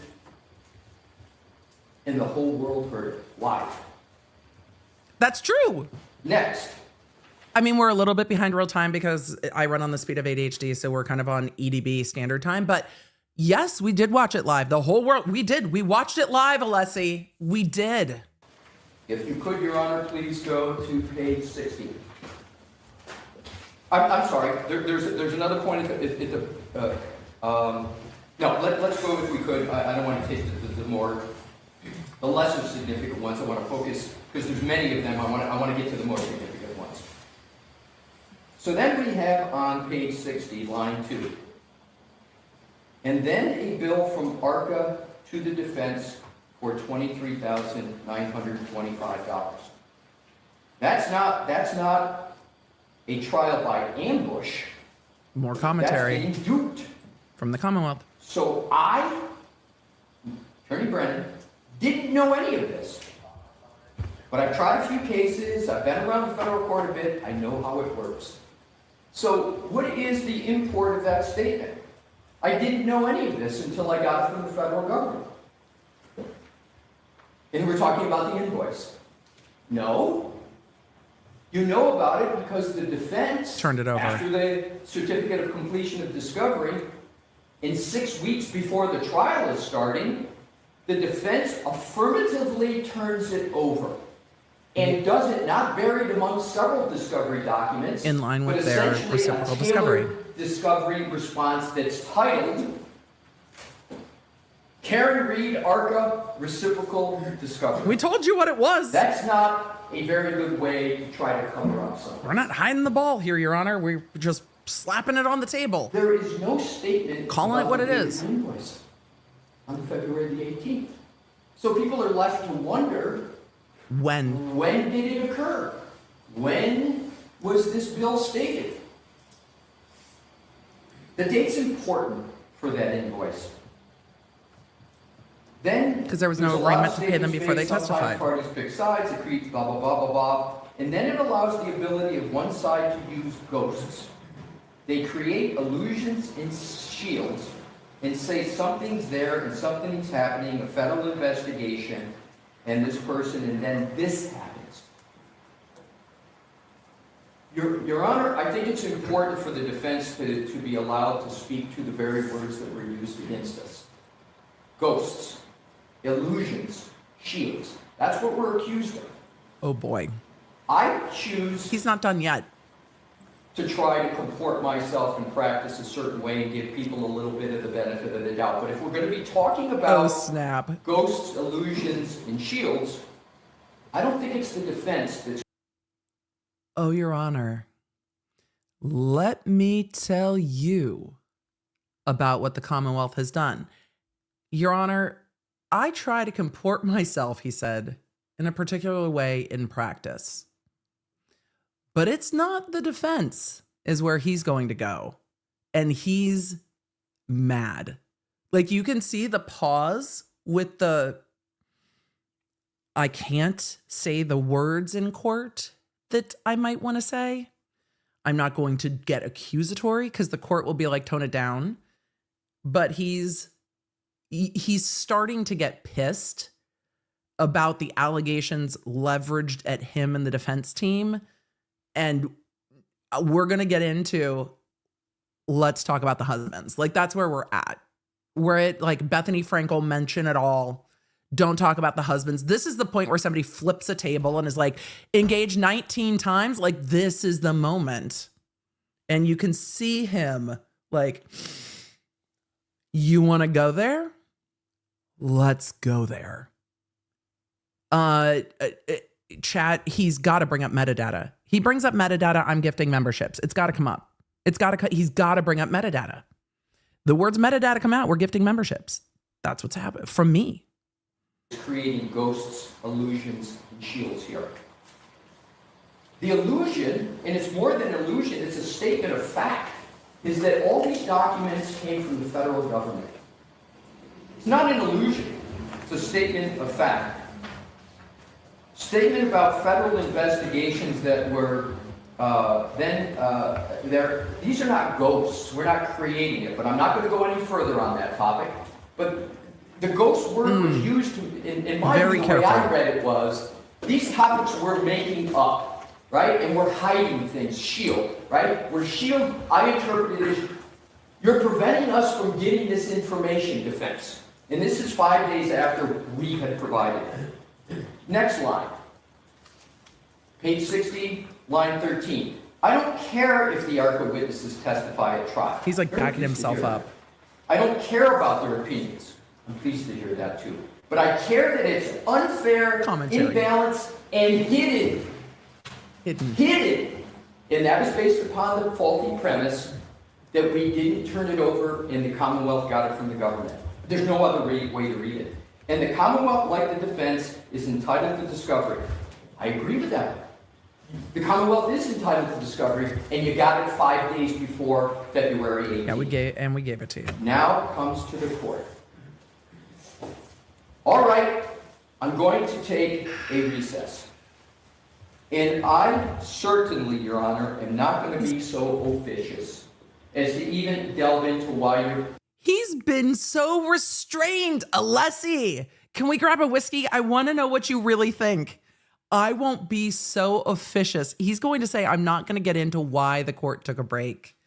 But I wonder if he will leave the illusion that it was because that the court was so upset because of the representations made by the Commonwealth. And I think that will be the impression that we get. We're going to take a recess. And I certainly, Your Honor, am not going to be so officious as to even delve into why Your Honor wanted to take a recess.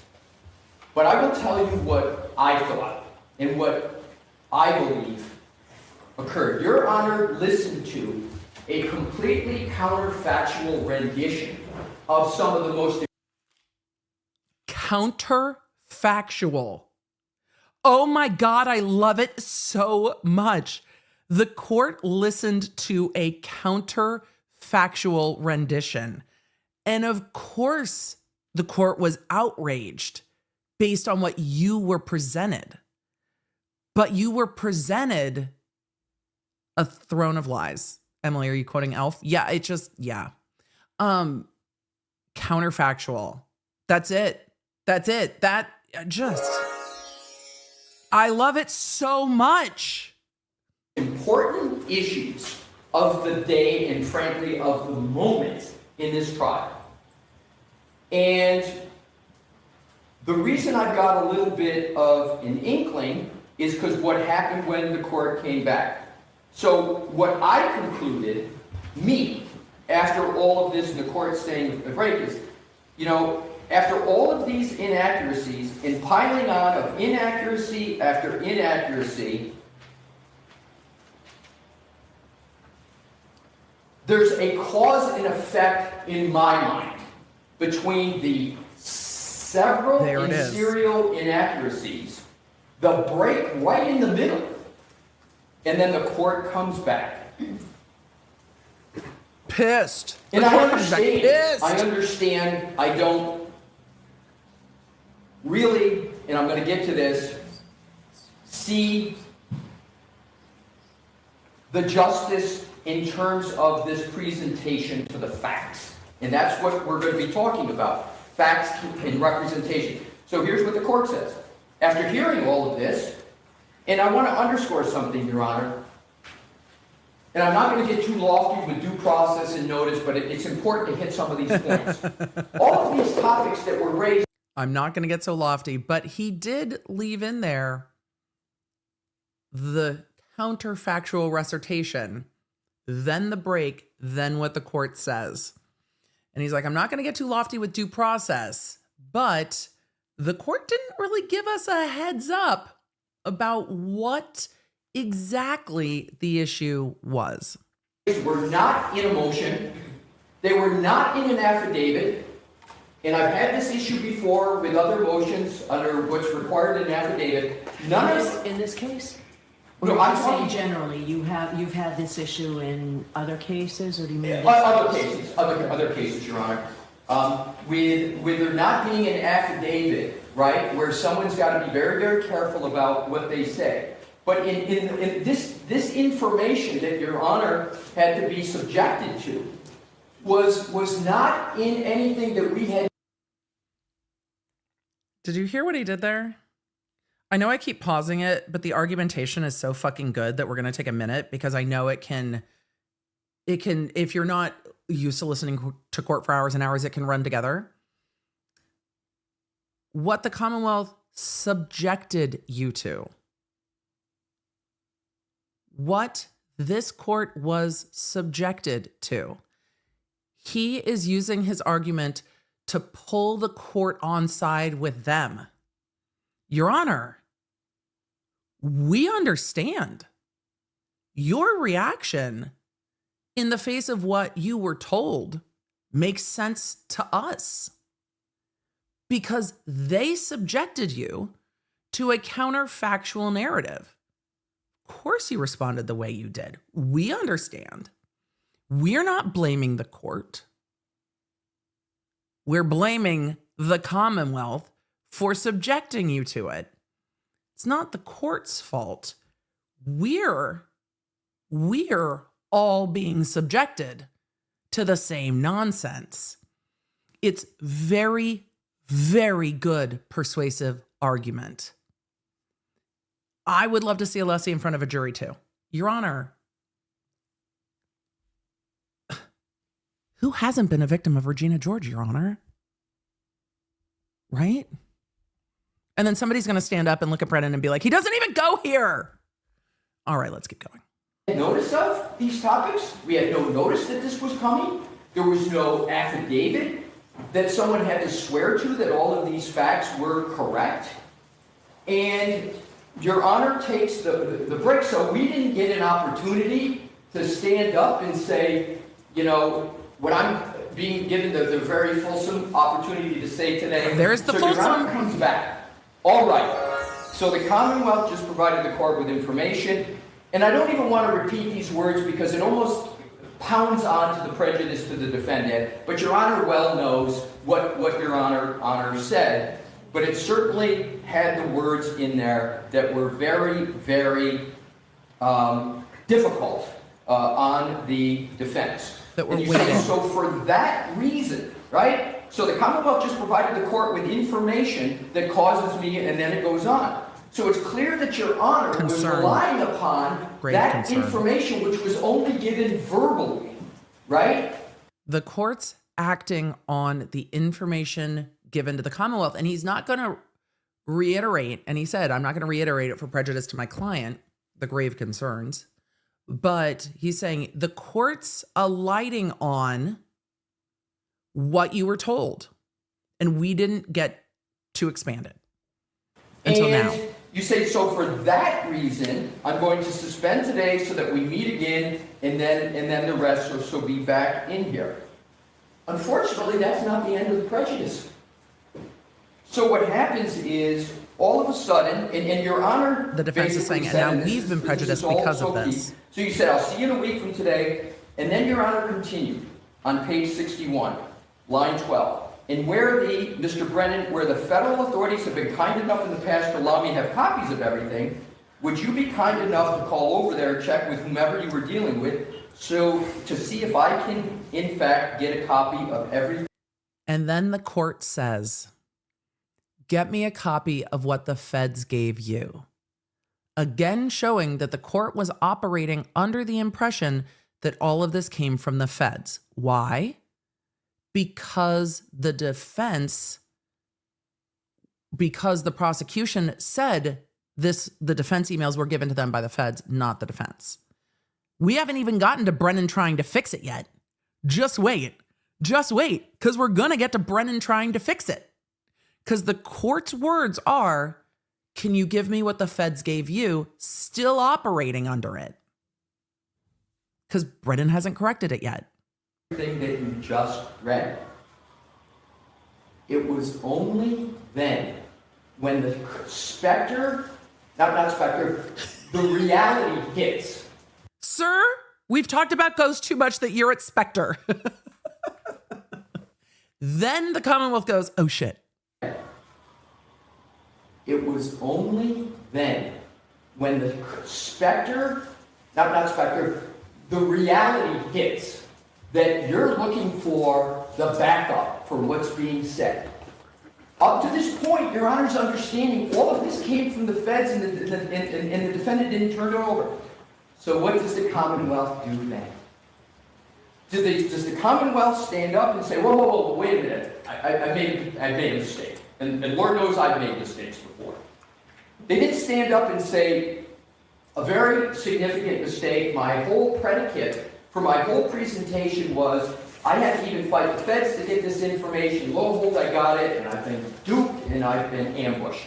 Duped and ambushed. Rather than saying that, and you know what, I don't even know if I would have had the courage to say it in open court, I might have asked for a sidebar and come up and said, Your Honor, my bad. You know, this is that. But that didn't happen. So what did happen?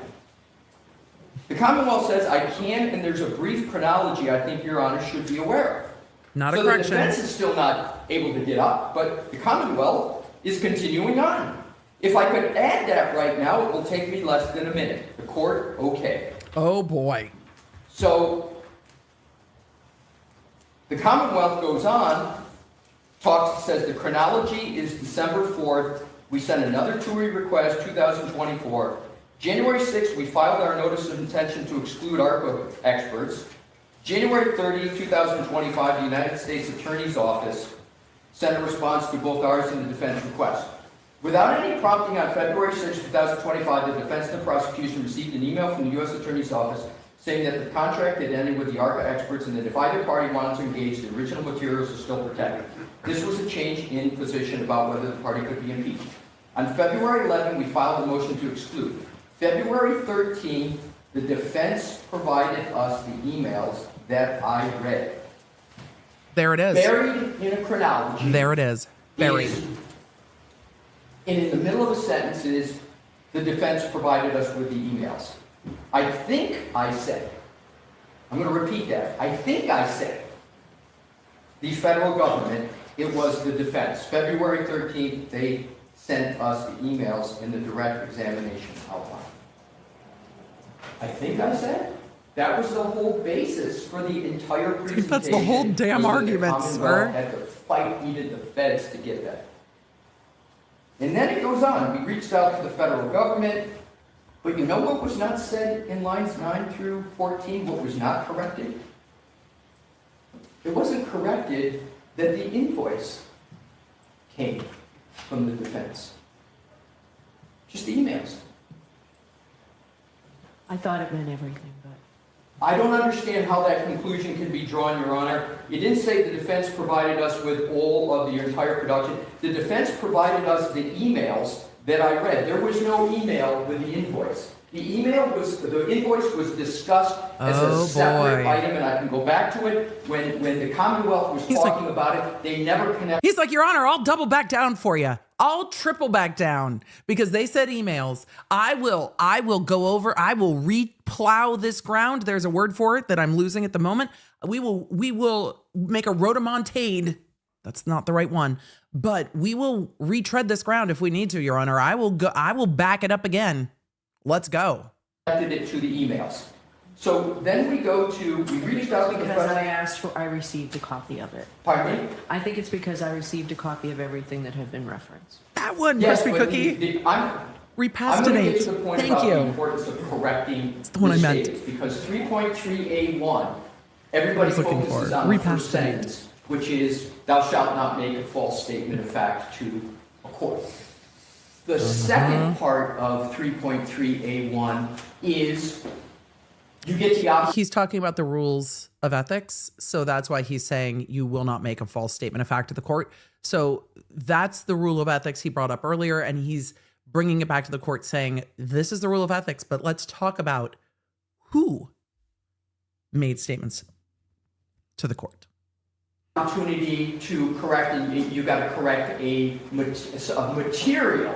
And I've got it in front of me, but I'm just paraphrasing. I want to get to precisely. But that's why I perseverate this on this, Your Honor, because I trust that the court's going to hold everybody to the same standard. There it is. And so I think there. That is the one. That is the thing. I expect the court is going to hold everyone to the same standard. That is the thrust of his argument. There is a proper inquiry. I don't intend to be officious as to what the court should do, but if we're going to start looking at comments of defense counsel, I believe we have to look at all comments. And again, I'm going to go back to my own view is this. Being a lawyer in cases like this is hard. Being a judge in cases like this is hard. Mistakes are going to be made. So we go on into page 62, line 15. We reached out to the federal government again because I was curious about the changing position on February 6th that the contract was ended, but that parties could contact ARCA. Obviously, the Commonwealth is in no position to contact ARCA because that would naturally preclude the defense from retaining them.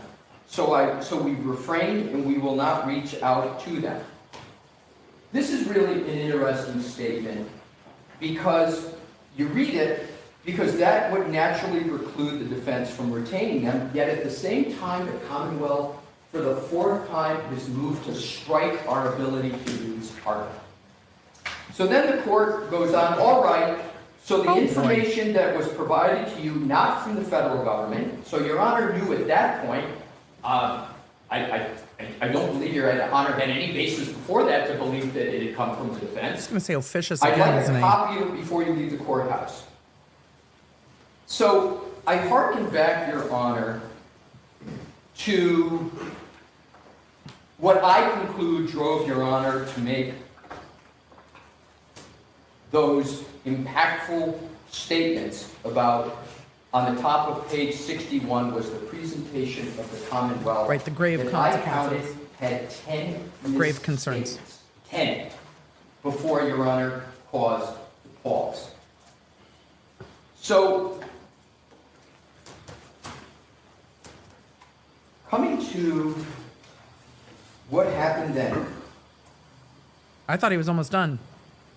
Nope.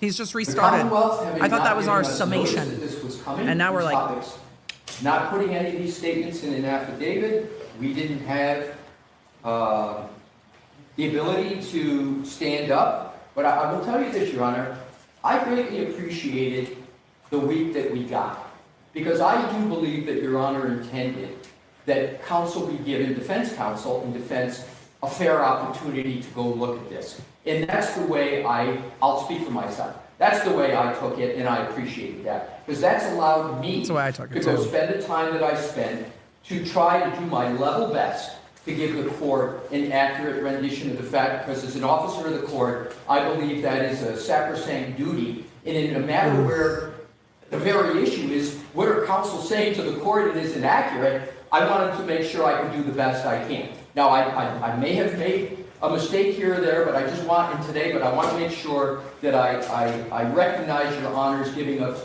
that week, and we've tried to take the best opportunity for it. So what happens? Well, happens SFNTX, after that was me these saying oof. 10 misdirections?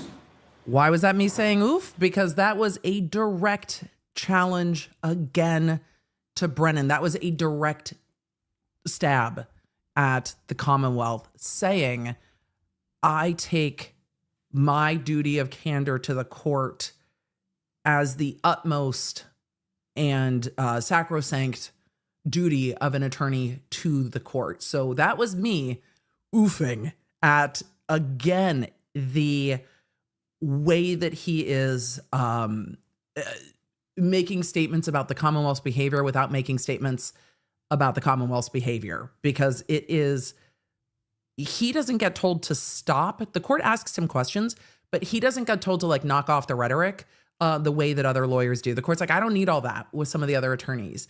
It's woven into his argument in the, I'm going to talk about how I feel. I'm going to talk about my duties.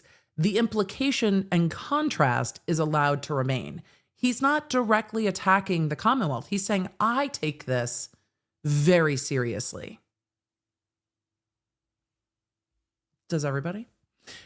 So the implication is incredibly powerful, and the argumentation is just masterful. I love watching Alessi argue. There are times in his writing that he can get a little hyperbolic, but also it's just so well done. It's so well done. The court's comments go viral.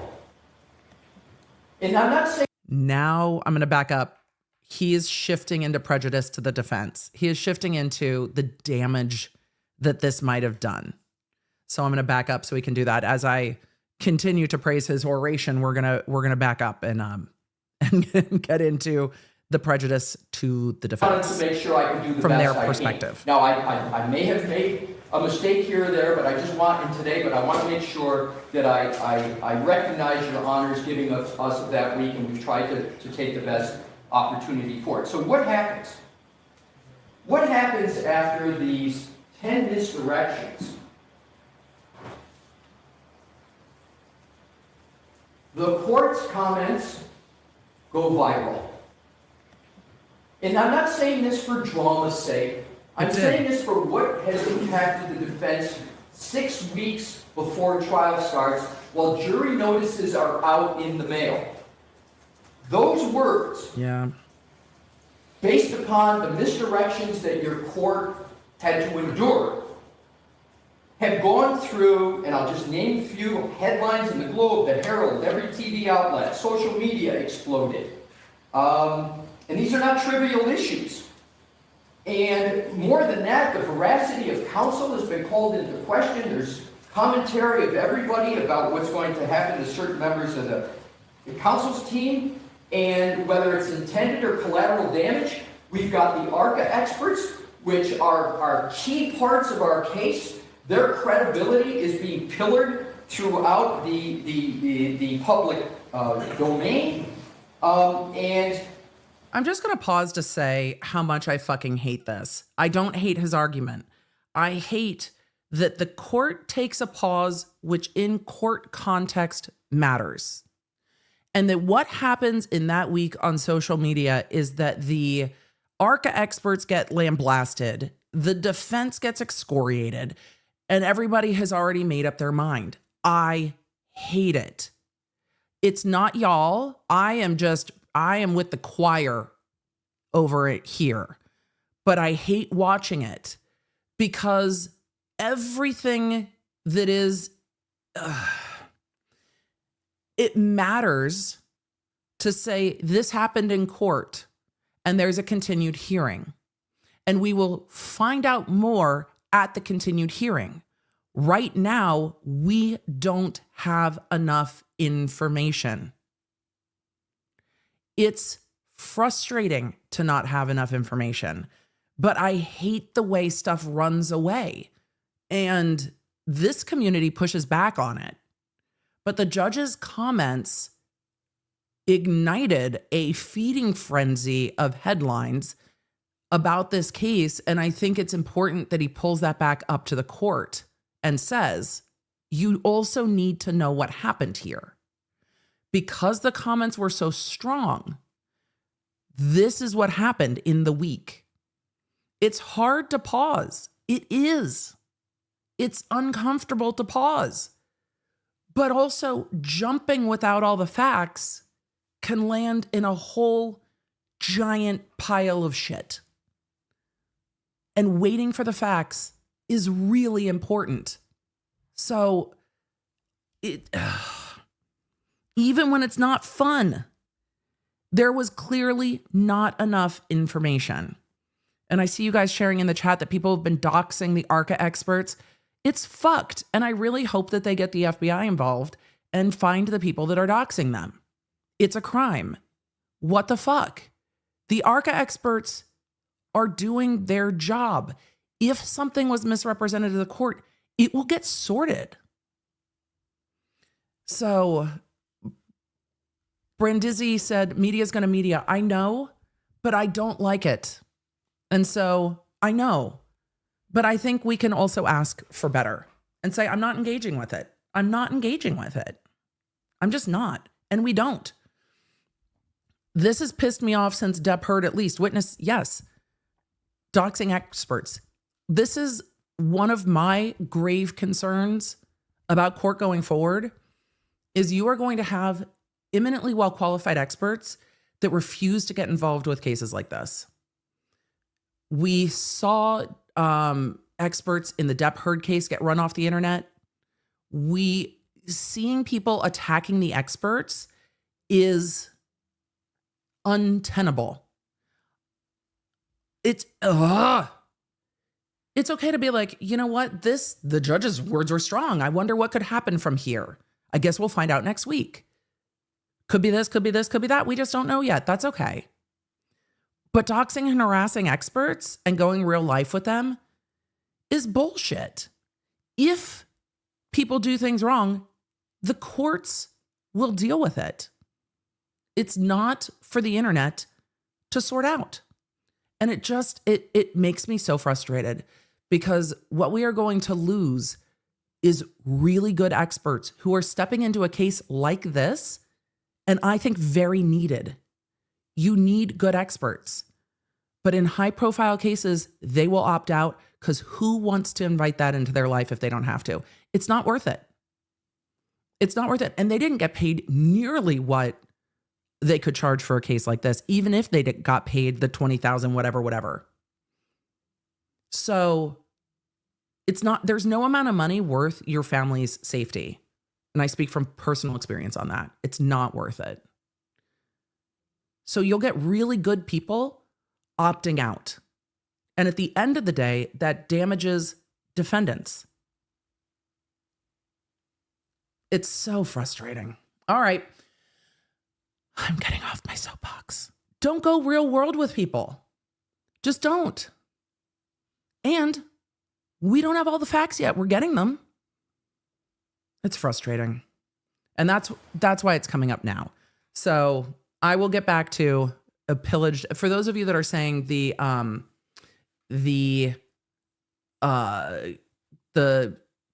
closed captions are out of sync, that is not something I can control. That is on I am using YouTube closed captions, and that's on that end.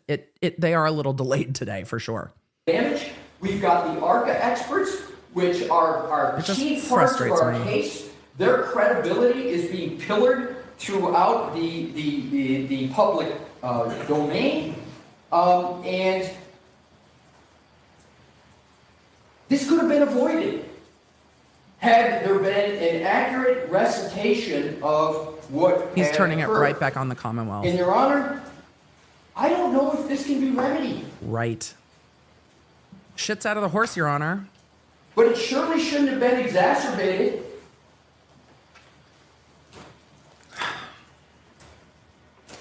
I would now like to move rather You're not done? efficiently to the next step, which is to point to the And he's arguing. Jury summons are out. This case is in a matter of weeks. And the jury pool might be hopelessly tainted, thinking that the defense has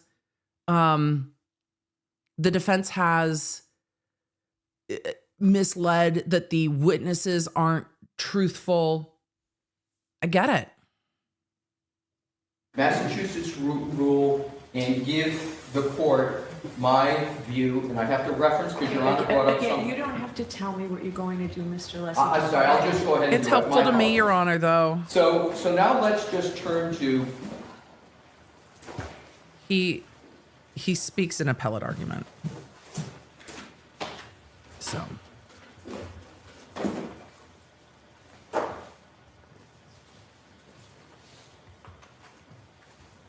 So he is going to turn to the rules of ethics and elsewhere, I'm sure. I'm going to give a quick zoom. this applies to every counsel in this room, of course. This is the rules of ethics that he's going to. A lawyer shall not knowingly, so there's the adverb of the mens rea, knowingly, make a false statement of fact or law to a tribunal, or fail to correct a false statement of material fact or law previously made to Did it get corrected? the tribunal by the lawyer. So we all know the mens rea of knowingly. This court knows it better than everybody, so I don't have to get into that. But in terms of make a false statement of fact or law to a tribunal, I don't see that on behalf of the defense, and I'm going to get to the new item of February 6th, because we haven't covered that. Your Honor brought that up today. But certainly with We're not regard getting to the to other hearings today. There's no representations way. that I've gone through and the statements that were made, especially on June 10th, they were 100% true and accurate at that time. They were 100% true and accurate, and that's why I went through the notebook. Or fail to correct a false statement of material fact or law previously made to the tribunal by the lawyer. And there's no real time period that's given for the attorney. But here is something very important, Your Honor, and I'm going to parse the grammar because it's what you do in construing the statute. It says, or fail to correct a false statement of material fact or law previously made to the tribunal by the lawyer. So the is a definite article. So it's like an adjective, it's a definite article. Lawyer is the noun. Good, we've gone all nerd. I love it. Lawyer refers to the lawyer who is perhaps made a false statement of fact or law to a tribunal. So it's sort of like you make a misstatement, it happens, but you got to correct them, right? And what they talk about is what do you have to correct? You have to correct a false statement, so it has to be false. It has to be knowingly false, of material fact or law. And material has been interpreted in the context of 3.3A1 to be a statement of fact or law that caused a None of us are court surprised or that Alessi loves adjudicator grammar. to have relied upon it for a determination. It's essentially what the case law talks about, that it's influenced the judge's decision. So let's go back and even let's assume hypothetically that on June 10th there were misstatements made. It's not any misstatement. It has to be a failure to correct a material. You have to do it knowingly, and then you have to fail to correct a false statement of material fact. And in terms of what Your Honor had, it's the same lawyer that we're talking about in both clauses, and that is why I spoke about Who Mr. emailed Yannetti's statements versus on the 10th Yannetti. about what he knew, the fact that Mr. Jackson was handling the ARCA experts. So it's Also, it's this attorney. Every time he says Jackson, in my brain, it's just like, sorry, Miss Jackson, I can't. It's just Alessi. It like pushes the song button. I don't know, but it's just, sorry, Miss Jackson, I can't help it. Every time he says it. important to be analyzing what lawyer is saying what and which lawyer is to be making correct to correct the statements. So I go to the analysis with regard to 3.3A1, and as I said, I'm Good, keeping we're on the same separate page. 3.3A1 from Rule 14 because they're different analyses, as the court knows. But I want to hit the one of the most important ones first. So there's not a false statement of fact or law to the tribunal, and I will stand here as long as Your Honor needs, if Your Honor feels differently He's based like, upon what I've said. We'll talk about it all day, Your Or Honor. fail to correct a false statement of material fact. So what I'd like to do, Your Honor, is now go to Oh, we're not done. The court might be done, but he's not done. What Your Honor brought up today, because I was prepared for the June 10th, I wasn't prepared for the February 6th. Chad, I love that you guys are singing. I don't. I have taken the time, I appreciate the offer.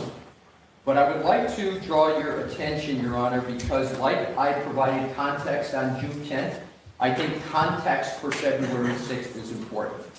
And so what I'd like to do is to go back earlier than what Your Honor quoted this morning, because I think the context is important. All right, so I have that entire transcript. I really thought he was done like 30 minutes I am starting ago. on page 40. He's just not. He's got more to say. I thought he was just going to get into Brennan's statements and then we were going to move on, but no. I start with line 1. No, we are not done. Mr. Brennan, correct. I had a conversation with one of the two prosecutors I spoke to, and the only means of trying to obtain information they suggested was through a TUI request. I don't think it's the Commonwealth's obligation to seek discovery, part of Rule 14, but I wanted to assist the best I could, so I made an assented to request, and they responded with a letter.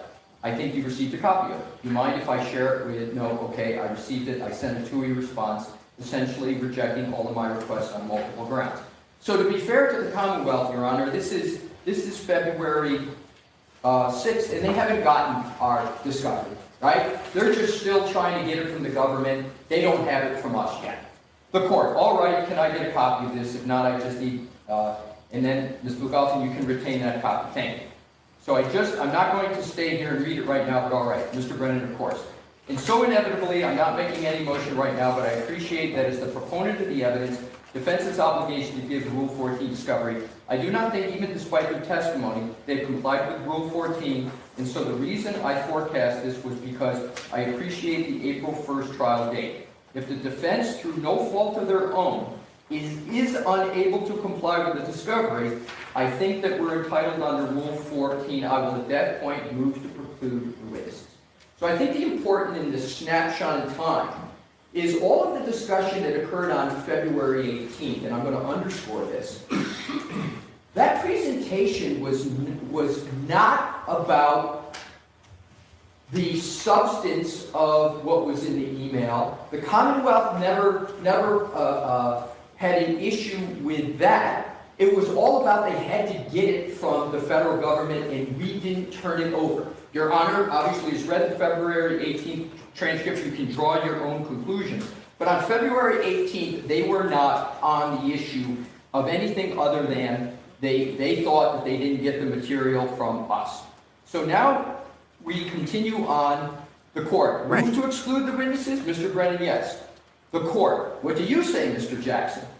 Mr. Jackson, I don't want the witnesses excluded. What do you want me to say? The court. Sorry. I asked you all to try Couldn't and help work it. out something. The original Hair and order glasses are permitted fighting. that we can do in court. Anything that would rule, I expect you to say something a little more than that because, and Mr. Jackson, well, I'll wait to get this motion. The court, all right, last time, Mr. Jackson, let me put it this way. The court, hold on a second. Last time we did voir dire of these witnesses, it seemed to me that that was the logical conclusion. Right. I'd be able to get both sides discovered. We did that. That seems like a logical alternative to the exclusion. Right? Your Honor knows what Correct. you're doing here. I guess we The can court's wait right. and see if I exclude it on a motion to exclude. It just makes sense to me to set that up now rather than waiting. I don't know when they do that, when the Commonwealth, based on their witness list, recalls them is that when you want to exclude it, so I sort of expected the defense would have some suggestion. If you don't, you don't. Mr. Jackson, and this is the key context. I can tell you this, the Commonwealth has exactly, this is an interesting and sort of different set of witnesses. The Commonwealth is saying that pursuant to Rule 14 and, exclusion and preclusion of a witness is a punitive sanction for Rule 14 violations. Ms. Reed has not violated anything. Why should she be penalized when the Commonwealth has the exact same batch of information that we have about these witnesses? And there's more context to that. We've gone back in time a little bit. These words so far. So I don't have any more information. I don't have any additional discovery. I didn't hire them. I didn't ask them to engage in additional protocols. So I've got nothing else to give to Mr. Brennan. He's got what we've got. the same information I got and he got at the same time. What Mr. Jackson is referring to here is the disclosures from the U.S. government, not the disclosures that were going to occur on February 12th and 13th when then we would get the certificate. We had the certificate of completion of discovery. We had 30 days, technically, to turn it over, but it got turned over on the 12th. So then it continues on, is important, the court, if I don't exclude it with other sides seeking a voir dire, we would not seek a voir dire because they're eminently qualified and there's no other discovery to give. They've provided. The federal authorities provided all the discovery that was attended to their analysis and testimony. So,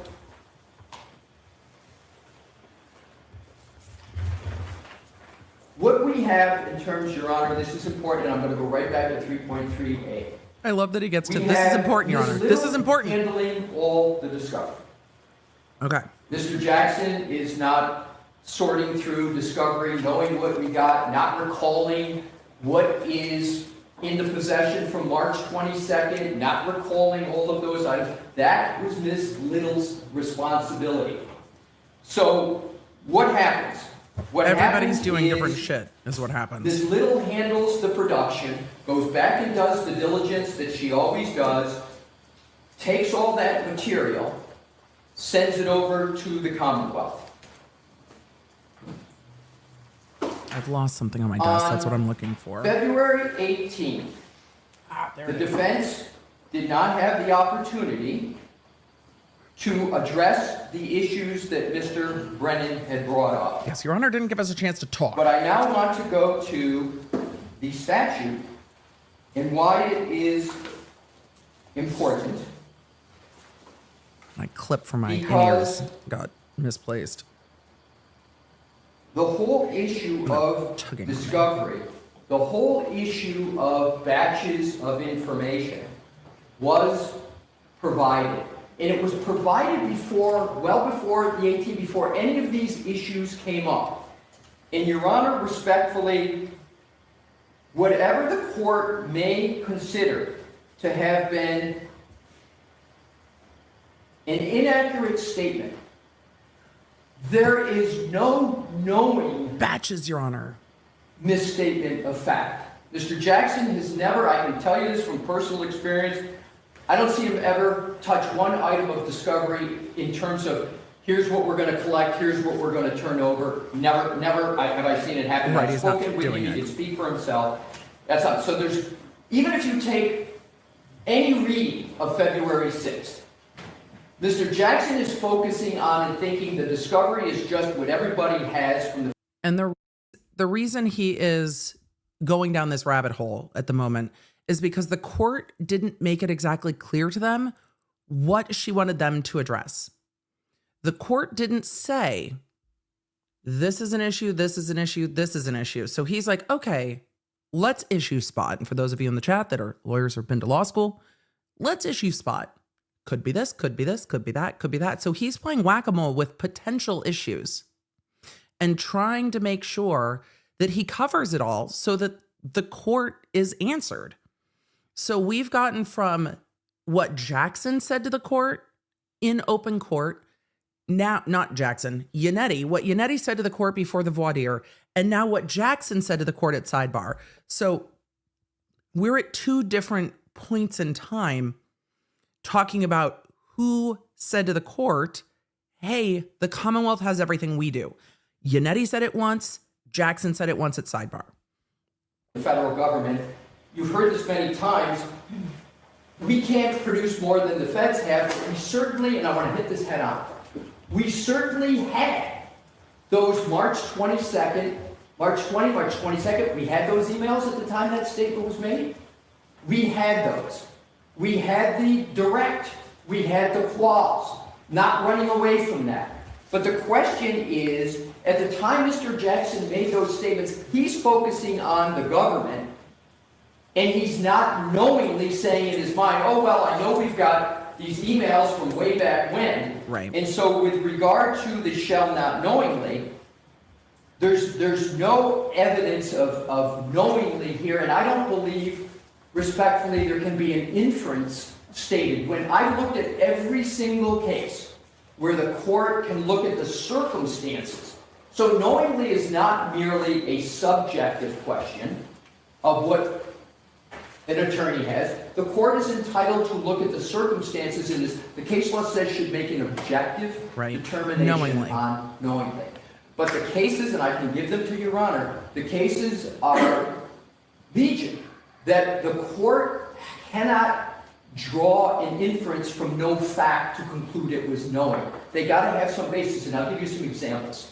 What happens is if, I don't know if let's the court say needs somebody, examples one of the leading cases from is case law. unfortunately a woman attorney who was in a bad divorce. She had financial statements, and she made misstatements of fact about the financial statements. And then the question became, did she knowingly know it?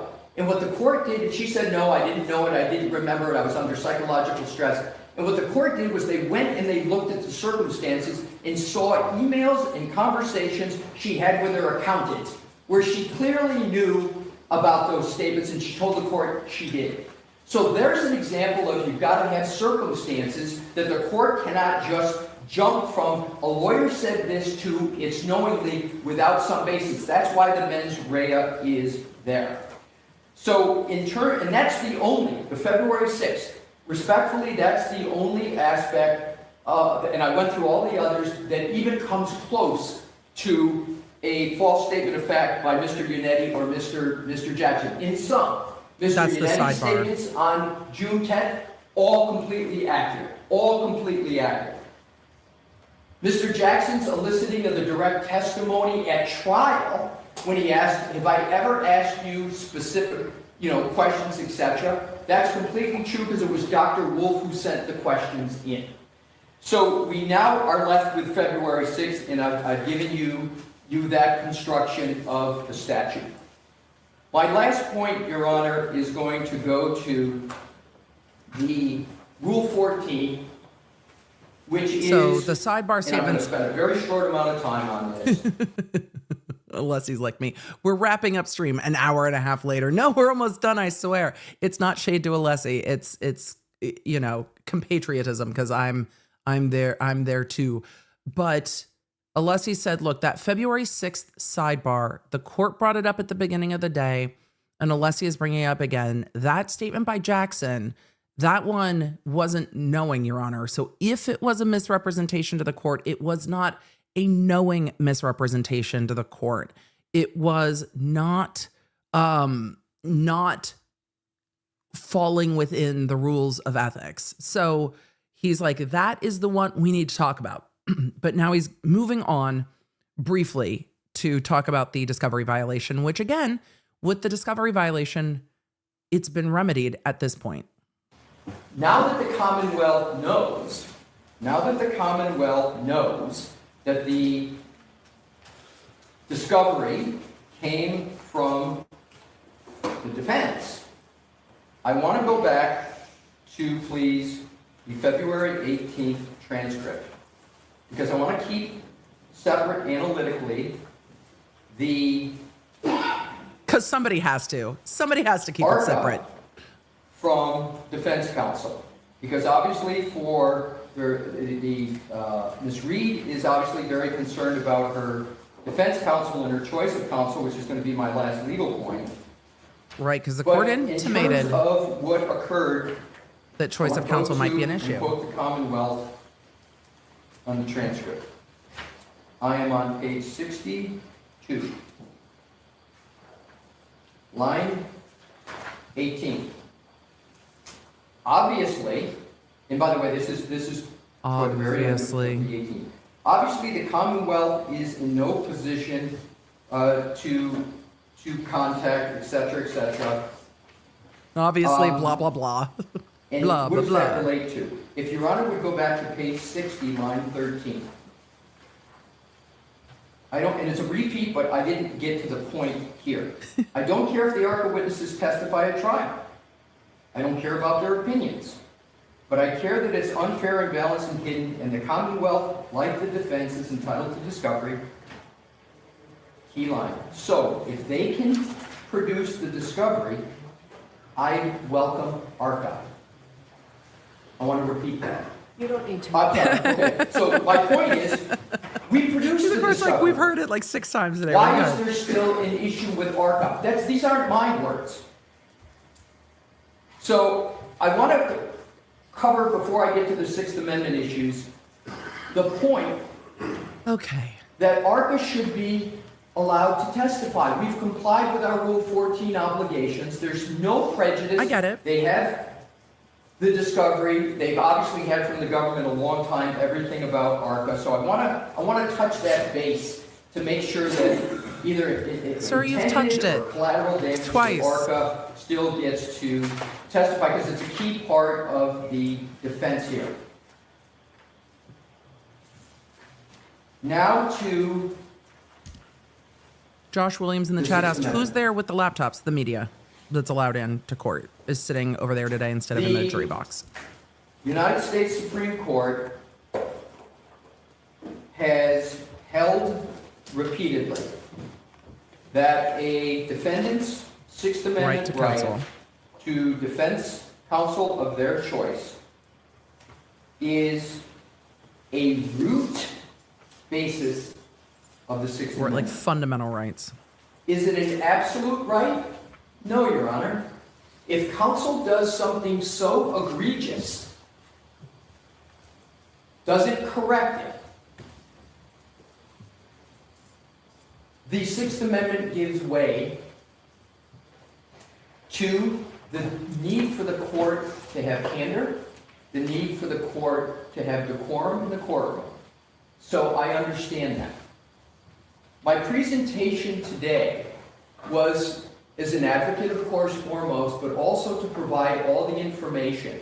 So when Your Honor balances that sacrosanct Sixth Amendment right with whether or not there has been such a level of conduct that can be diluted or trumped, and I give Your Honor United States versus Gonzalez-Lopez, 548 U.S. 140, 2006.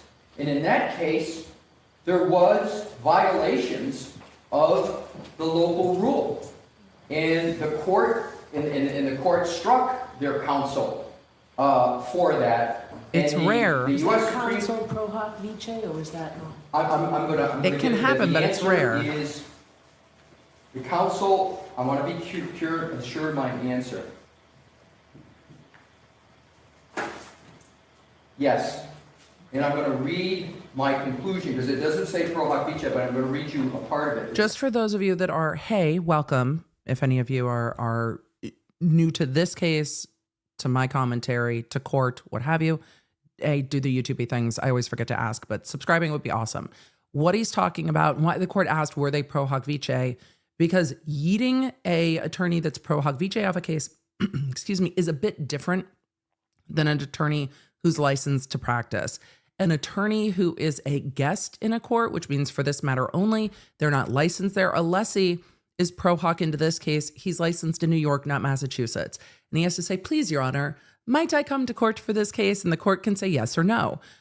Sure, or get out. And it can, the allowances for attorneys who are guests is different than the allowances for attorneys who are barred and licensed in a jurisdiction. That's why she's asking if the case law has the pro hoc vice attorney or not, because it's much more likely that an attorney that's pro hoc who's not following the rules is going to get kicked out than it is for an attorney who's licensed in practice, because then there can be other repercussions. With a pro hoc attorney, the defenestration is really the best repercussion. So, of course, Alessi's bringing it up to say kicking one of the attorneys off this case violates the defendant's right to choose her attorney. And that's not what we want to see here. So that's why he's getting into the question of, yes, these attorneys, except for Yannetti, are pro hoc, but we take that very seriously. And for all of you that are like pro vice, yes, that.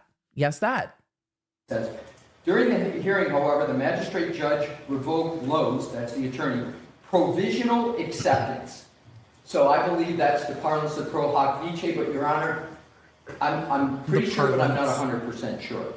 The parlance and then of pro the hoc. following week, et cetera, and then the revocation occurred. And you can revoke pro yes, hoc. it was. So the Supreme Court holding, government conceded that Gonzalez's Sixth Amendment right was violated below, where the court denied pro hoc vice admission based on perceived violations of a local court rule. All right, so pro hoc vice was not permitted in, it wasn't a revocation of pro hoc vice, there's a difference. There is a difference, and both occurred in this case. Okay. There was both. Good point, both. The defense is concerned based on the court's language that yes, that that there was a risk there based on what the court said last week. So yes, if there were material misrepresentations made to the court knowingly, then yes, an attorney's right to appear in that court can get revoked. And so we're seeing him cover that argument, even though I think he's gone a long way, but he's covering that to make sure that it's clear that that's not the remedy here. So it's based on the court's ending the hearing last week. So, Your Honor,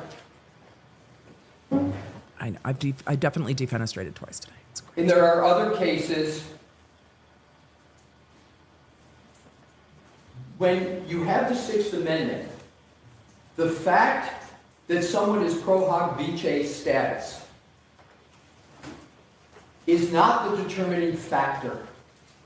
The Sixth Amendment, in terms of legal dignity, is way up here, and then the pro hoc and the local rules are down here. It's only when the violations that undergird the pro hoc vice Undergird's great too.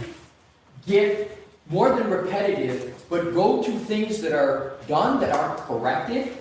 And the issues that I've seen in my research, Your Honor, is that they have to be the violations have to drive so much to the core issues in the case. It's like suborning perjury, putting people on the stand when they know they're wrong.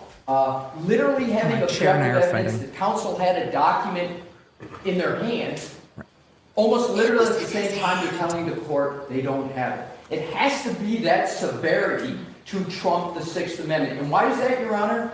Because the court has alternative remedies for if they really think that is happening. And that is going to be my last point on the Sixth Amendment.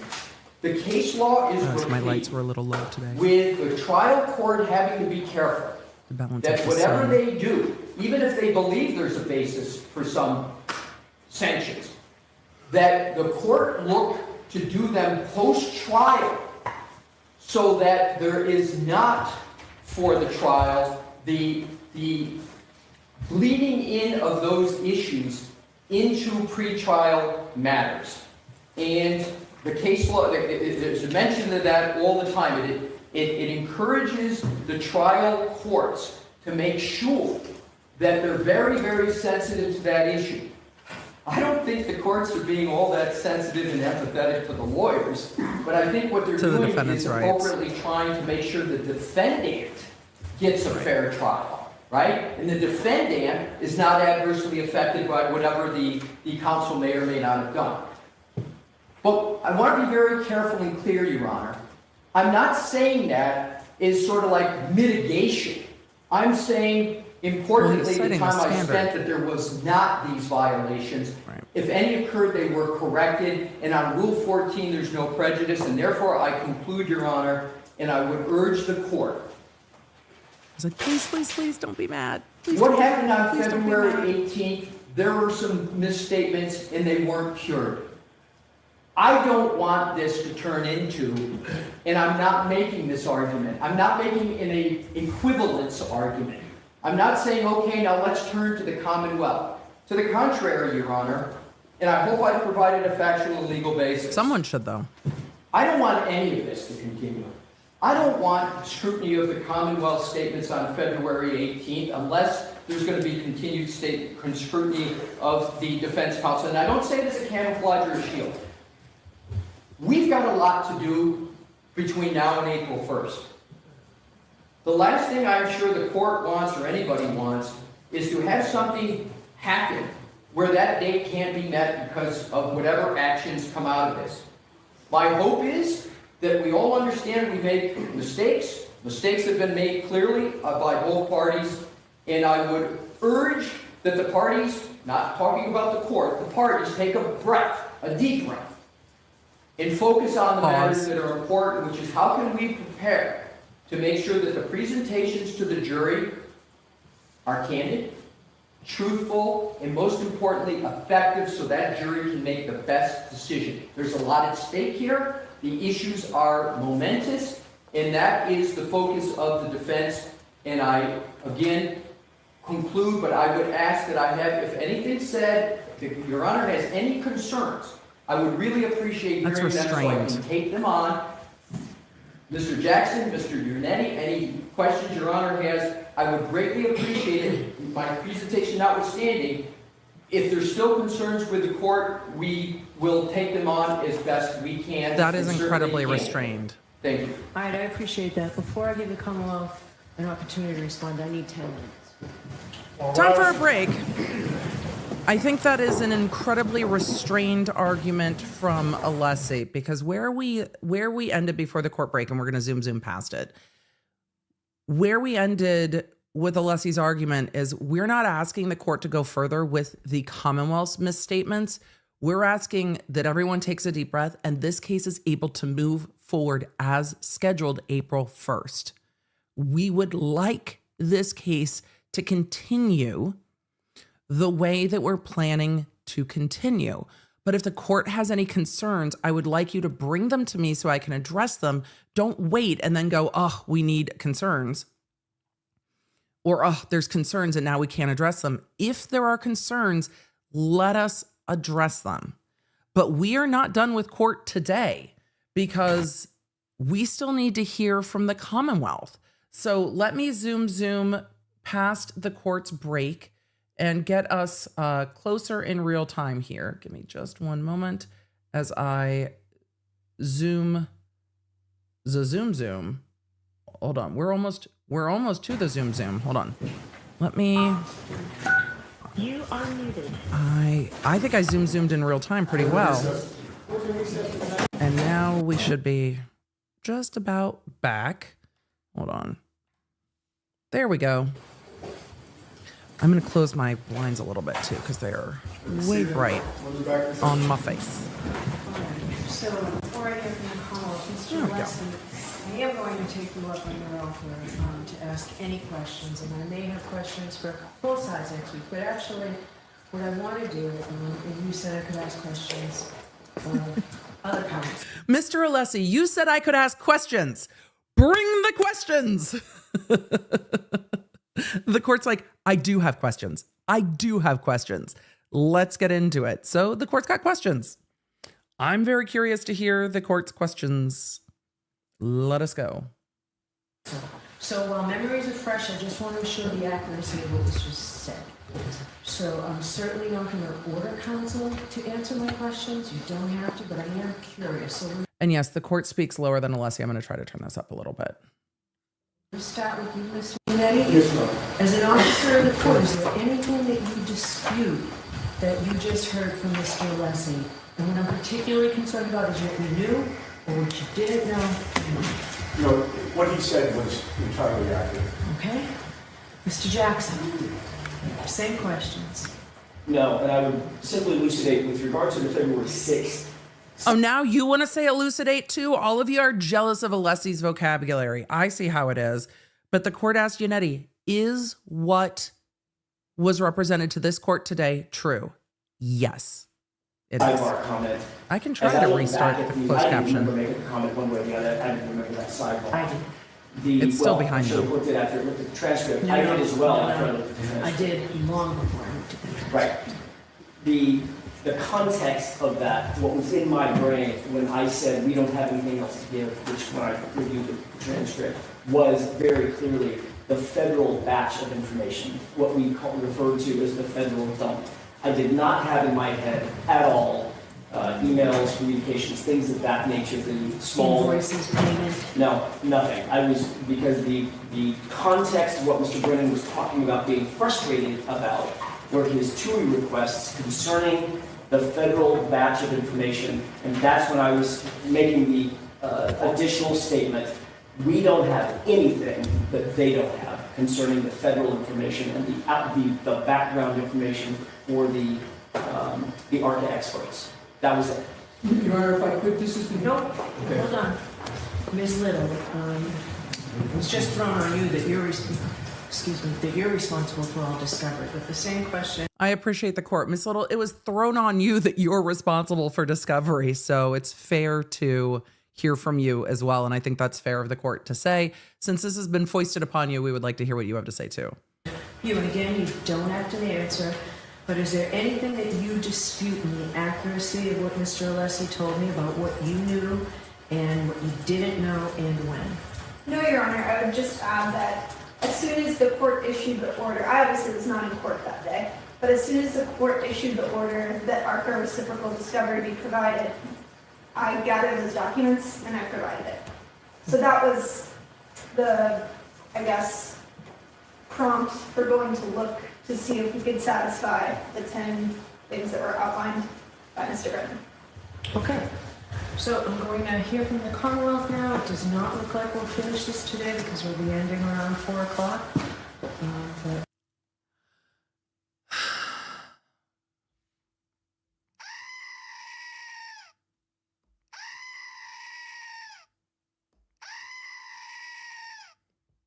The court, it looks like we won't be ending this today because we end at 4 o'clock.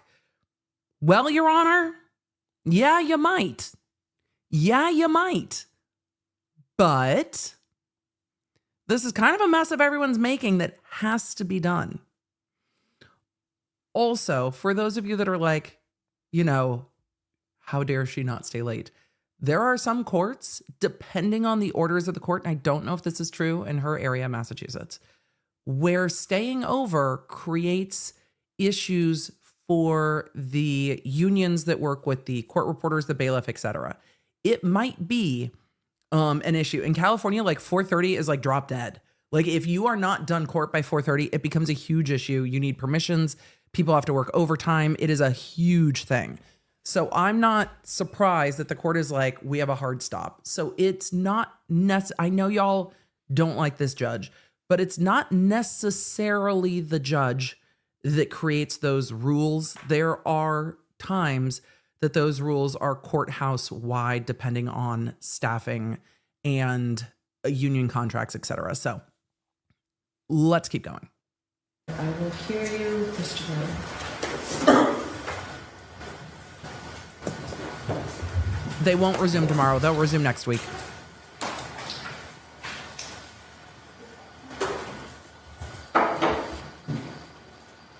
Attorney Alessi ended his argument talking about the 6 minutes. All right.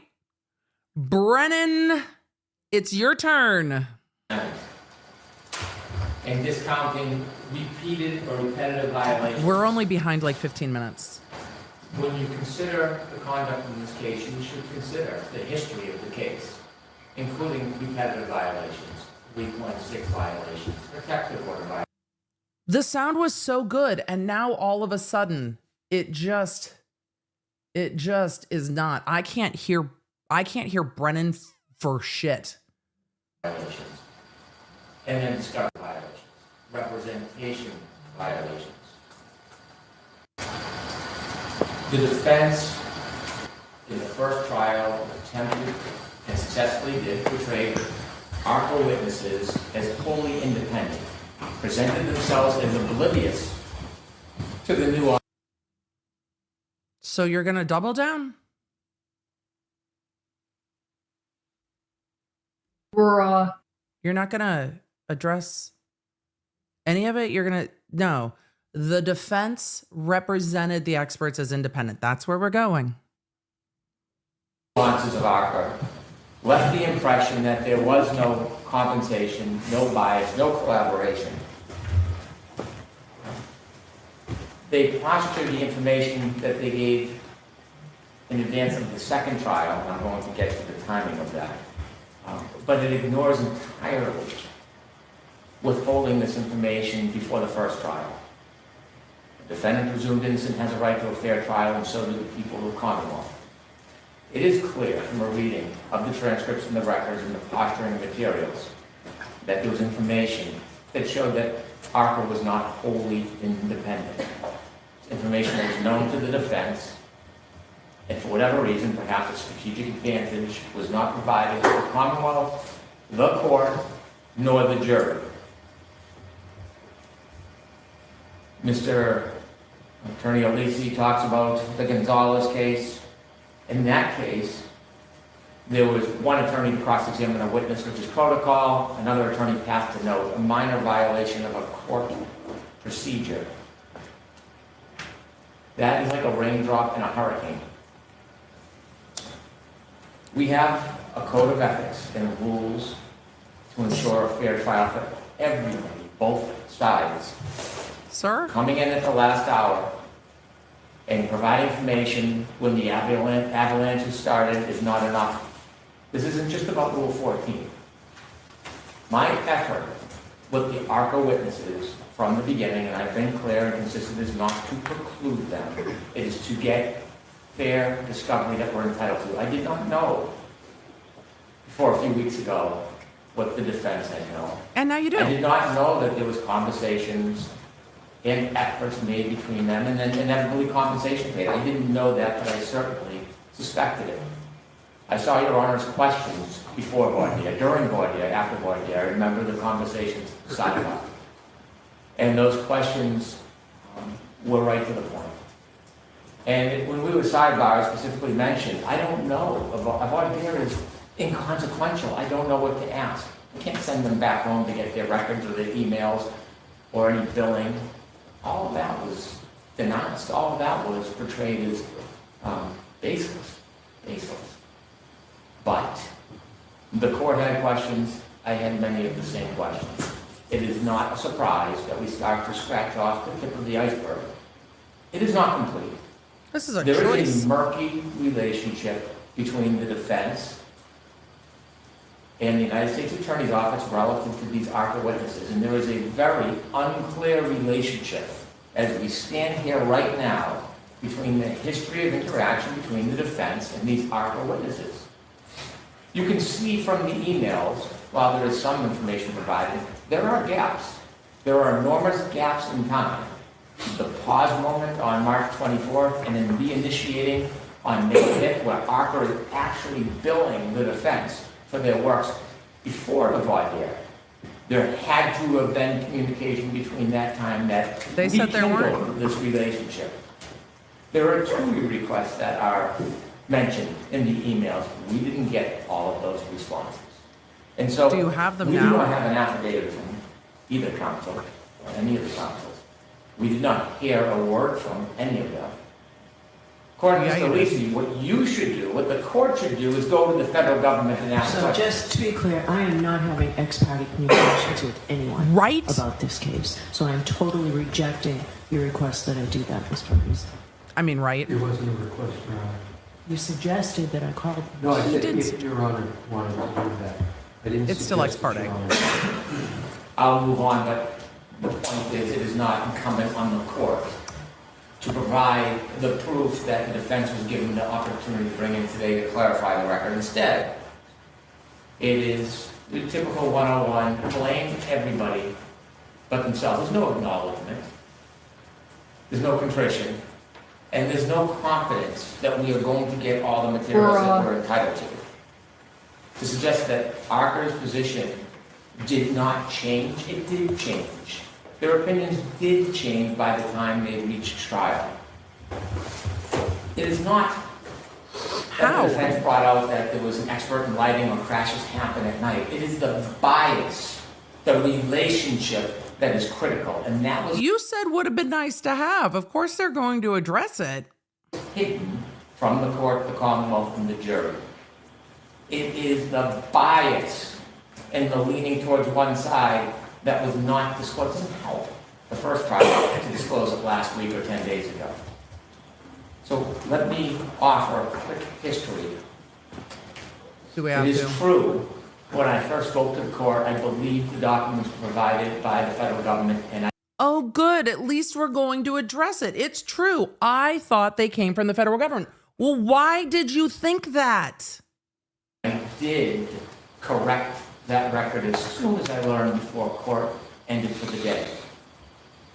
January 30th, 2025, the United States Attorney's Office responded to one of my 2 requests.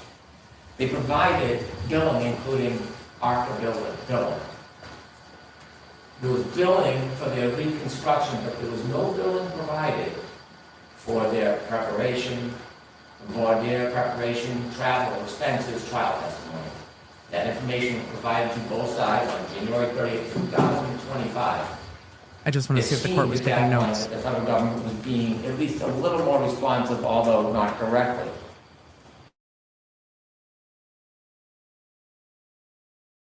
Putting together their demonstration and their I buffered briefly. If y'all see it, it's not you. It was me. I buffered briefly. accident reconstruction. February 11th, I filed on behalf of the Commonwealth our motion to exclude the ARPA witnesses. On February 12th, the United States Attorney's Office gives us new emails. And those emails were between the What? defense and the United States Attorney's Office regarding So he did get emails on February 12th. Tell me more about that. I want to know everything. their request to use ARPA witnesses at trial. It's not a surprise that on February 13th, on the heels of these more productive disclosures by the federal government, we then received the disclosures from the defense, which are the emails regarding conversations between Attorney Jackson and Dr. Wolf, and the invoice for billing. Now, I did misspeak, I corrected it, but it is not the source of that information. It is the substance of that information which is critical The and relevant. source you made much It about, is that though. information that should have been You made much about the source of the information, sir. Let's not forget, we were all here a week ago watching it. known to the court, the Commonwealth, and the jury at the first trial. And it is also that information, when you compare it to the representations that have been made prior to trial by the defense, that has import.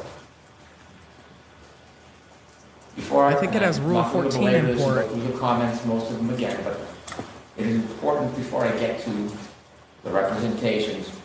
The court does consider pro hoc VJ. We have one licensed attorney in Massachusetts who's carrying 3 pro hoc VJ attorneys with the request for a 4th to ride on that same license. There is a responsibility, respectfully, to Attorney Yannetti, who's a fine attorney, an excellent attorney who I admire.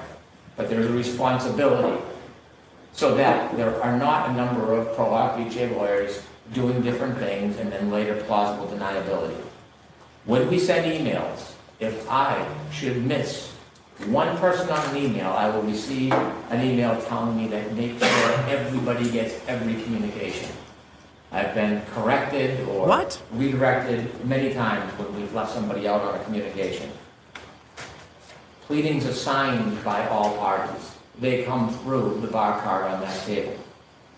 And so to try to parse or mince or put a slight on words to suggest that things are done independently and there's no responsibility for the defense. It matters, though, if it was a willful, knowing, material misrepresentation. That does matter. And I saw a number of you ask if this attorney was pro hoc VJ'd in. No, he is a Massachusetts defense attorney acting as the special prosecutor in this case because he was brought in as the special prosecutor. But he is a Massachusetts attorney. So no, he's not pro hoc into this case. But he's like, Yannetti's the only Massachusetts lawyer sitting over there. There's a lot of people, I don't know, like carrying, Yannetti's just like carrying all of them in a backpack, like Yoda in a backpack, like running through the swamp. Like it's just, he's just carrying them along. But in trial, people do divide up work. And that's why it's was mentioned by Alessi, because he knew that this was the argument Brennan was going to bring in. When a representation is made I that's think inaccurate, isn't enough. It doesn't assure that in the future it won't continue. What about your inaccurate argument? Now, Mr. Alessi said there were rules of the road. This was before his time and mine, but I've read the discovery. There were no rules of the road. There was a protective order. And the protective order was clear.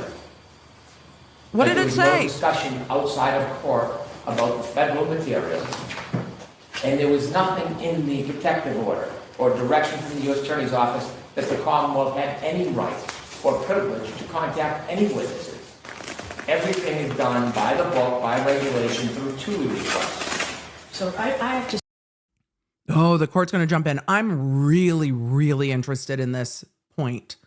What does the federal protective order say? He's representing that it says no contact outside of court. And that might matter. But we'll see. Because again, violating the federal protective order is going to go along the lines of the discovery issue. It's been resolved now. Oh, I want to hear what the court says. To say, I've never seen the protective order. I received a. The court's like, I don't have that. Whatever y'all are on about, I don't have it. Damn. Everything is done by the book, by regulation, through TUI requests. So I have to say, I've never seen the protective order. I Wow. received a stack of discovery that the federal authorities were kind enough to get to me in advance of trial last Wow. time. Because Mr. Jackson had told me he understood that I was operating from a place that I didn't have enough knowledge of what was going on. So I received those 3,000 pages plus. I did not receive a protective order. I don't know that I'm entitled to it, but it would be helpful. I don't want to take it if I'm not entitled to it. I don't know what the parameters are. Your Honor, we have a copy of the protective order. I did ask for it on. Somebody is like moving around paper clips right near the mic, so I'm going to turn the gain off a little bit until the sound calms down. But I didn't know that the judge didn't have the federal protective order. How do you know if Yannetti's misrepresenting what the contact between him and ARCA was allowed to be if you don't even have the order? That's wild.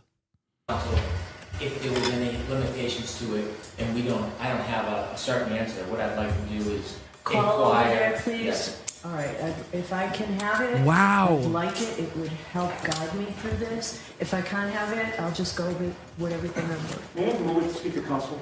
Sure. Wow. How does the court not have it? And I understand the court's caution, like I might not be entitled to I'll it. need to call the United States Attorney's Office and get an answer. All right, I appreciate that. Brennan, I'm going to call the U.S. Attorney's Office. Brennan, you know they're watching. They'll be expecting your call because they want to know what the fuck's going to happen too. I can't believe the court doesn't have it. Sorry to interrupt. And That's so the wild. trail That Damn. there was a rules of the road. There was no such rules of the road. Neither Attorney Lally or McLaughlin ever contacted any witnesses directly because they understood that that was precluded. And so there was not an opportunity to call or discuss or have. Well, that's not necessarily specifically true either, because there's a lot of witnesses that came up in this trial that also testified at the federal case. They weren't only federal witnesses, but they were federal witnesses. Conversation, share direct examinations, or have emails with these witnesses. In fact, it's underscored, isn't it, by the emails that we received where Dr. Wolf replies on the 24th saying U.S. Attorney's Office essentially told them to hold off on communications. It doesn't seem like that would be a very clear rule of the road to have independent conversation with these witnesses and then be cautioned that that no longer was viable. And so inevitably, it was the understanding that nobody would be speaking to the witnesses. And I did see in the transcript, in the voir dire, where it was asked, were you available to the Commonwealth? And the witness said yes. I don't know any basis whatsoever for the witness to suggest that there was any invitation to speak to them. And so what we have is we have witnesses that were wholly portrayed as independent. When we look at the testimony, it was represented many times in court, leaving the impression that the defense had no access and no special relationship with the ARCA witnesses. On June 5th, 2024, day 26 of trial. What date? Day 26 of No, I trial. know that, but what date? June 5th, 2024, discussing scheduling and voir dire hearings, the defense said, I provided everything we have. I can't make up discovery. I mean, I got a report. And everybody in this group knows why I can't provide additional discovery for ARCA. Everybody knows they've got what I've got. Your Honor asked, I haven't. If you can't, that's fine. So not everybody knows, and I make those decisions. Response, certainly, certainly. You're the one who needs to know, and I thought you knew. The federal authorities will not allow me to interview or ask for additional information from anybody in their world. So I have nothing. I've got a report. He's got the report. That's it. I'm going to start asking questions on the report. That's it. He can cross on the report. So as many times as he says, I don't know what they're going to testify to. Yes, you do, because they're going to testify to the contents of the report. And those are definitely questions I'm going to ask, so I've got clean hands. All right, so you're reading from a transcript. As you know, there are dozens of transcripts. What's the volume number? This date, I'm sorry. What's the volume number and the page number? Day 26 of trial, page 248 to 250. I will get a volume number to the court. That's okay. This seems to directly contradict the theory that Attorney Alessi has been promoting today of the rules of the road. This does not suggest that ARCA is open for business and private discussion and consultation and payment. It says the opposite. It says the opposite. The federal authorities will not allow me to interview or ask for additional information from anybody in their world, so I have nothing. And so this presentation today by Attorney Alessi, suggesting somehow that this was open and notorious, is not backed up by the defense attorneys themselves. The June 10th hearing, we've already been through it. I won't repeat it, but those comments are important. I think what stands out about I want to prior hear it. hearings, and I say that I think there was a murky relationship that we have not done more than scratch the surface of, is, Your Honor may remember that the defense noticed 3 experts, including Mr. Klein. When we get to June 10th, Your Honor is asking, regarding the 3 experts from ARCA, and this is June 10, 2024, trial transcript 28. Hold on one second. Let me grab that.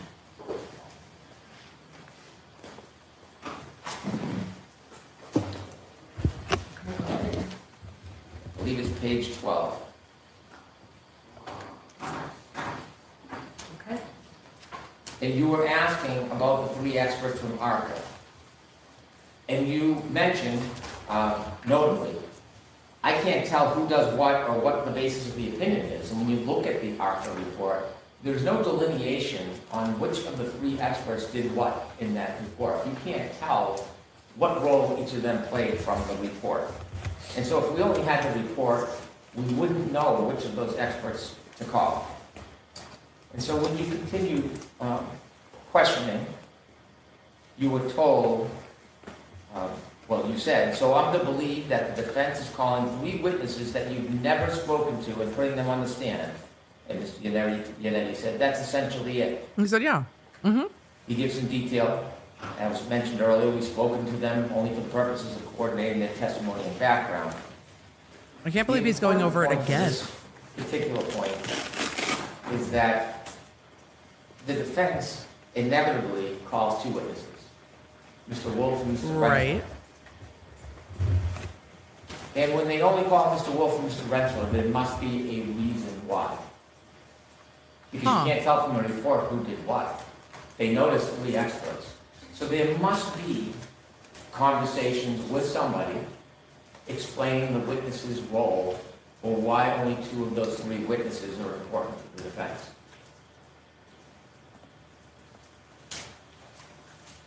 And so it is clear from the absence of information, there are much more communications that are expected to be He thinks they didn't turn it all over. in existence that have not been provided.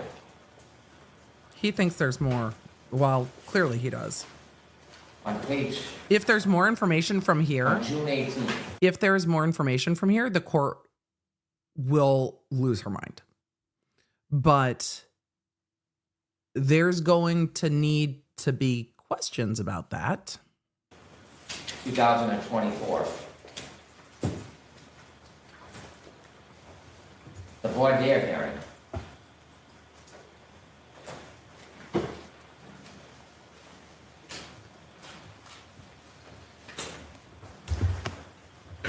Tell me more about the voir dire hearing. The court asks, well, I thought that you would help. I've got the transcript. What page are you on? Do you know? No, but I can. If it's just your notes, that's okay. I can pull it up here. He's not talking about I see some of you asking about the 3,000 pages from the feds. He's not talking about the 3,000 pages from the feds. He's talking about the emails from the defense and the information turned over from the defense. That's what he's talking about.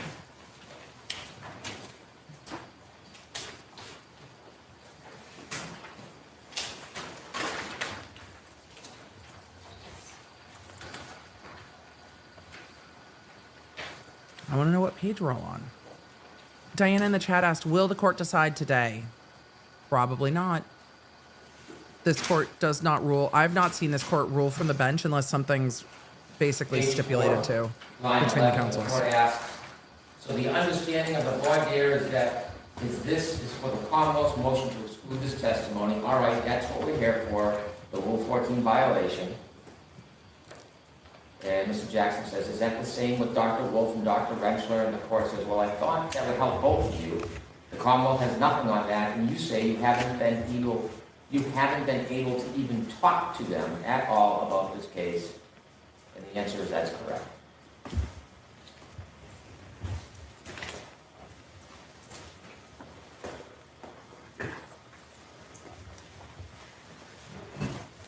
Now, refraining from my opinion and characterizations, unlike the defense, I think that the transcript speaks for itself. I'll let it speak for itself. Wow. The shade, unlike the defense. I'll let the transcript speak for itself. Continue Sir. in the voir dire hearing. It's so much. Also, my teen walked in. That's who I was chatting with. But that's just. Bruh. I'll let the transcript speak for itself. He does not have any contrition at all. Page 71. Yeah, he's just gonna double all the way down. He's like, no, they should have turned it over, and they should have. Okay. But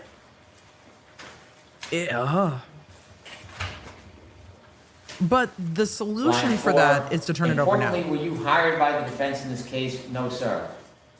They Before were. this morning, when you walked into court, had you and I ever met face to face? No, sir. Now this. They hadn't met face to face, and they weren't hired by the defense. The defense didn't hire them. I don't think that's untrue. If he's going to try to say that's untrue, I don't know where he's going. The defense didn't hire them. They say the bill was a surprise, but the witness says, no, they didn't hire us. They were hired by the feds. This illustrates an important point. That is technically true. But what impression is that making to the court and to the Commonwealth? Is that a genuine impression consistent with reality? Line 20, the person to my left, the female to my left sitting here, have you ever seen her before? Nope. Do you know who she is? Yes.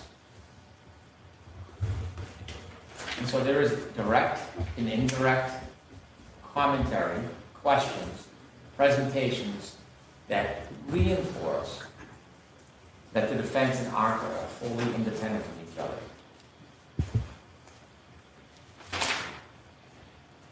Aggressive This is page also flipping. consistent with the representations regarding payment. There are questions voir dire and at trial about whether or not the witnesses were ever paid. It may be technically true they were not paid at the time they were asked the questions, but if there is an expectation of payment, it is a promise, reward, and inducement. Was there an It can show expectation of bias. payment? There's nothing wrong with paying an expert. There's nothing wrong with going over a direct examination with an expert. There is nothing wrong with talking about particular questions with an expert. But when these experts are being portrayed a certain way, that they're independent, that there is no evidence, information about them, then it is not a fair representation. It is not an honest representation.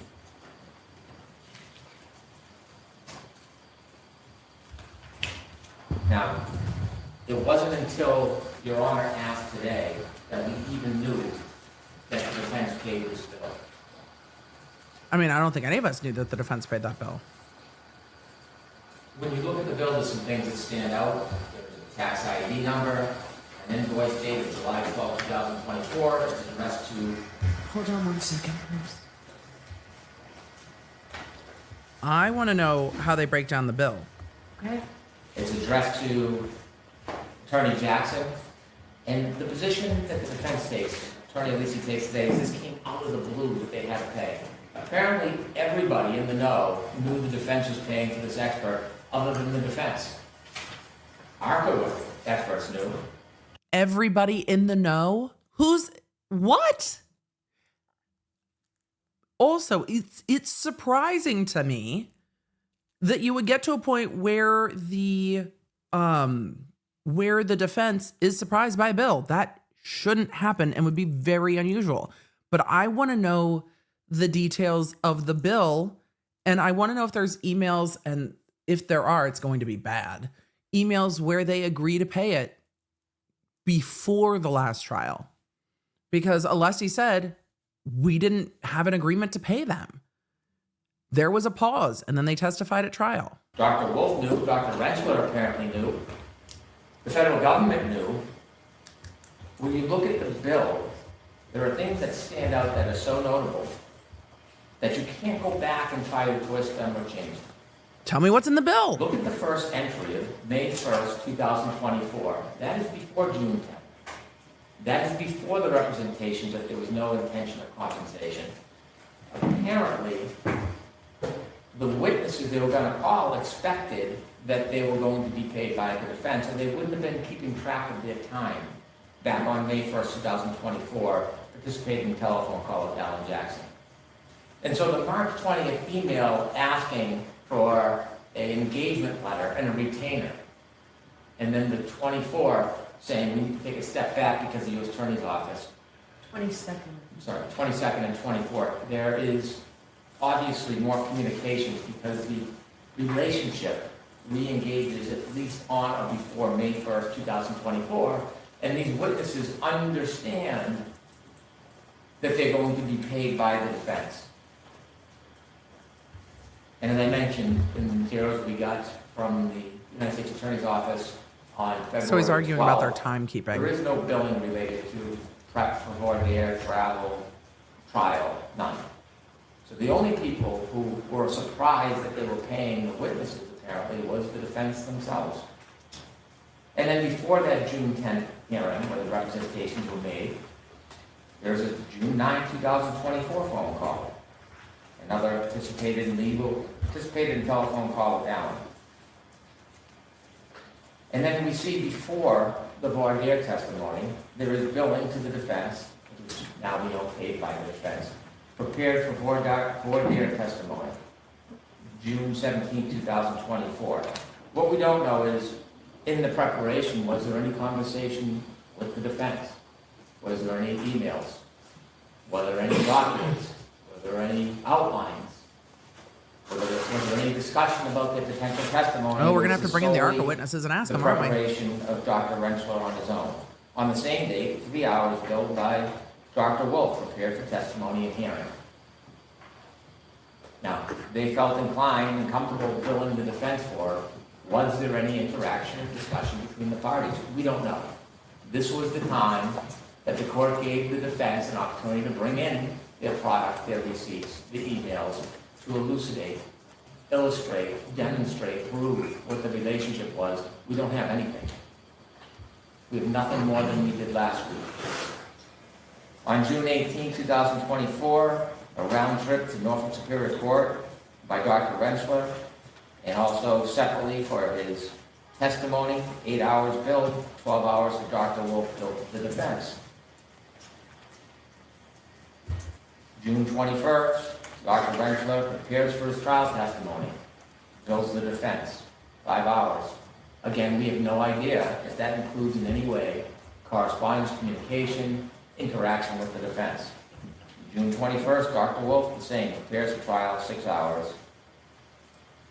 June 23rd, Dr. Wolf travels to Boston for trial, significant delays, and then Dr. Rensler on the 24th, round trip, Norfolk Superior Court, 11 hours, 6.5 hours respectively, billed to the defense. Now, it's hard to believe these witnesses would put forward money and expenses and travel without some understanding that they were going to get paid. It is hard to believe this company. And those aren't just travel expenses. He's saying they billed for their prep, they billed for their testimony time, they billed for their travel expenses. So when you asked in trial, were you hired by the defense? They weren't hired by the defense, but they were paid for their testimony, even though they weren't paid for their testimony at the time of trial. So he's saying the information, or he's trying to argue that the information is incomplete and that is why the bill came in July after the trial. Especially after receiving an email about engagement and retainer, especially after having conversations, collaborating on their potential testimony. It is hard to believe that they would come to Boston, spend their time and their own money to do this, to just simply send a bill later with no expectation of being paid. In fact, it's a very specific accounting of their time. And when one accounts for their time, it's because they need to have a contemporaneous record so they can get paid for that time. Also billing for wait time and travel, testimony at trial on June 24th, and then there's expenses for June 18th and June 24th. Specific expenses, $1,749, $1,932. So they are keeping very careful track of the bill that they send within 1 month of the offense that gets paid that Commonwealth and the court never knows about. Talk about correcting a record. And so this $23,925, we find out today, it was paid by the defense. We hear that there was a conversation with the federal government. We have no affidavit, we have no witness. We have no writing, no email, no correspondence, nothing to support or put in context the conversation. Nothing. Nothing. And so when you look at the story, We need to hear from on this ARCA. bill and the timing of it and the details of it, we know that we are getting a fraction of the story. Did ARCA think they were getting paid by Not the enough defense to blame the court, or just by somebody? blame the Commonwealth, blame the U.S. Attorney's Office. There's some accountability.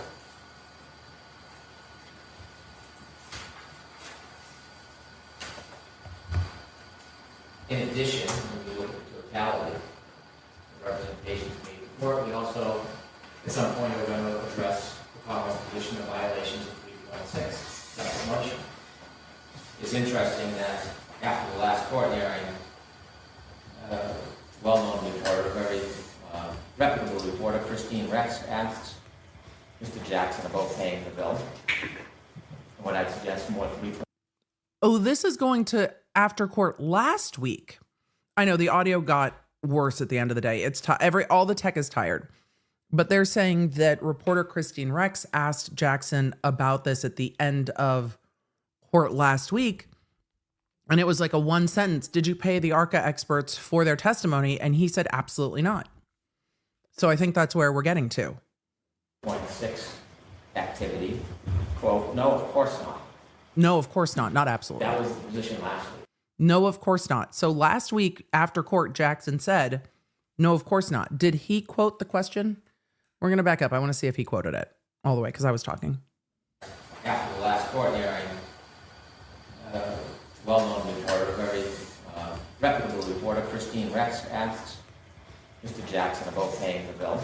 And what I'd suggest more 3.6 activity. Quote, no, of course not. That was the position last week. I think her exact question involved, were they paid for their testimony? But it sounds like they were paid for their time in court. So if the implication is, were they paid for their testimony to like change their testimony, then that's not accurate. But were they paid for their time? It seems that they were. They weren't hired, but they were paid for their time. So we'll get to what she actually asked, perhaps at the end of this hearing if we have time. But again, we now know that they paid it, and that wasn't a representation to the court. So what we're left with is we still don't know the relationship between the defense and ARCA. We don't know about the impact it had on the first trial. There has been these multiple representations that ARCA was independent, they had their opinions, and they were exculpatory. ARCA's opinions changed. There were 4 opinions. And if you look at the report, and I'm not going to read it for the sake of the press and the public, we're going to have a trial, and we'll vet it at trial. the shade. When you read the report, clearly the representations made about that report were extended at trial. And the question's going to be, why? Why did they improve? Why did Any they... particular page without sight? I want to know how it changed. Tell me, how do you think it changed? Look at the first page. Yes. Yeah, You don't have to read any of it, you just tell me what paragraph. Oh boy.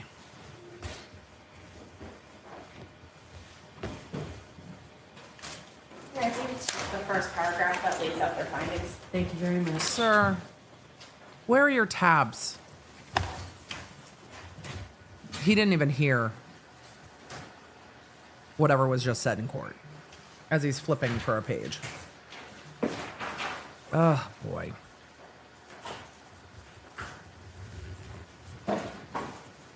I'm waiting to see.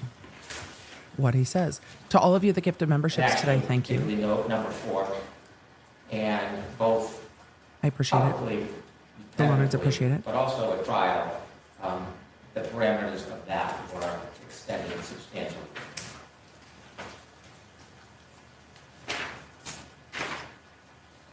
There is a summary again at the end of that report, substantially says the same thing. If you look at the last page, which is signed So is by it the same? all 3 of the experts, Mr. Wolf, Mr. Renshaw, and Mr. Klein, says essentially the same thing.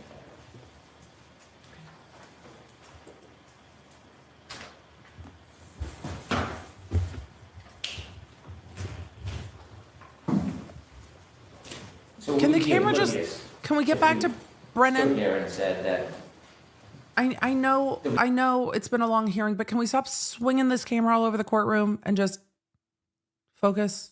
relationship between the defense and the experts, there's no relevance to bias or motive or desire to please, because clearly there's a change, there's an expectation of payment, there's communication, and to suggest that an outline was provided so close to the testimony, therefore it shouldn't have been shared, it isn't just what's in that outline. It's the fact that they have the relationship. Attorney Jackson may have brought out that accidents happen often at night. It's not the point. The point that the ARCA witness is willing to forego that information as a benefit to the defense. That is the heart of what is missing and what is hidden. And so there are a number of instances, 3 of them, in the outline where the ARCA clearly is trying to accommodate the defense. And by representing to the court that there is no relationship, the hands are clean, they have no information, is not only not accurate, it is misleading and unfair. So we know there is more. The question is, will we get it before trial? I have another TUI letter going out this week. I don't know how long it will take to respond to it, and the TUI letter is not going to be thorough and complete. It's just not the way TUI works. And so, I still want to know what change he's on about. Spot. Well, actually, we're in a better spot. We know now about the relationship. We know about the potential bias. We know about the payments, but we don't know the full scope of it. And so, we are entitled to that information.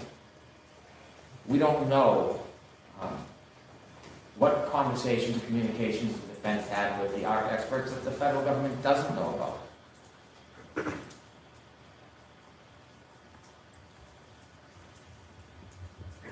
Over the next few weeks, we're going to attempt to get more information, but we will never have an accurate accounting unless it's compelled. So he's asking for it to be compelled. That was loud. Your Honor has mentioned the sidebar, Which one? the most recent one. Okay.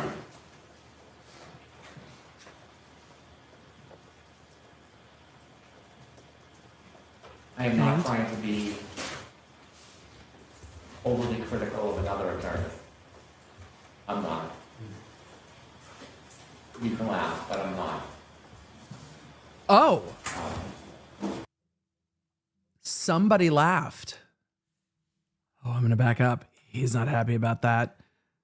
I don't know who laughed. He probably does. That's why I said you can laugh, but I'm not. Oh gosh. They're not yelling, but the temperature hasn't been dialed down. I backed it up. I am not trying to be overly critical of another attorney. I'm not. You can laugh, but I'm not. Huh. It has been my effort to get Rule 14 material. It has been my effort not to exclude ARCA witnesses. It has been my effort to try to achieve fair play. There's been no other way to compel any information other than to file motions in this case. And it is not incumbent on the government to fight for this information. We're entitled to it. We're entitled to it. And at this point, we have no confidence whatsoever, none, that we're going to receive the information that we deserve.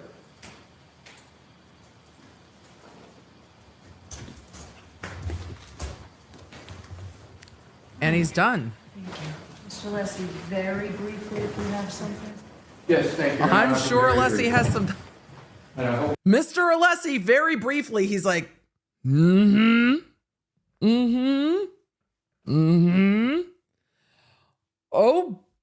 Oh, shots have been fired today. we get an opportunity to have a more fulsome response, but I'm going to be very brief on the key points. Attorney Brennan focused a lot on the Also, the only time the camera's not focused on defense table is when somebody makes a noise of some sort. invoice. As I said, I work with experts all the time. The experts keep track of time. They had historically been paid by the government. There's another completely... Isn't that what we were just speculating? They expected to be paid by the government, so they were keeping track of their time. I work with experts all the time. Let me just say that. The experts keep track of time. They had historically been paid by the government. There's another completely rational, more probable explanation that they have been retained by the government. They were being paid by the government. They maybe at a certain point didn't know who was going to pay their bills because they turned out they were going to be providing testimony. That is a whole different issue, what they expected to be paid and by whom from what the defense expected. So two things can be true. It can be at some point they thought they were going to get paid, but up to that point they were being paid by the government. And in the entries, all that Mr. Brennan went through, particularly the early ones, there is zero evidence before the court on any basis that they expected on those dates of those entries that they were going to be paid by the defense. And it's very important because Attorney Brennan spent most of his time on that invoice. With regard to the comment he made, and this is the problem when we don't have notice, like I provided a notebook so everybody could see it. We don't have some of the things that Mr. Brennan was referring to, but he referred to, of all things, Mr. Jackson's response to a reporter. We're here talking about communications to the court. But to be clear, the reporter asked, did you pay for testimony? Did you pay for testimony? Oh, he went and found it. Did you pay for testimony? So he's like, okay, fine. The defense or the Commonwealth is just talking about stuff and they didn't provide it to us, but now we've got to go find the exact question. Let's go find the exact question. And the exact question is what he is bringing up. We're here talking about communications to the court. But to be clear, the reporter asked, did you pay for testimony? Did you pay for testimony? Mr. Jackson, of course, said, no, I paid for their time. Did he say I paid for their time? No. Pardon me? Did No, he he say I paid for their time? No, he didn't. Mr. Jackson? No, he said didn't. the words, of course not. Of course not. Did you pay these witnesses for their testimony? And I said, of course not. If the court were to ask me that question today, I would respond exactly the same way. All right, so you just told that I paid for their time. That No, was not said, right? That was not said, but I'm saying there's always some inference about what he said, that what was said, but that was his response, that was it. But it was the premise of Attorney Brennan was, what Mr. Jackson said to the reporter was different from what you've heard in court today, and it wasn't. It's important to be accurate. The other things that I'm going to go through quickly is it kept stating that there had to be a belief that they were going to be paid by the defense. There is no evidence whatsoever for that because it didn't exist. They thought they were going to be paid by someone. Now, with regard quickly again to It's a fair other argument. topics. Attorney Brennan talked about 3 witnesses, right? And he said he was, I believe I took it as clearly inferring 3 outcomes. Your Honor can go back to the transcript. It was Dr. Russell was the 3rd one. Oh, I thought it was the 3 ARCA people. I Yep. will go back to the transcript. You could. This is an incredibly interesting point. Brennan argued there must be 3 ARCA experts, and the ARCA report seemed to be signed by 3. And Brennan said to the court, look, this ARCA report is signed by 3 people. So why did the defense only choose to call 2? And Alessi is saying the defense noticed 3 experts, the 2 ARCA experts, and Dr. Russell.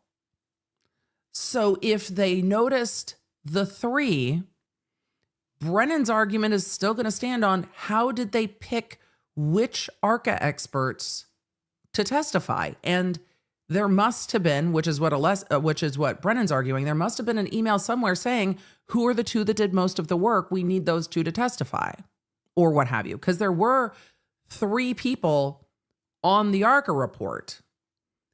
But he's now arguing, no, it was the 2 and Dr. Russell.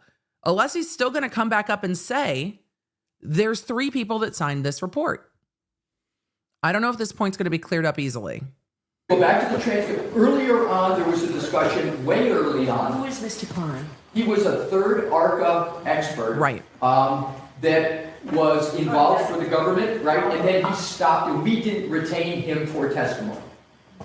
So you did retain people for testimony. And let me be clear on what I mean by retain. I think that needs to be made clear. I'm going to back up. I think that does need to be made clear. Russell was the 3rd one. Oh, I thought it was the 3 ARCA people. I Nope. will go back to the transcript. You can go back to the transcript. Earlier on, there was a discussion way early on. Who is Mr. Klein? He was a 3rd ARCA expert that was involved for the government, right? And then he stopped, and we didn't retain him for testimony. Okay. And let me be clear on what I mean by retain. He didn't testify. It's been a long day. I understand. I'm trying to answer your question. I know, and I realize that you just said something that you want to explain. Go ahead and explain. Right. So what I'm saying is, in terms of, I'm going to take back the retain. The point take is, out the retained. There were originally 3 ARCA persons on the report that we got from the government, right? Rentschler, Wolf, and Klein. We only went forward with the testimony of Rentschler and Wolf. And that's what I want to come to, Your Honor. The whole emphasis was that the Commonwealth had no notice that we were going to use these experts. Your Honor, to be fair, part of their argument is, how did you differentiate between the 3 if you'd never had any communication with them? That's part of it. So I'm interested to see if he illuminates that for us. The voir dire was the notice. And my point was, I didn't say that there was no bias. What I said was, once you decide you're going to use an expert, right, you're going to be having them testify. Anybody could claim that that testimony is biased. But the point is, Your Honor, that the allegation that somehow mysteriously this 3rd person that was being discussed, and clearly the inference was that we were misrepresenting still about which ARCA witnesses, yes, because we weren't talking about the 3rd. The 3rd was down. It wasn't an impression. He said, essentially, you must have narrowed it down somehow. So how did you decide who to call? So it will be interesting to see if he gets to that. Dr. Russell, and you'll see that in the transcript. Okay, but when I said you expect something, whatever I said, you expect me to believe that you were calling 3 witnesses whom you've never spoken to. When I had that discussion, Court was talking about ARCA. That's what I meant. Thank you for bringing that up, Your Honor. And that was just ARCA. That was nothing to do with Dr. Russell. But here's the important part. Attorney Brennan didn't read the rest of it. You're to believe... Okay, so where are we? Are we the June 10th? Yes, please, Your Honor. June 10th. That's exactly right.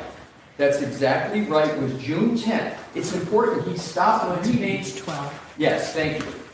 So he's on a roll now. He's just like, and I think the reason that we have a much different energy from Alessi is because they are over time for the day, and the court has let them go over time, and they are trying to finish. even though the court has let them go beyond 4 o'clock local time. So the court, I think we are seeing him trying to hurry, and that is not helpful for him. It is not his default best setting, because he is trying to hurry up and answer the court's question.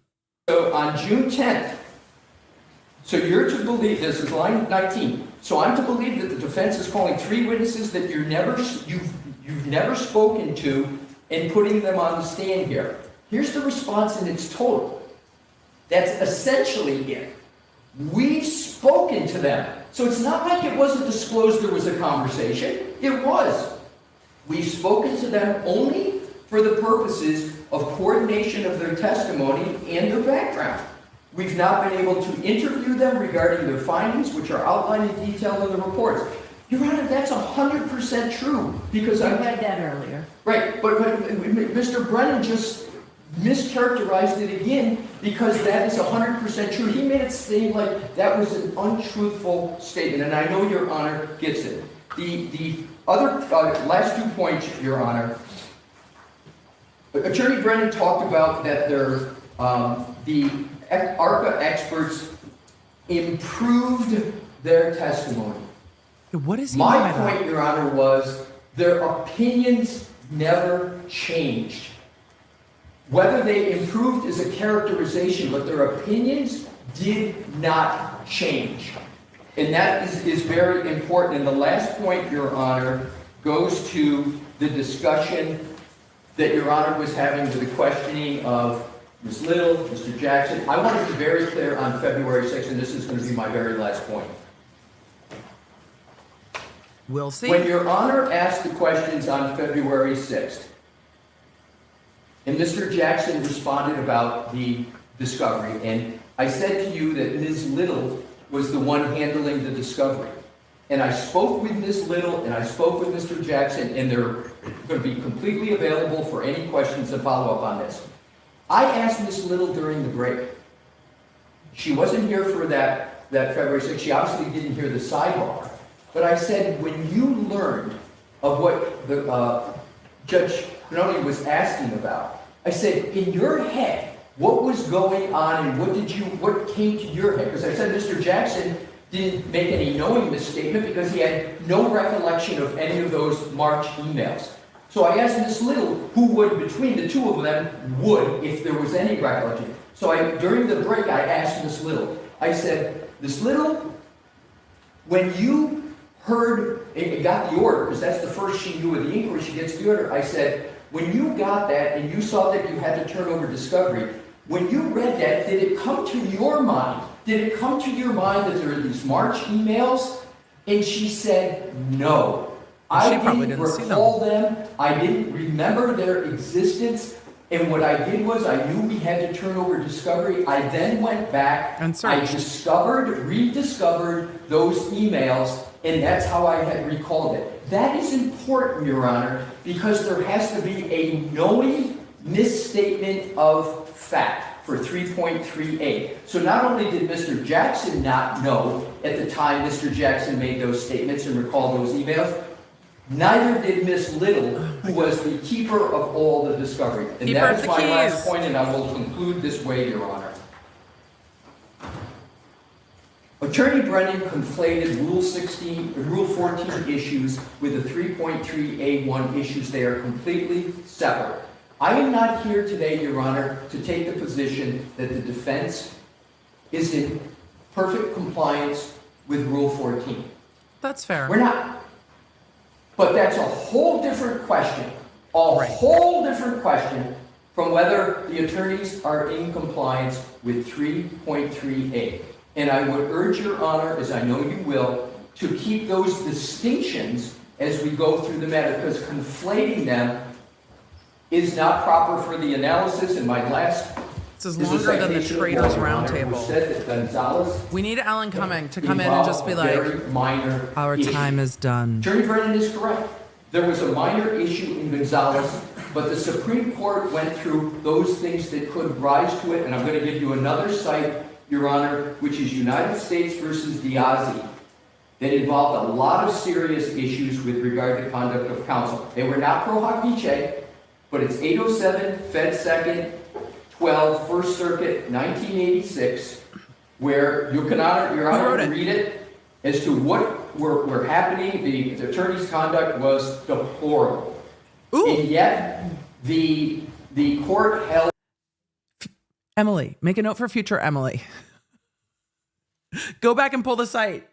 I want to see what the 1987 case and deplorable conduct was. So I'll be going back to that later. That you could not disqualify them because of the Sixth Amendment.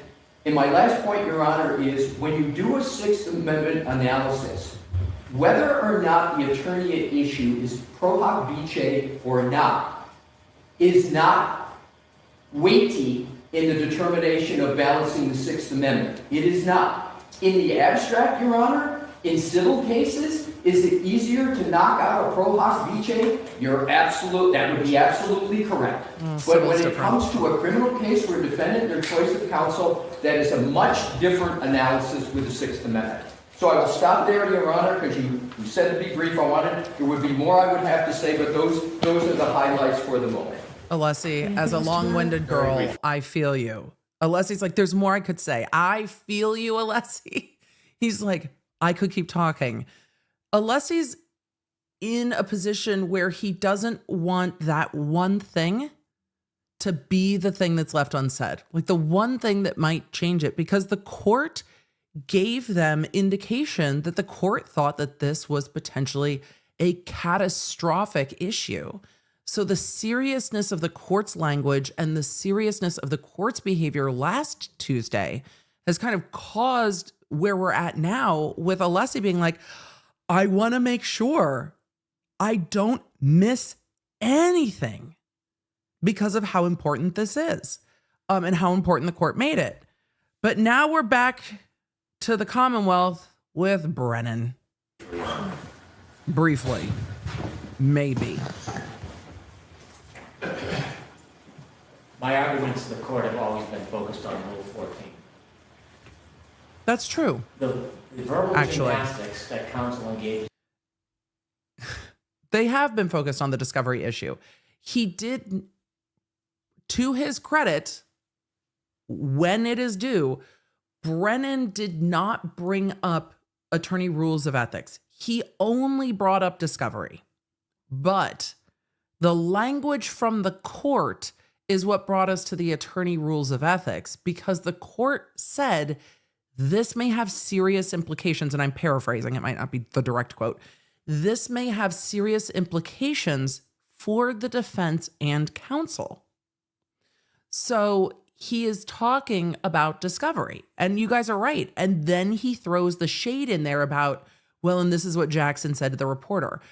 When he does that, though, he's saying, but I think there's more that we don't have discovery-wise. I think we need more discovery.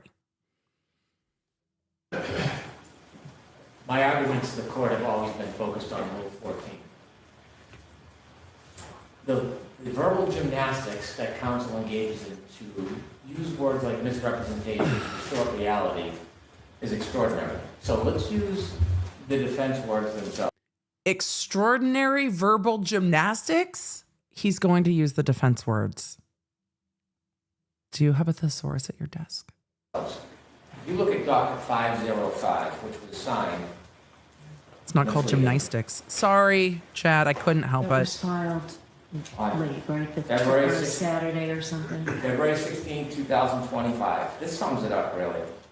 And this is signed by Attorney Jackson, Attorney Alessi, Attorney Manetti, certificate of service by Attorney Little. Was it signed by Ms. Little?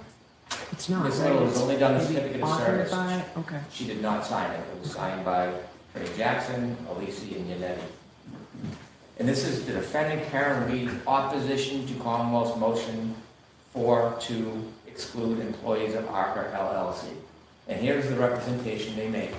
Not my words, not a misstatement, not a distortion. This is their words. He's going to the defense's opposition to the Commonwealth's motion to exclude the ARCA experts. That's what we're talking about now. Now comes the defendant Karen Reed, Ms. Reed, and respectfully request that this honorable court deny the Commonwealth's motion to exclude the expert testimony of employees of ARCA LLC, namely Daniel Wolf, PhD, and Andrew Rentler, PhD. Here's the important part. The Commonwealth's motion to exclude these exculpatory expert witnesses who were not hired or paid for by the defense is not made in good faith and is a desperate and transparent attempt to keep exculpatory testimony of neutral expert witnesses from reaching the jury in this case. I know Attorney Alessi no longer likes the word retain, but that retain word has import. There's a reason he said it. Their words, their motion. This is no different than the tone of representations made February, last June, May, and before. Thank you. That's, So we're back here next week. we're going to get to scheduling. That's an interesting argument. And the argument is, well, in their motion, they say they did not pay for these experts.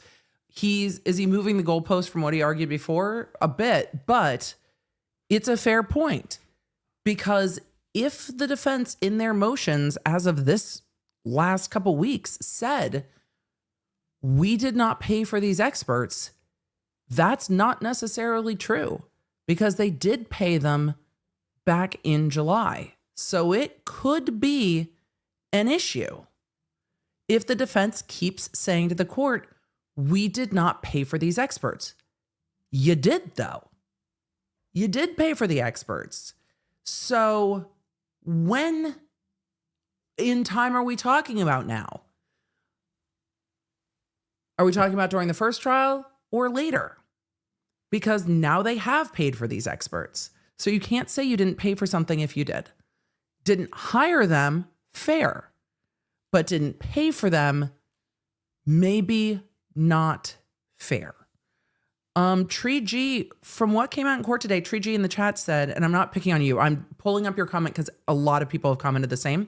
They paid for their expenses for them to testify, but not for the report. Fair, but they paid for their time to testify too, even though they didn't pay for the report. So it's different. Carla said the same thing, but not for their expertise, though. They were paid for their time. They were paid for their time to come testify, to prepare for their testimony, to travel. They were paid. They weren't paid by them initially, but it is factually true that they paid them,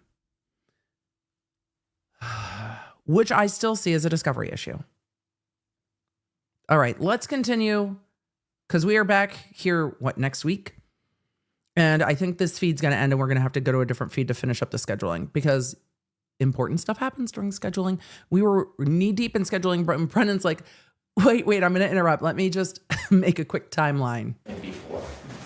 Thank you. All right. So we're back here next. For those of you in the chat saying they weren't paid, I disagree. I disagree with you. We can disagree, which is fine. But what we heard earlier in court from the bill that was paid is that they were paid for their day of testimony. They were paid to travel. They were paid to prep for their testimony. They were paid for the voir dire day. They were paid for their time to come testify. They were paid for their expenses in addition to their time. Just expenses wouldn't be their prep time. Just expenses wouldn't be their court day. Just expenses would be flight, hotel, Uber's food. But it sounds like they were compensated for their time to come testify.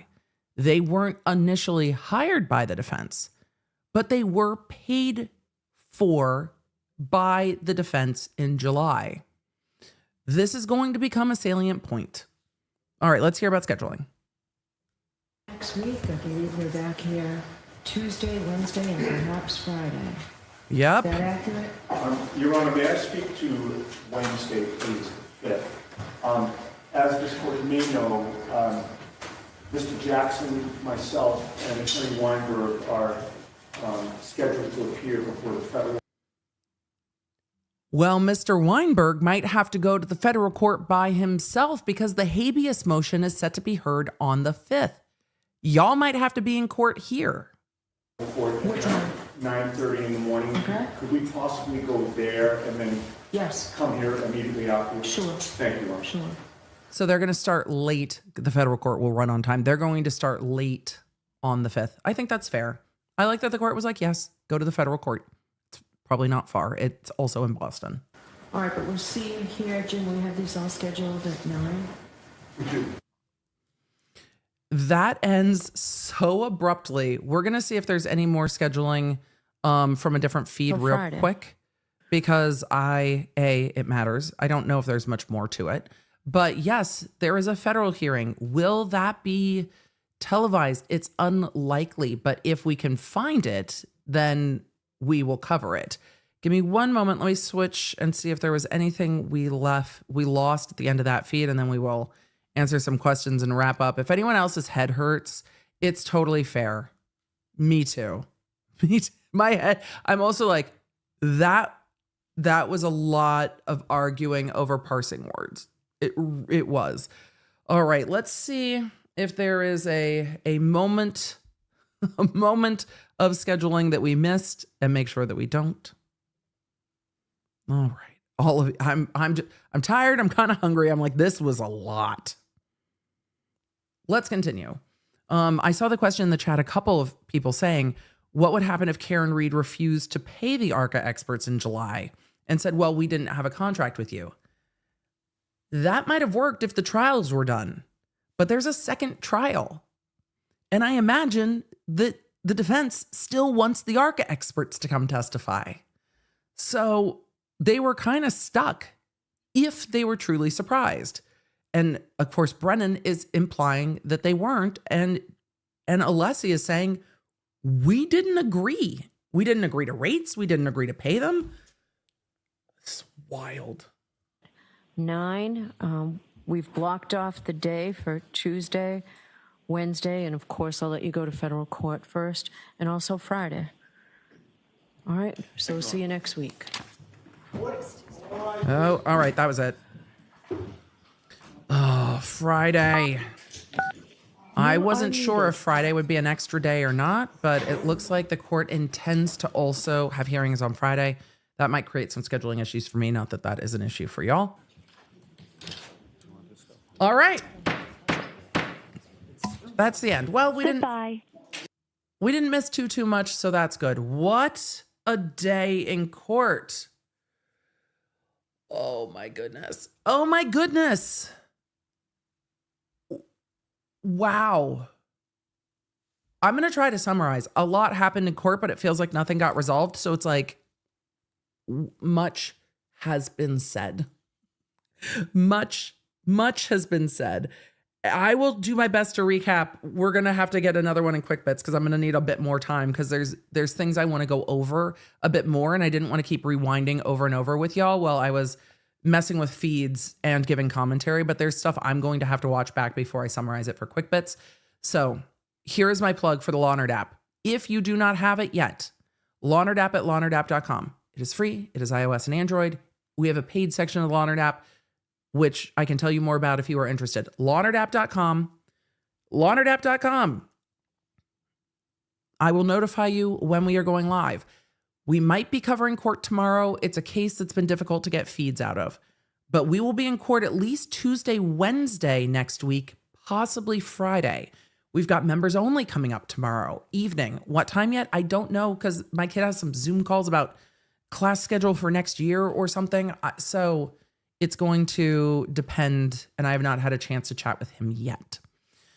So the notifications in the Lawnerd app will tell you when Quick Bits drops, so you are never out of the loop. And we have a how-to video that many of you have commented on. Our how-to video on how to get notifications. So for those of you who have watched that video and appreciate the video, yes, it is voiced by someone on our app development team. All of you have clocked it and noticed it. But if you go into the notification FAQ in the app, you can watch that notification video if you need help with turning your notifications on.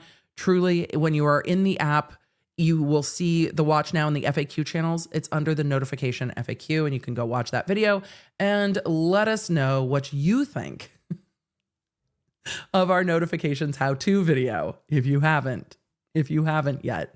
So, law nerds, let's try to summarize if we can. Today was a long court day, even though they started at 11 a.m. Eastern. They went through the entire day beyond 4 o'clock, with most of the day being taken by Alessi to argue numerous different points to the court, understandably based on his concerns about the court's statements last Tuesday. The court said, I have grave concerns, and what happened may impact defense counsel or the defense in this case. And Alessi said, okay, here's a binder that's color-coded and a timeline. It's the screenshots, receipts, timeline, fucking everything. Not the rumors, not the nastiness, just the receipts, screenshot, timeline. And he went through methodically the contact with ARCA, the rules regarding contact with ARCA, which come from a federal protective order that came with, it seems, the discovery turned over by the feds. A federal protective order does not surprise me, but the federal protective order these sides are indicating said that there couldn't be contact with the witnesses, and that wasn't argued much by Alessi when Brennan said there couldn't be contact with the witnesses. And what does contact mean? Is emailing them, hey, can you come testify? Is that a violation of the federal protective order? What was stunning to me is by the end of the day, we learned that the judge has never even seen the federal protective order. So when Jackson represented it to the court, he said, we can't prep with them. When Brennan represented it to the court today, he said, we can't contact them. Alessi didn't dive into it too much to say we can't have substantive contact with them. So there are a lot of disagreements over what the federal protective order says and means. And what we don't have is a judge to parse it because the judge doesn't have it, which is wild. But the federal protective order is not the heart of the issue. It's a part of the issue. It's context of the issue, but it's not the core of the issue. And Alessi addressed numerous issues. He addressed a Rule 14 discovery violation. And I think he addressed the Rule 14 discovery violation well in saying, yes, there were things that should have been turned over. However, the remedy for that was the voir dire, and the remedy for that now is that now it's been turned over. So yes, was it a perfect compliance with discovery? No. Was he arguing it was a perfect compliance with discovery? No. He also said things do happen in cases this was in the middle of trial, and it was essentially inadvertent. And so we see the defense saying, yes, discovery should have been turned over with regard to these things. They also said for the first time that the bill sent by ARCA to them was sent to them in July, was a surprise to the defense, and they were surprised and seemingly frustrated that they received a bill out of nowhere, and that bill was paid at the end of July 2024. So ARCA has now been paid, not just for travel and expenses, but also for their time to testify and preparation for testimony, which we learned more when Brennan spoke today and went through the bill to ARCA quite thoroughly. We think line by line, but none of us have seen it. So maybe it is, maybe it isn't. Alessi also went through the greater concerns, it seems. Oh, we binged. Hey, everybody. Did you hear it? I heard it. I heard the bing to 806. Well, thank you guys for subscribing. Hi. We also heard Alessi arguing the point that I think is more concerning for the defense. And that is whether or not there were ethical violations and whether those ethical violations have substantial import on the defense team. And he lined out the rules of ethics and talked a lot about whether or not there was a material misrepresentation to the court and whether it was knowing.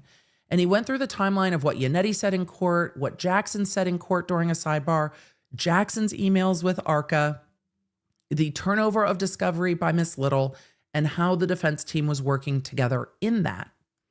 He also went through 10 statements, he said, and we had gotten to 5 and then we had gotten to 10. 10 statements that he said were counterfactual to the truth from when Brennan represented to the court on Tuesday, February 18th, that the defense hadn't turned these things over, that these conversations and the emails were not accurately represented. And he went through not only that, but the court's response to them and said to the court, in sum, the court responded to information that was inaccurate. The court's response on the 18th was a response to the way Brennan framed things that really are inapposite to the truth. And those framings included that all of this came from the feds, statements of the emails, and it was argued by Alessi that the email was not quoted in full, even though Brennan said, and I'm reading from the email, and it was not quoted accurately and in full, and other statements, and then went into the potential harm to the defense. And Alessi said, I don't know if the prejudice to the defendant can be undone because the ARCA experts have been attacked. They've had their credibility impugned. They have been harassed. The defense has had its credibility impugned. The court's statements went completely viral and made headlines that seemed to imply that the defense is hiding things or that there might be substantial impact on the defense attorneys. And those things are all happening while questionnaires and jury summons are out to the public.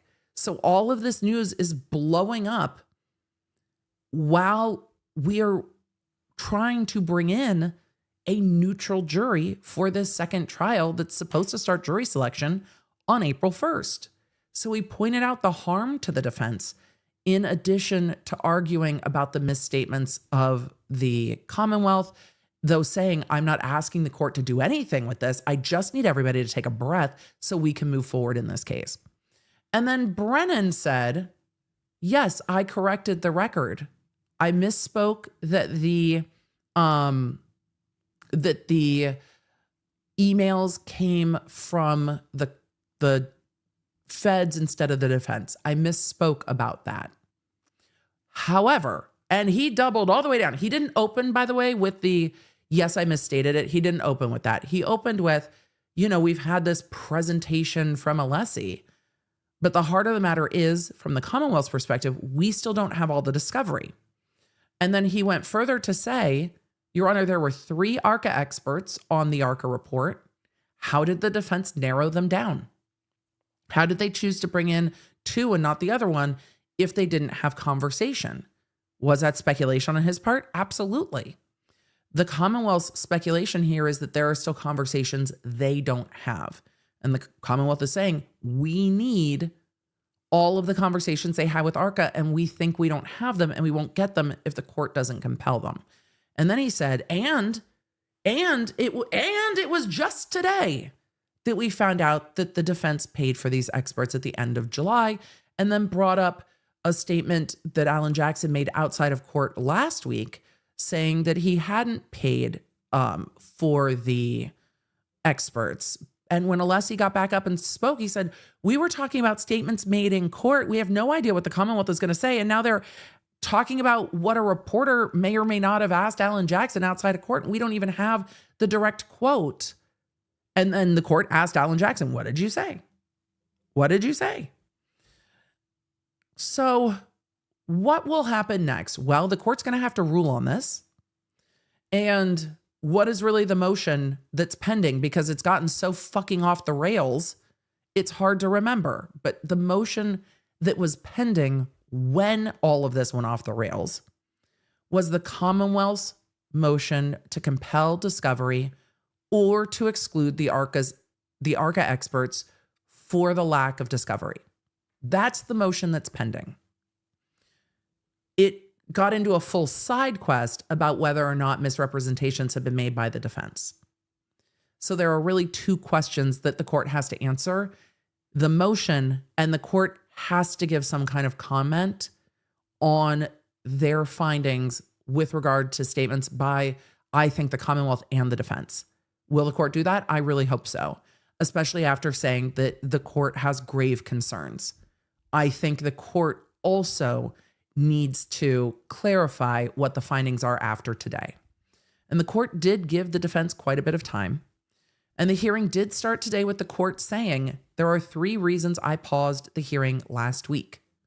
And the first was to give the defense a full opportunity to collect their information to give us the picture of how this happened. So is there a discovery violation? Yes. What's the remedy for that? You have it now. And to double check and say, you have everything we have. But Brennan was pointing out, well, there's a phone call here that was charged. The ARCA experts billed for a phone call with Alan Jackson. We don't know what happened on that phone call, but the defense isn't necessarily required to distill that to writing unless the witness said something beyond like scheduling.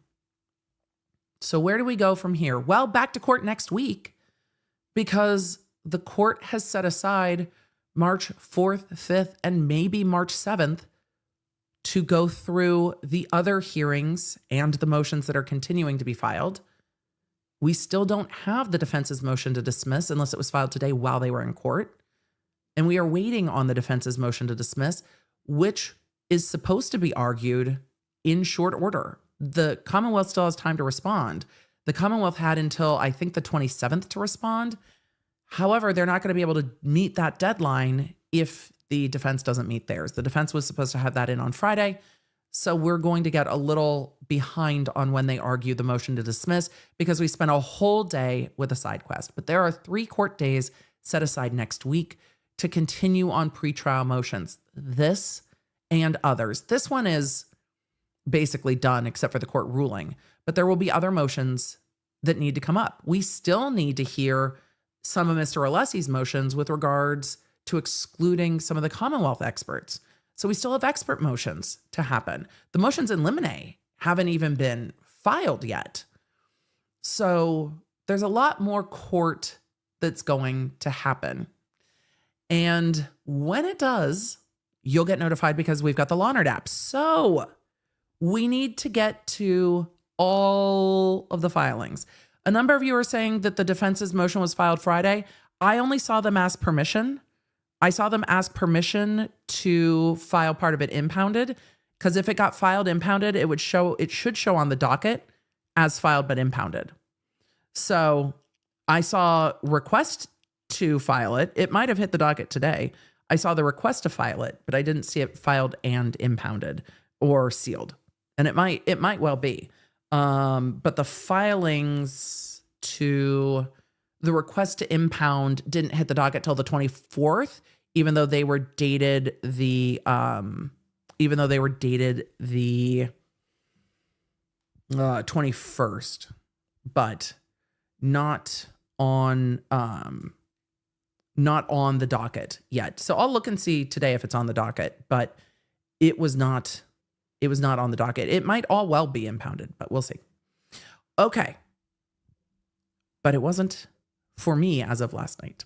So with the request to impound, I think they would want the permission granted by the court. Either way, I will answer it. We're going to stream tomorrow. It just depends on if we're streaming court or not. So the time tomorrow might change. I will keep you posted. We have a lot of other documents to go through, but there's still documents in this case. So who knows? But if we have a feed tomorrow from court, then we are going to go to court tomorrow too. All right, let's get to questions real quick because we need to get to getting.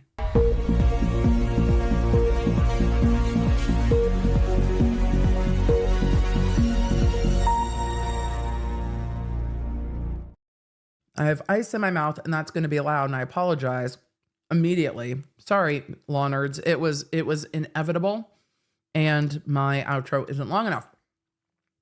So thank you guys for everyone who gifted memberships. A huge thank you.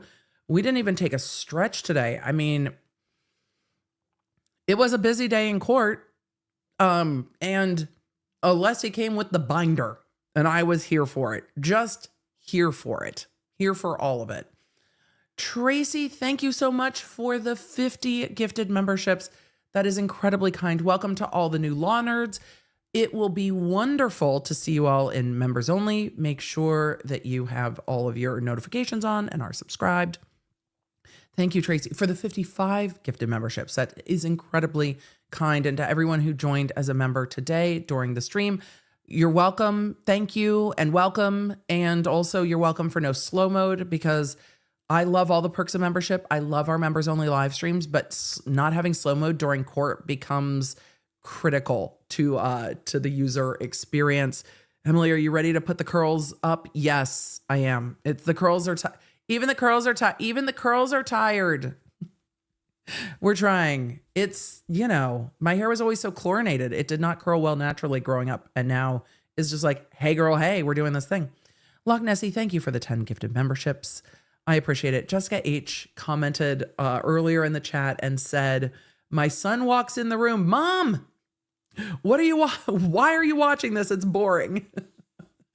Son, remember, I am a retired paralegal. This is fascinating. There was a lot of inside baseball today.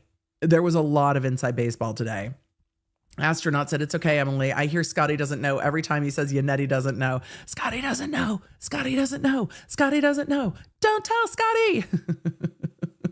Such a good song. It's a good movie. It's a good song. It's the music video. So good. So good.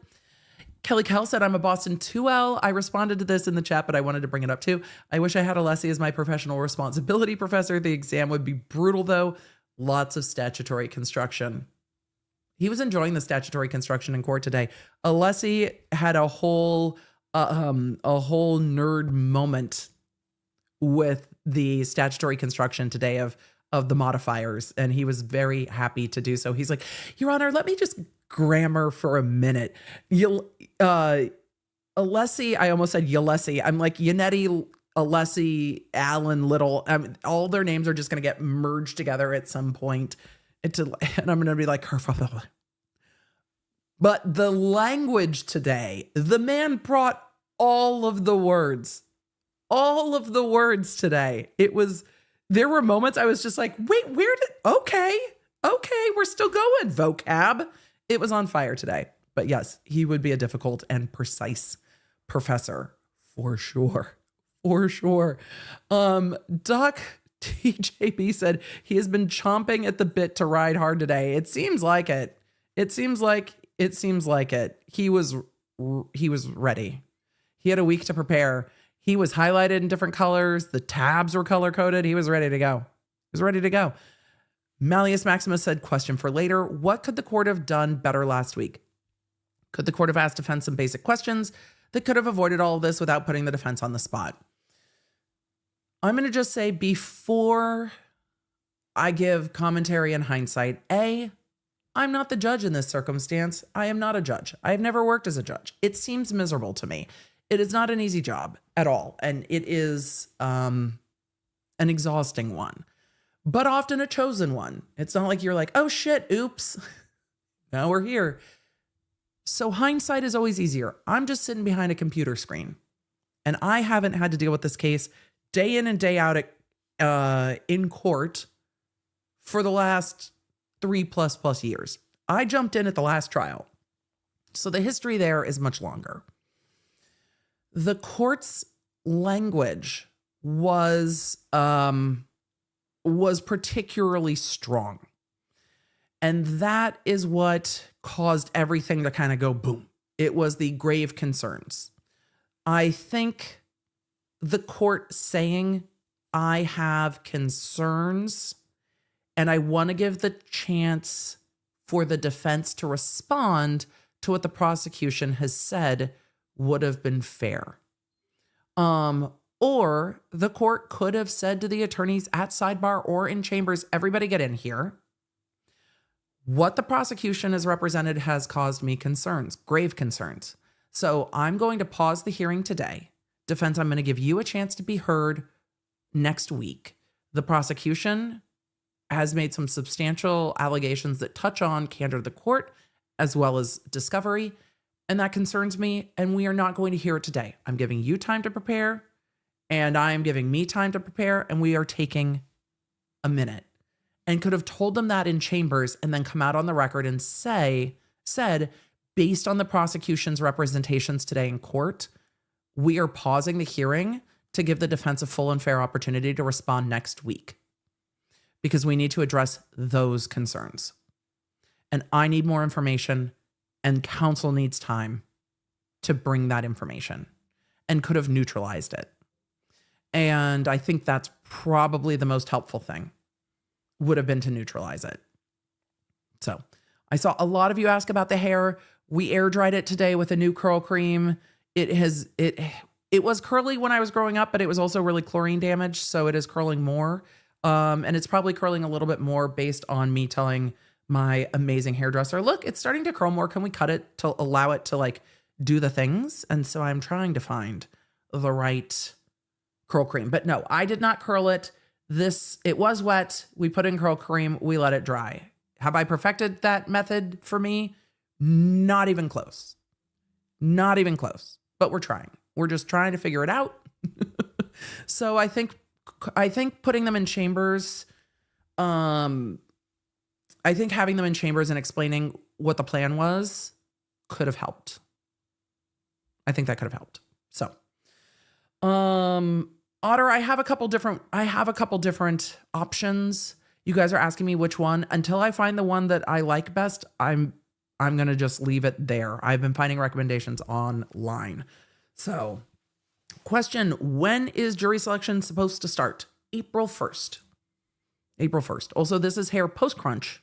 So, it's just, this is where we're at after it dried. This is where we're at.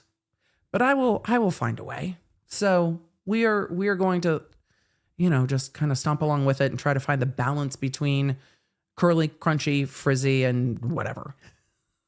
So I'll let you guys know. Don't worry. I'll let you know when I find the one that I like. When I get a routine down, I'll tell you. But again, it's going to be different for everybody because everyone's hair is different.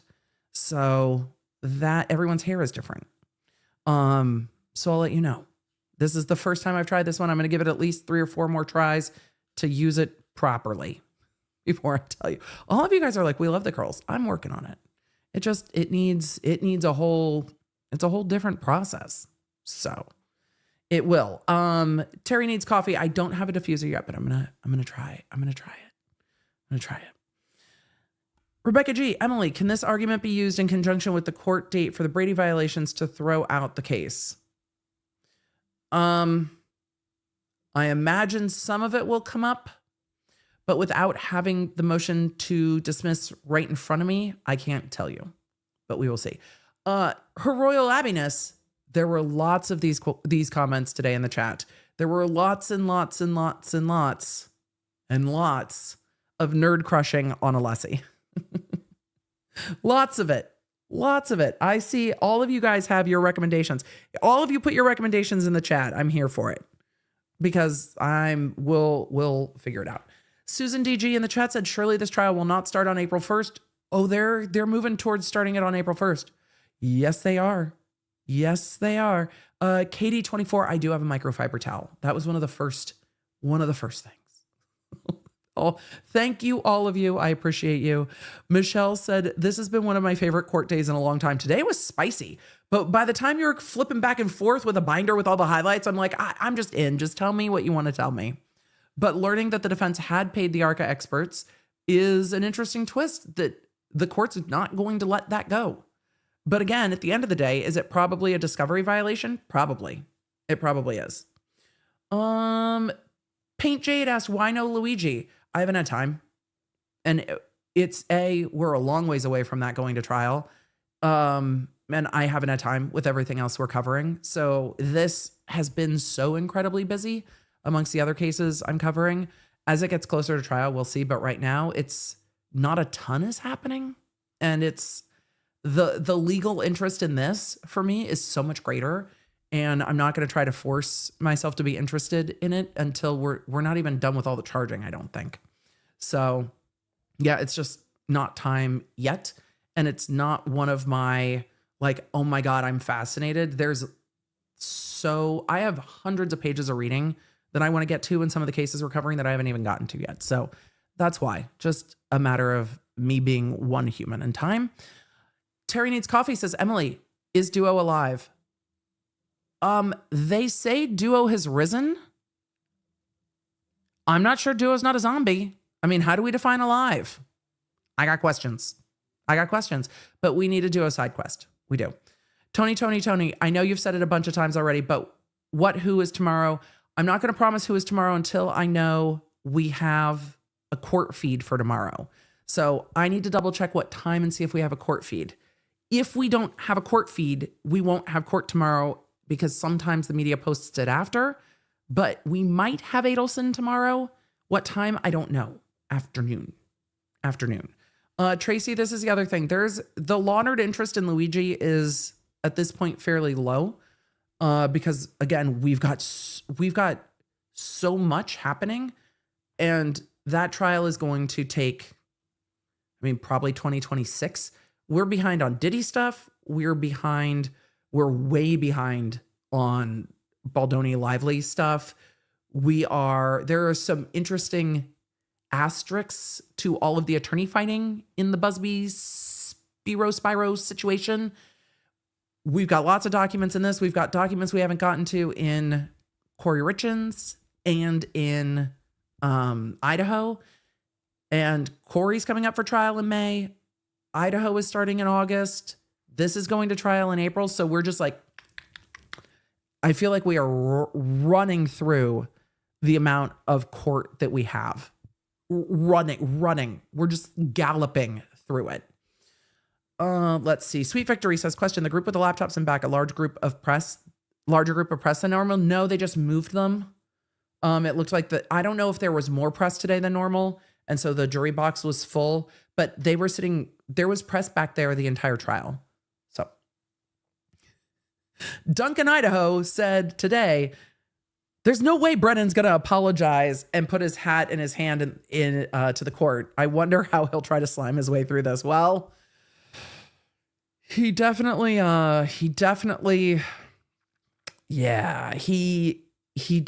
did that. Stephen, right? Stephen said, I'm pissed off waiting for Brennan to respond.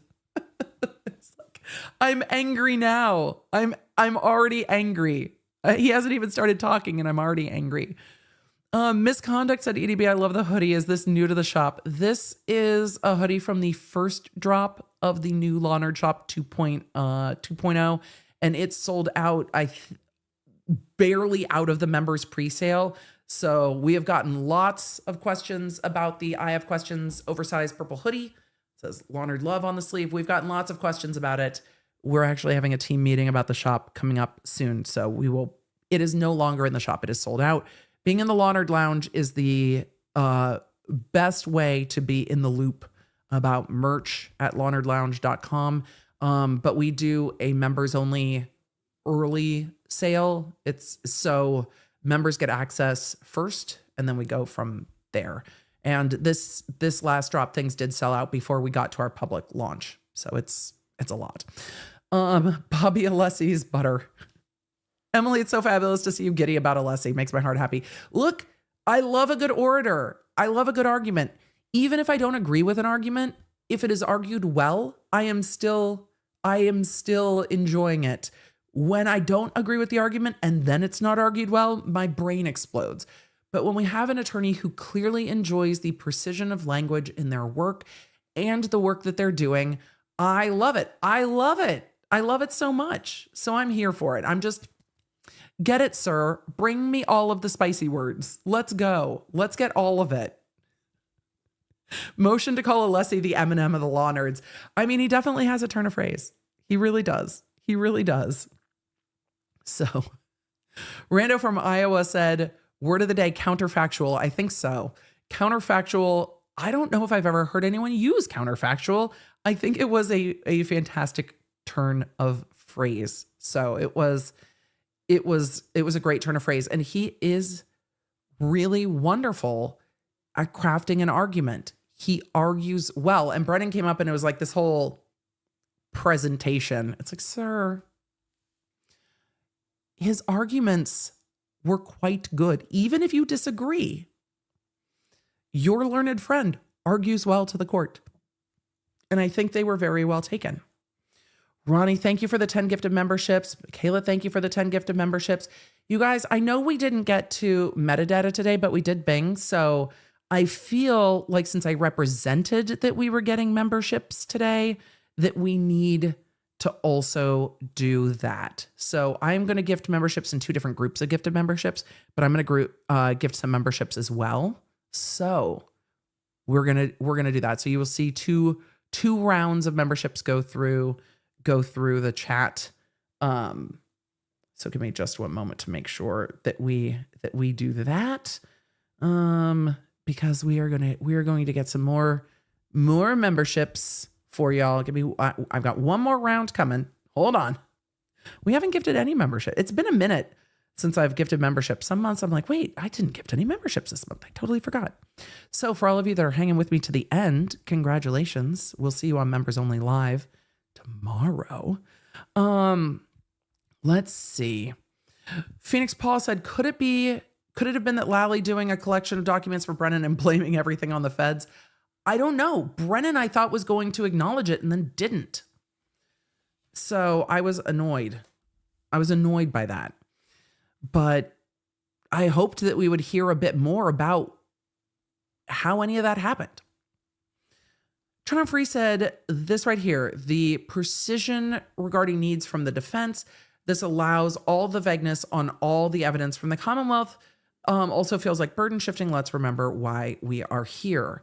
I can understand the argument with regard to that, but burden shifting in this context doesn't apply the way I think that it's meant in the comment, because some of the things being represented, the burden is now on the defense to say this is not how it went down. Burden shifting at its core means the prosecution shifting the burden of beyond a reasonable doubt onto the defense, saying, well, a defendant in court has to prove that they're not guilty. Here and elsewhere in court, there are times where it is the burden of the defense to prove a thing in court before you get to jury trial. And this is one of those times where the court is looking at the defense going, and now you need to explain where we are. So it's not impermissible burden shifting as if the prosecution got up and said, well, the defense didn't prove XYZ. They can't argue the defense didn't prove to a jury, which is why at the beginning of this case, I argued that when the defense really leaned in to their theory of the case, my concern was that the jury would shift in their minds to be like, well, you said you were going to show me this and you didn't. You said you were going to show me that and you didn't. The defense doesn't have to show you. But if they say they're going to, it is in the minds of the jurors. Well, you said you were going to show me this. And it happened in the Murdaugh case too. Pook got up there pooting all over opening and was like, and I'll show you this. And at the end of the trial, it's like, where is it, Poot? Where did you show me? So when the defense promises they're going to prove things to the jury, it can create a shift that the prosecution didn't create, that the defense created. I still want to see the defense here focus on what the Commonwealth fails to prove. And I think we'll see that more in this next trial. I hope we will. So Daydream said, can't wait to go through all the trials with the law nerds this year. We have lots of trials. I'm going to need like lemon heads. We're going to need sour candy. It's going to be a sour candy kind of trial year because my kids may or may not have gotten some of the freeze-dried Skittles. They don't stick in my teeth like the sour ones. Oh, they're so good. They're so good. They are impermissibly sugary. They will give you a sugar headache in a half a second, but they don't get stuck in my teeth. And the sour is so good. It's going to be a sour candy kind of trial. It really is. It really is. Angel, it's good to see you. Glad to be a member for 18 months. Time flies. It does. Also, I'm starting a new job in the IT field, which I dreamed about. Angel, you're going to know all about the metadata. You've got it handled. You've got it handled. So all of you are like freeze-dried Skittles. I know they're so good. They're so good. Freeze-dried Skittles. They were at Target.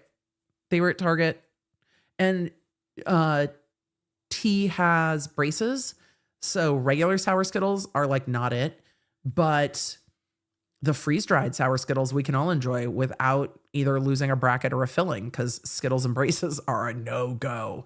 For any of you that are like, no, they're a no-go. Not no-go. Thank you again. You guys were all so complimentary of the hair early on in the stream. I appreciate you. Tracy, thank you for the gifted memberships. I appreciate it. Dexter said, thank you for all you do. I'm watching laying in bed, recovering from surgery from a broken legs.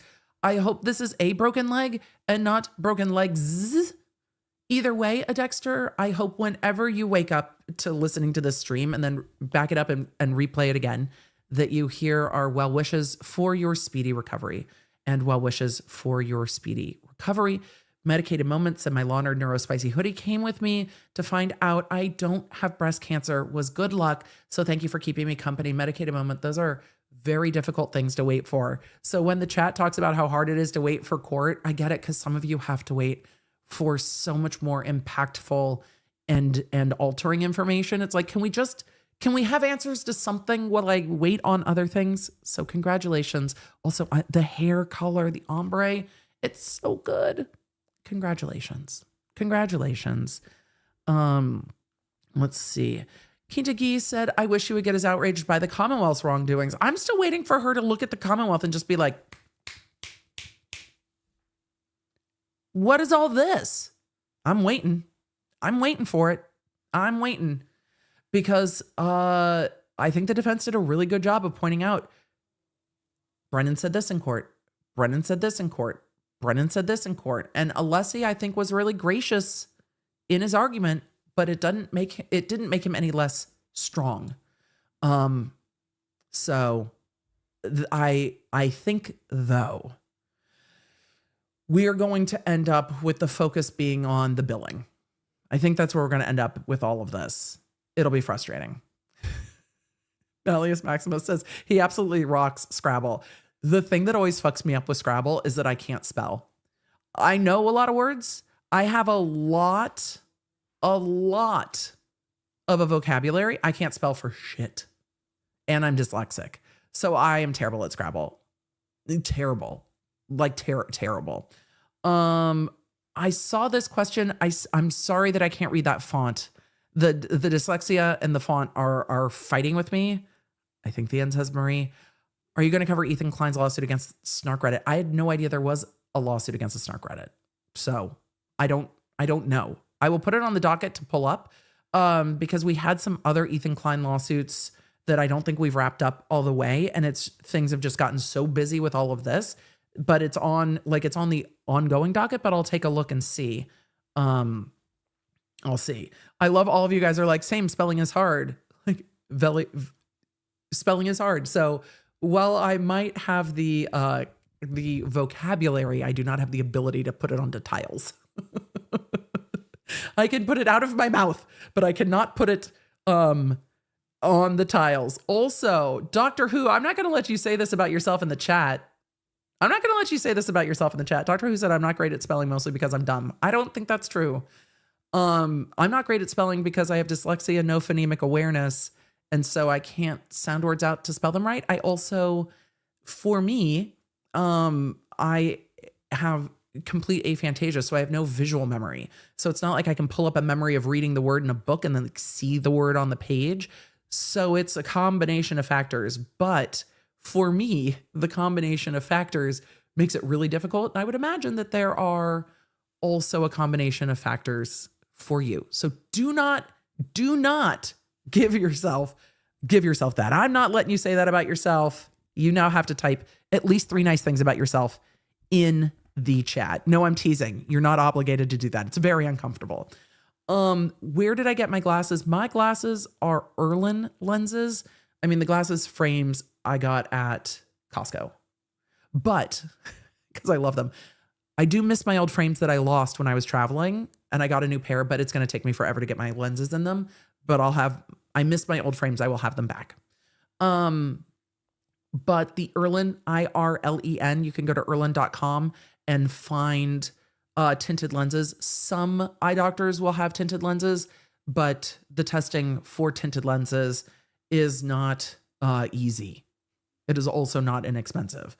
I am glad we did it, but every time I go for lens testing, it makes me completely nauseous and is a challenge, but it's worth it because you can see how your brain responds differently to your to the color tint. Dr. B has blue ones. T's are like orangey brown and G's are also like a blue purple and mine are gray blue. So all of our family has different color tints and it makes it really, really, unique and different. So it is what it is. A lot of you are like, can you just skip all the things? I'll take that. I'll put it up for a vote later. Law Nerds, if we have time to cover other lawsuits, I'll put it up for a vote. And if the bulk of you guys are like, just skip it, we'll skip it. It's going to be a minute before we pull in any new lawsuits. When I'm looking at the backlog of stuff I have to read and we want to cover, it's so much. It's so much. So much. And that's, I will put it up for a vote. Kim said, I love Labrador. I said, who can tell the chat the 5 vocab words learned today? I really do love that man. And I've never met him I've never met him sort of way. It's okay to have intellectual crushes on all of our people. It is just, we love the vocab daddy or the daddy-saurus, which I kind of love, but we got to obfuscate. We got into elucidate, illuminate. I mean, elocution. What else did we get into today? There were so many. There were so many of them.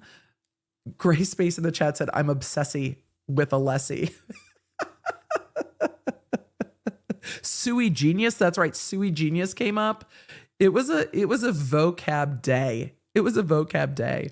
Tracy Walker said, quote, I'll just go ahead and do it. End quote. He proceeds to tell her what he's going to do. I like it. I like that Alessi's like, so we're going to cover this. He orients people when he's been talking for a really long time. I appreciate it. And the court's like, I'm following you. It's like, well, those playing along at home, we want to know too. So I appreciate the way he talks. So it's a good thing. I know we have lots and lots and lots of super chats to get into. Gringa asked about the Ruby, Jody Hildebrand, Rico. It's on my list. We just haven't had a chance to get to it yet. It's going to move slowly, so it's not as urgent to me as some of the other things. We did get into the mental gymnastics or the argumentational gymnastics. But yeah, I think counterfactual might have been my favorite. But Law Nerds, we have been here for 6.5 hours. We are going to have court tomorrow. I know I didn't get to all the super chats. Thank you for everyone who super chatted. If I did not get to it, I am sorry. It is a court day, much like a trial day, where I know I won't get to everything. But I've got to go check in with my kiddos. There's a Zoom call that I need to find out about for tomorrow so I can tell you when our members only live is. Stay in the loop on the Law Nerd app. I will populate the stream as soon as I know what time we are streaming tomorrow. But we are going to deal with court. I'm going to try to deal with court tomorrow, but I need to check times. So lawnerdapp.com is going to keep you in the loop the best on timing tomorrow and then the rest of the week. Members, it will be in the evening tomorrow, Central Time. I'm just not sure when in the evening, but it will be in the evening tomorrow for our members only live. So with all of that, make sure you get the Law Nerd app. Thank you for subscribing. I owe you it binged. So we're going to do that. And then we are going to Zoom. It's great to see you guys.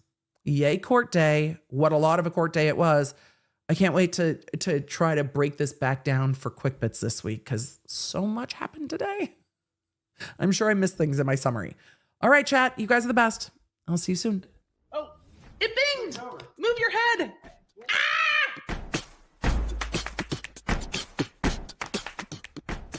Thank you for joining me. Make sure you don't miss a live stream or any of the updates on the cases that you care about most with the Law Nerd app at lawnerdapp.com. It's a free download on iOS and Android so I can keep you in the loop because you never know when something's going to pop off. Thanks for being here and thanks for being a Law Nerd.